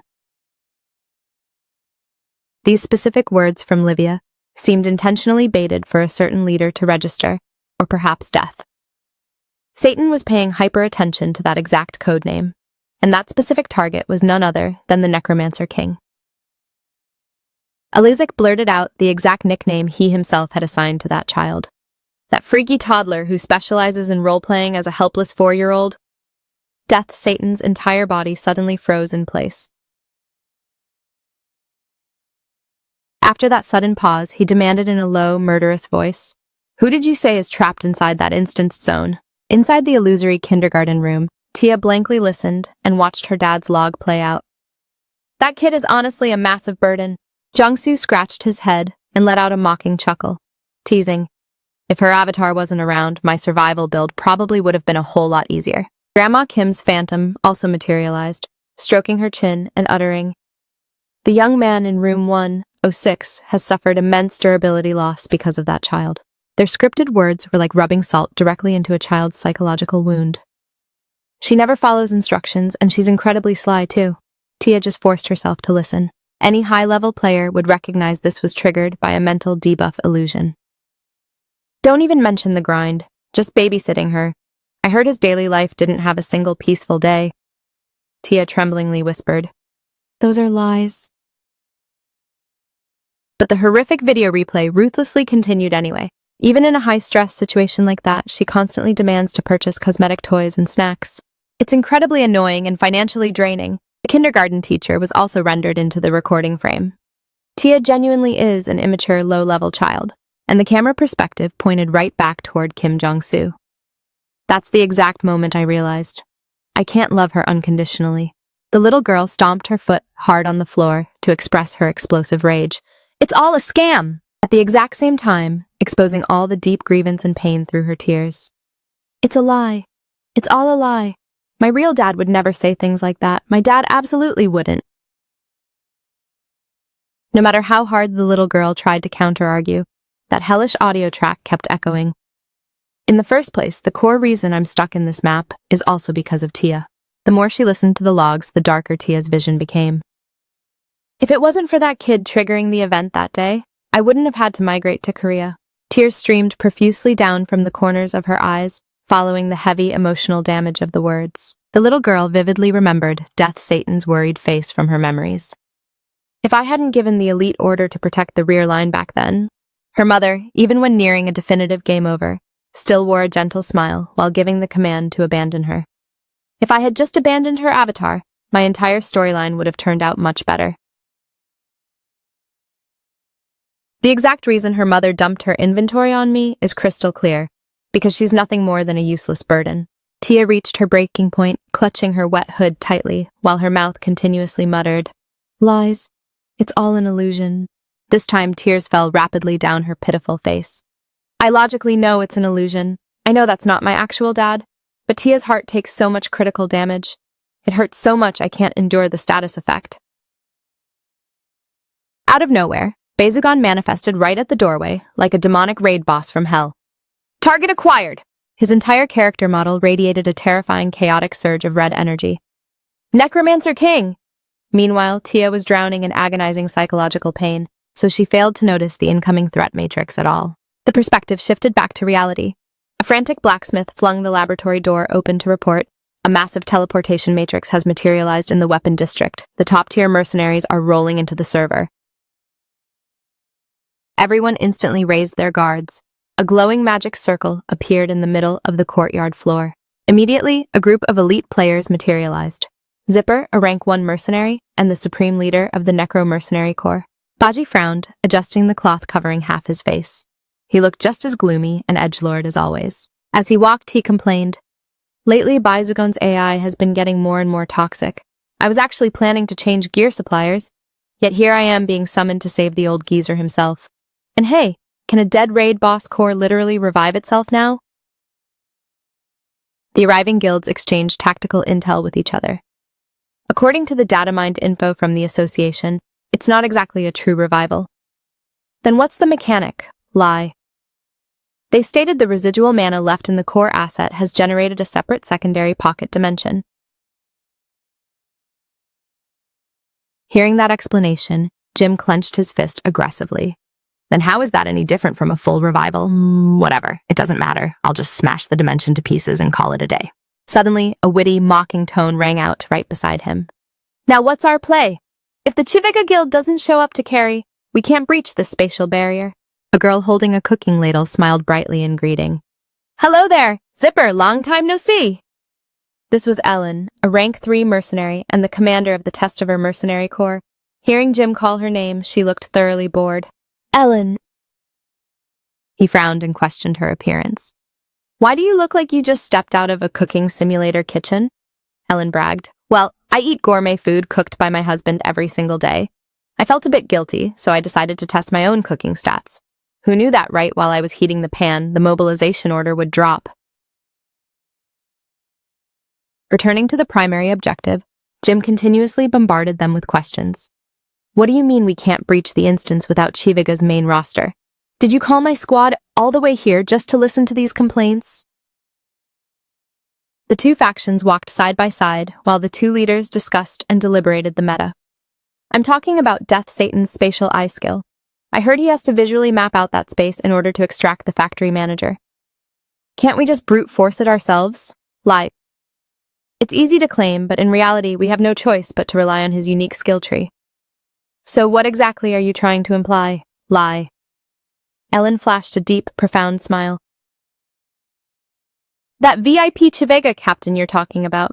Those high-tier magic stones at the border that the devs ordered us to retreat from. Remember?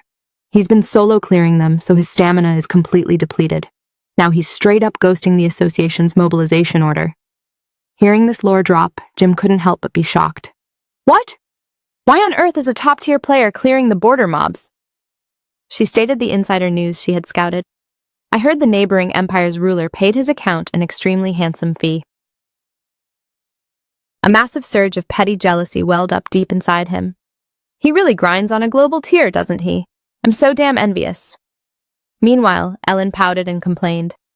But he honestly has zero fear of the high authorities, doesn't he? Do you think we slave away like cattle for the association because it's fun? I literally had to sacrifice my solo off day just to carry this lobby.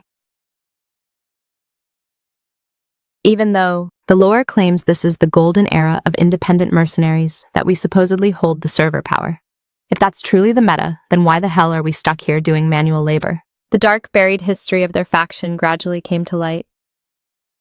I guess it beats the Dark Ages when we were completely nerfed and forced to clash head-on with the Holy Knights. But even if our current lifestyle is cushioned by bribes, flattery, and acting like absolute clowns just to secure a high-paying imperial decree or royal order commission, at our absolute core, we're still nothing more than hunting dogs for the elite high-status class. The overwhelming silhouette of that top-ranked leader materialized in Jim's mind. That freak. I don't comprehend where he extracts the raw audacity to solo clear Cataclysm-class magic stones as if he's the solitary protagonist on this server. He clearly has zero intention of abandoning his #1 rank either. Jim gritted his teeth tightly, his rage meter hitting max. Thanks to his toxic monopoly, the spawn rate of high-tier commissions in this sector has completely plummeted. Even national-scale quests don't pay out enough anymore. Yet every single time there's a server-wide summons, we get dragged in, ordered around like low-level errand boys, and treated like total trash. Ellen glanced sideways at the tilted warrior beside her, as if issuing a strict warning. Drop the attitude, Zipper. It's high time he learns to read the room and respect the meta. While analyzing the board, she looked ahead at a massive crowd of panicked players hurriedly running close by. We'll just execute a half-assed job and pretend to scan for the hidden secondary dimension. If Byazagon's AI can't be saved today, the absolute entirety of the community backlash will collapse squarely on Death Satan and the Chiviga Guild. On the other side of the spatial rift, a frantic voice screamed out as Byazagon lunged violently at Tia, but completely missed his target. Tia! What the hell are you doing? Yujiazian anxiously screamed. Purge the illusion and snap out of it, Tia. The little girl's face at this exact moment was completely flooded with tears due to that deep fake psychological video playing earlier. The choking broken voice of Tia rang out. Big brother! With Alizik standing guard right behind. An authoritative voice echoed across the staging area. All right, move it, move it! Rapidly prepare the long-range teleportation circle. Pack up every single high-tier weapon requiring maintenance just in case we hit an ambush. Where is the tactical inventory bag I dropped here? At this exact moment, Death Satan was casually sitting down, calmly wiping the blood off his primary weapon. An officer ordered, load up and prepare to deploy. Suddenly, Livia placed her hand squarely on Alizik's shoulder, causing his character model to flinch for a split second and blurt out, Yes, sir! He looked up toward the squad and urged, The Guildmaster decreed that we must deploy, so finalize your equipment builds. We are warping out immediately. Hearing that sudden shift in the meta, his eyes went wide and his jaw dropped in pure shock. She lamented on the side of the comms. An immediate deployment just like that? Alizik raised his hand to push up his tactical glasses, analyzing the data. I don't comprehend what variable caused the leader to alter his mind so drastically either. It's perfectly fine, though, since this fast track will prevent our party from getting flagged by the Imperial family and the Night Order.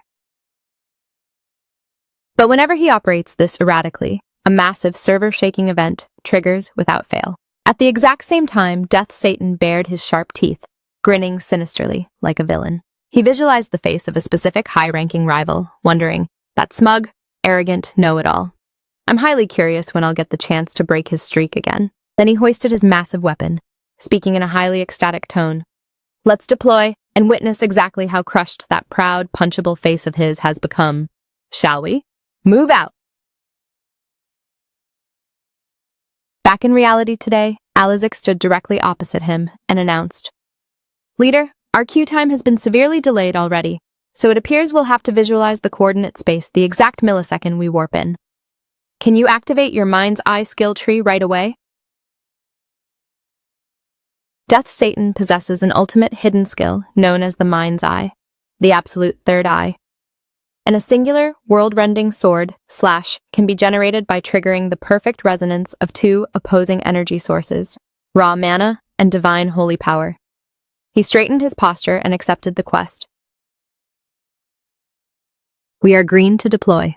The perspective shifted rapidly to the boss room where Yujiazian was currently fighting for his life with all his might. Right after the young boy unleashed his defensive move, he whipped his face back and screamed at the top of his lungs.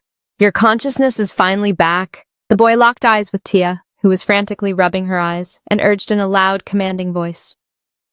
"I can feel the cataclysmic mana condensing from the core asset. We have to execute a stealth steal to rip the core away from that corrupted red rooster."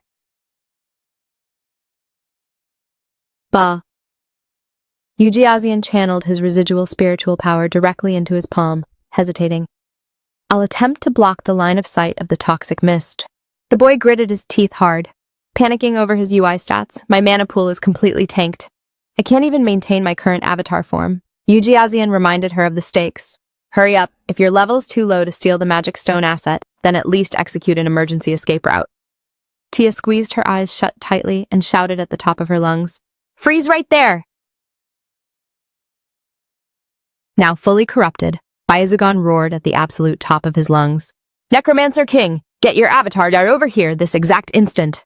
Suddenly, a surge of brilliant purple energy flashed blindingly, forcing him to shield his face from the blast. "What the?" Narrowly avoiding Byakugan's hand, which was still overflowing with volatile mana. Meanwhile, the little girl seized the perfect opening to flee the danger zone. Tia exerted 100% of her agility stats to sprint away as fast as her legs could carry her. Following closely behind her escape trajectory was Yujiazian. The reinforced laboratory door rattled violently with several heavy thuds. The little girl inwardly calculated the danger. The factory manager. His AI is acting exactly like a mindless zombie because of Raja's corruption debuff. Yikes! Tia quickly barricaded the entryway, propping heavy objects against the door to block the path. The boy also lent his physical strength, helping her push a heavy desk right against the door handle. Meanwhile, the monstrous Byakugan was dragging his feet down the hallway, heading straight toward the exact room where they were cowering. Tia sat paralyzed, hiding beneath the table, not too far from the breaching point. Yujiazian stood on guard above her, listening intensely to the deafening thuds echoing inside the room. The terrified little girl tearfully raised her small hand to wipe her face, wondering, what's the optimal play here? What do I do now? Even though the corrupted manager is a bit short-ranged and is stumbling around like a low-tier zombie over there, his baseline stats are still in adults and far stronger than Yujiazian's build. If I don't execute a crowd control move to tie him up tightly somewhere, we're looking at an absolute game over. The little girl's pupils dilated to their absolute limits, repeating 3 keywords under her breath. Tie him up! Rope! Genius! Tia poked her head out from the cover, peeking warily at the door object that was violently vibrating from the boss's impacts. The little girl slammed her palms onto the table and shouted loudly, "That's the exploit!" Tia called out, at maximum volume, "Yujiazian!" making the panicked boy jump in sheer fright. The little girl threw out the end of a heavy industrial power cord. "Top-tier luck! Catch this line!" Tia vividly recalled watching adults sanitize the area with a similar cord, thinking, the heavy-duty vacuum cleaner my teacher used to use, then shouted at the top of her lungs, "The length is maxed out!" Suddenly, Yujiazian's expression twisted as if his sensory radar picked up an incoming anomaly. In the blink of an eye, the barricaded door was violently shattered, and a corrupted Byakugan stormed in, his character model overflowing with volatile spiritual power. Necromancer King. However, his heavy boots instantly tripped over the tactical power cord trap. The nimble spirit boy agilely clamped down on the heavy plug end and sprinted at hyperspeed.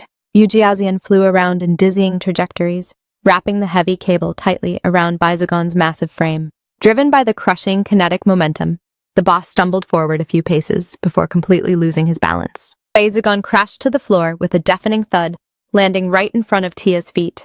The terrified little girl nervously cracked open a single eye to assess the damage. By this point, the dangerous craftsman had been completely immobilized and lay entirely still on the map. Tia sobbed bitterly, her fragile body trembling violently from a mix of intense relief and heavy guilt. We actually cleared it! Yujiazian barked at her. "Save the waterworks for the lobby. Hurry up and secure the quest item." The little girl looked down at the foaming, twitching Byakugan and whimpered. "Understood." Tia panicked when she noticed a critical bleed effect streaming from his cracked forehead. "He's bleeding out." Lowering her head, her audio track trembled with pure remorse. "I'm so incredibly sorry, manager," the boy relentlessly urged. "We need to seize the Raja core and execute an immediate extraction script." Tia recalled the comforting head pat buff she once received from Belle, reinforcing her resolve. I must break through this dimension, no matter what, because I promised the party. The reassuring faces of Roderick and Buster instantly flashed across her mental UI, followed closely by Jean and Enzo, boosting Tia's motivation stats to act like a true top-tier commander and shield her squad from harm. Seconds later, the little girl managed to loot a glowing relic straight from Byazugan's body, exclaiming, "Objective secured!" Yuji Asian glanced at the unconscious boss and cautiously briefed Tia. I can sense the condensed mana signatures within the core's asset spiking exponentially. Tia observed the crimson spiritual particles radiating into the air, muttering, "Spiking, lie." It suddenly shattered, leaving the little girl completely flabbergasted. Two small, ethereal ears slowly materialized out of thin air. A tiny, pint-sized elephant with sparkling, high-res eyes instantly spawned into reality. Tia's eyes dilated to their absolute limit, rendered completely speechless by the bizarre drop. Yujiasian, on the other hand, twisted his face into an incredibly toxic, scowling grimace. The little girl immediately embraced the summon, squealing excitedly. "A legendary baby elephant just hatched from a chicken egg," the boy grumbled. "What do you mean, chicken egg?" The tiny creature extended its miniature trunk and let out an adorable, high-pitched cry. Tia's attention was completely captured by its top-tier cuteness. Yujiasian stood utterly speechless as the naive little girl blurted out, "It just registered me as its mommy." The spirit boy roared in an absolute textbook rage, shouting, "Say what now?" In the abandoned room, Yujiasian's echo boomed. "Tia, do you even comprehend what kind of anomaly you're holding? That thing is a literal monster. It's the exact same type of high-threat mob we've been raiding this entire time." Furthermore, the suffocating stench of blood and raw murder radiating from its mana signature. There is zero data on how many players it has already deleted. Trapping our party in this psychological subspace was entirely its doing. Right after dropping the facts, Yujiasian smacked the baby elephant hard on its head, causing it to squeak in protest. The boy snapped, "What is this absolute fraud babbling about?" Tia, translating for the summon, clenched both hands and relayed, "Cuckoo says it had zero toxic intentions toward anyone. Cuckoo claims its memory banks were wiped clean before hatching. And as for locking Tia inside this pocket dimension, it says that was an uncontrollable system glitch. Cuckoo was just trying to offer Tia all the premium food it had hoarded for ages, but because I kept running away, it was just trying to aggro me." Yujiasian pointed aggressively at the bleeding Byazugan, cross-examining, "Premium food? You mean that human NPC? It claims it doesn't harm anyone. So how does it make any logical sense that it was preparing to consume that human?" The elephant squeaked repeatedly in defensive protest. The little girl translated the creature's audio track. "Cuckoo says its primary diet isn't human flesh, but their emotional hearts. Specifically, those hearts overflowing with fear. Originally, it planned to harvest that energy to trigger its awakening sequence. But after linking up with Tia, it unlocked the power to fully manifest without needing to harvest anyone. Look at it, it's a top-tier cutie, isn't it? Cuckoo says it wants to join Tia's party forever. It says if Tia dislikes its farming methods, it will permanently stop foraging from this day forward." Yujiasian gritted his teeth, completely losing his cool. "Of course that parasite would claim that, because that bastard is continuously siphoning your raw mana pool just to fill its own stamina bar." The nostalgic memory of Tia holding the boy's hand and strolling happily together instantly flooded her consciousness. Right at this exact millisecond, a surge of pure mana from the little girl's palm began to glow with a blinding light. Yujiasian's hyper-tuned senses immediately registered a fatal shift. The spirit boy squeezed his eyes shut, groaning out a few strained words. "Necromancer King." Tia and the baby elephant simultaneously turned their gaze toward the fading Yujiasian. He groggily woke up and asked, "Kid, are you okay? What on earth just happened in here?" Not long after, Byazugan stared blankly at the baby elephant and shouted, "Raja's core! It completely vanished? Is that true? You mean your build actually defeated that Raja monster?" The little girl excitedly confirmed, "Yes." He was thoroughly bewildered, imagining the intense scene of the relic egg shattering, and added, "Then the reason Raja's core cracked was due to a massive clash of volatile mana?" While the two were locked in conversation, Yujiasian turned his back and silently walked away. The spirit boy looked around, inwardly answering that specific query. There was no epic clash at all. That parasite just unilaterally siphoned her mana and hatched itself. Suddenly, Tia leaned over inquisitively. "Huh?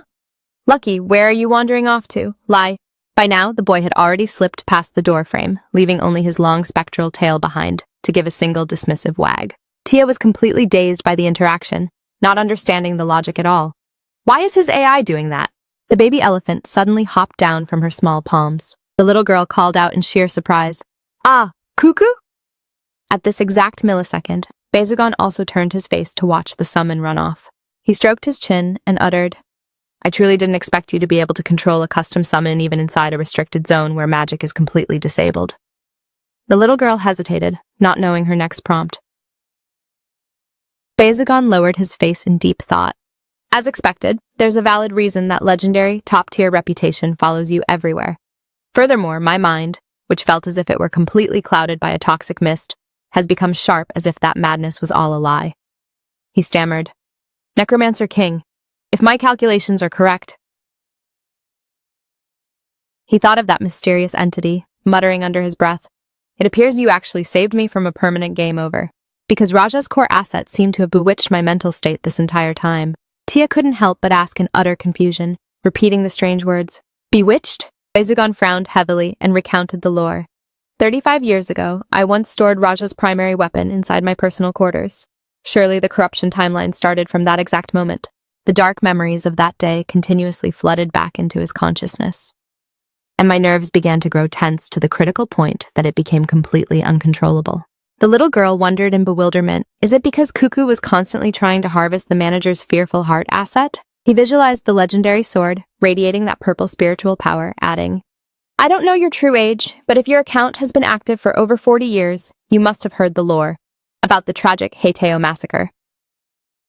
Tia frantically miscalculated the timeline in her head, thinking, the Yahello massacre?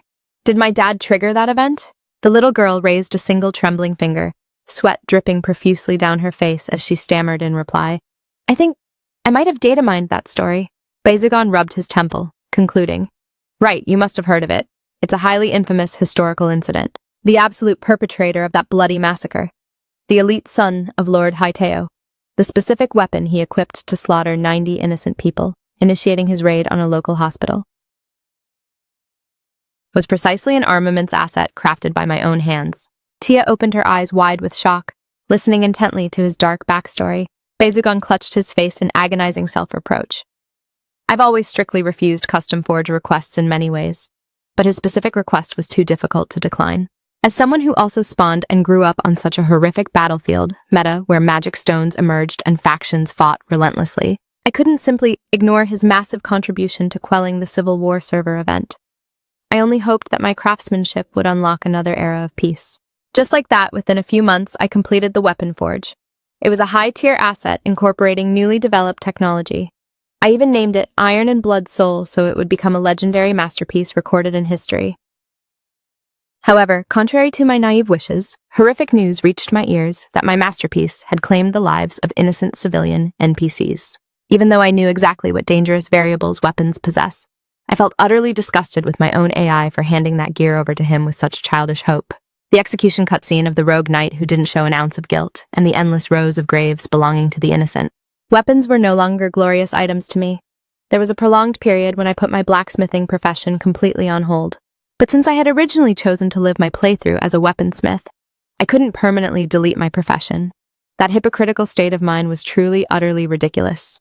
Tia gently placed her 2 tiny hands on his burly arm. The little girl tearfully comforted the old artisan. "Manager, you didn't commit any crime. That rogue knight was the real toxic griefer." Suddenly, Bezugon froze for a split second in shock. He looked down at the fragile little girl, wiping away the tears streaming down her cheeks, thinking, what a bizarre individual. For a Cataclysm-class monster who shattered Raja to cry so pitifully over such a trivial historical backstory. Bezugon's gaze dropped down to the floor, clearly showing a deeply gloomy expression. He closed his eyes and admitted, "In any case, I carry those kinds of heavy flaws in my coding." And Tia asked in utter confusion, "You have flaws? What does that mean?" "Lie." Bezugon corrected his terminology. "Flaws. I mean severe psychological shortcomings. So it's true that I've operated with a bit of a toxic, gruff temperament lately, but I have never blindly banned visiting clients from my shop zone like that before." He was completely bewildered in his heart. Harvesting fearful hearts turns out to trigger a debuff like this. He recalled the exact moment he hid the cursed weapon and continued, "Ever since I stored Raja's armaments inside my quarters, I've been continuously haunted by the paranoia that the massacre event would loop again." Right at that exact millisecond, Tia clenched her small palms tightly and gritted her teeth, realizing, wow, So that's the mechanics behind it.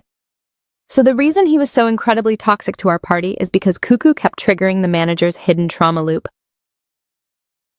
At the exact same time, Yuji, who was biting down on the strap of an inventory bag filled with high-tier items, froze in his tracks for a few seconds. The spirit boy glanced backward over his shoulder, questioning, "Why are you trailing my path? I have absolutely zero intention of letting you off easy, you fraud." At this moment, the tiny baby elephant radiated a deep, menacing red spiritual power. With its pupils turning totally blank white, it fiercely retorted, "Those should be my lines, Glitch. Stop draining your mommy's core life force and go back to your disgusting little nest, you oversized, over-leveled lizard."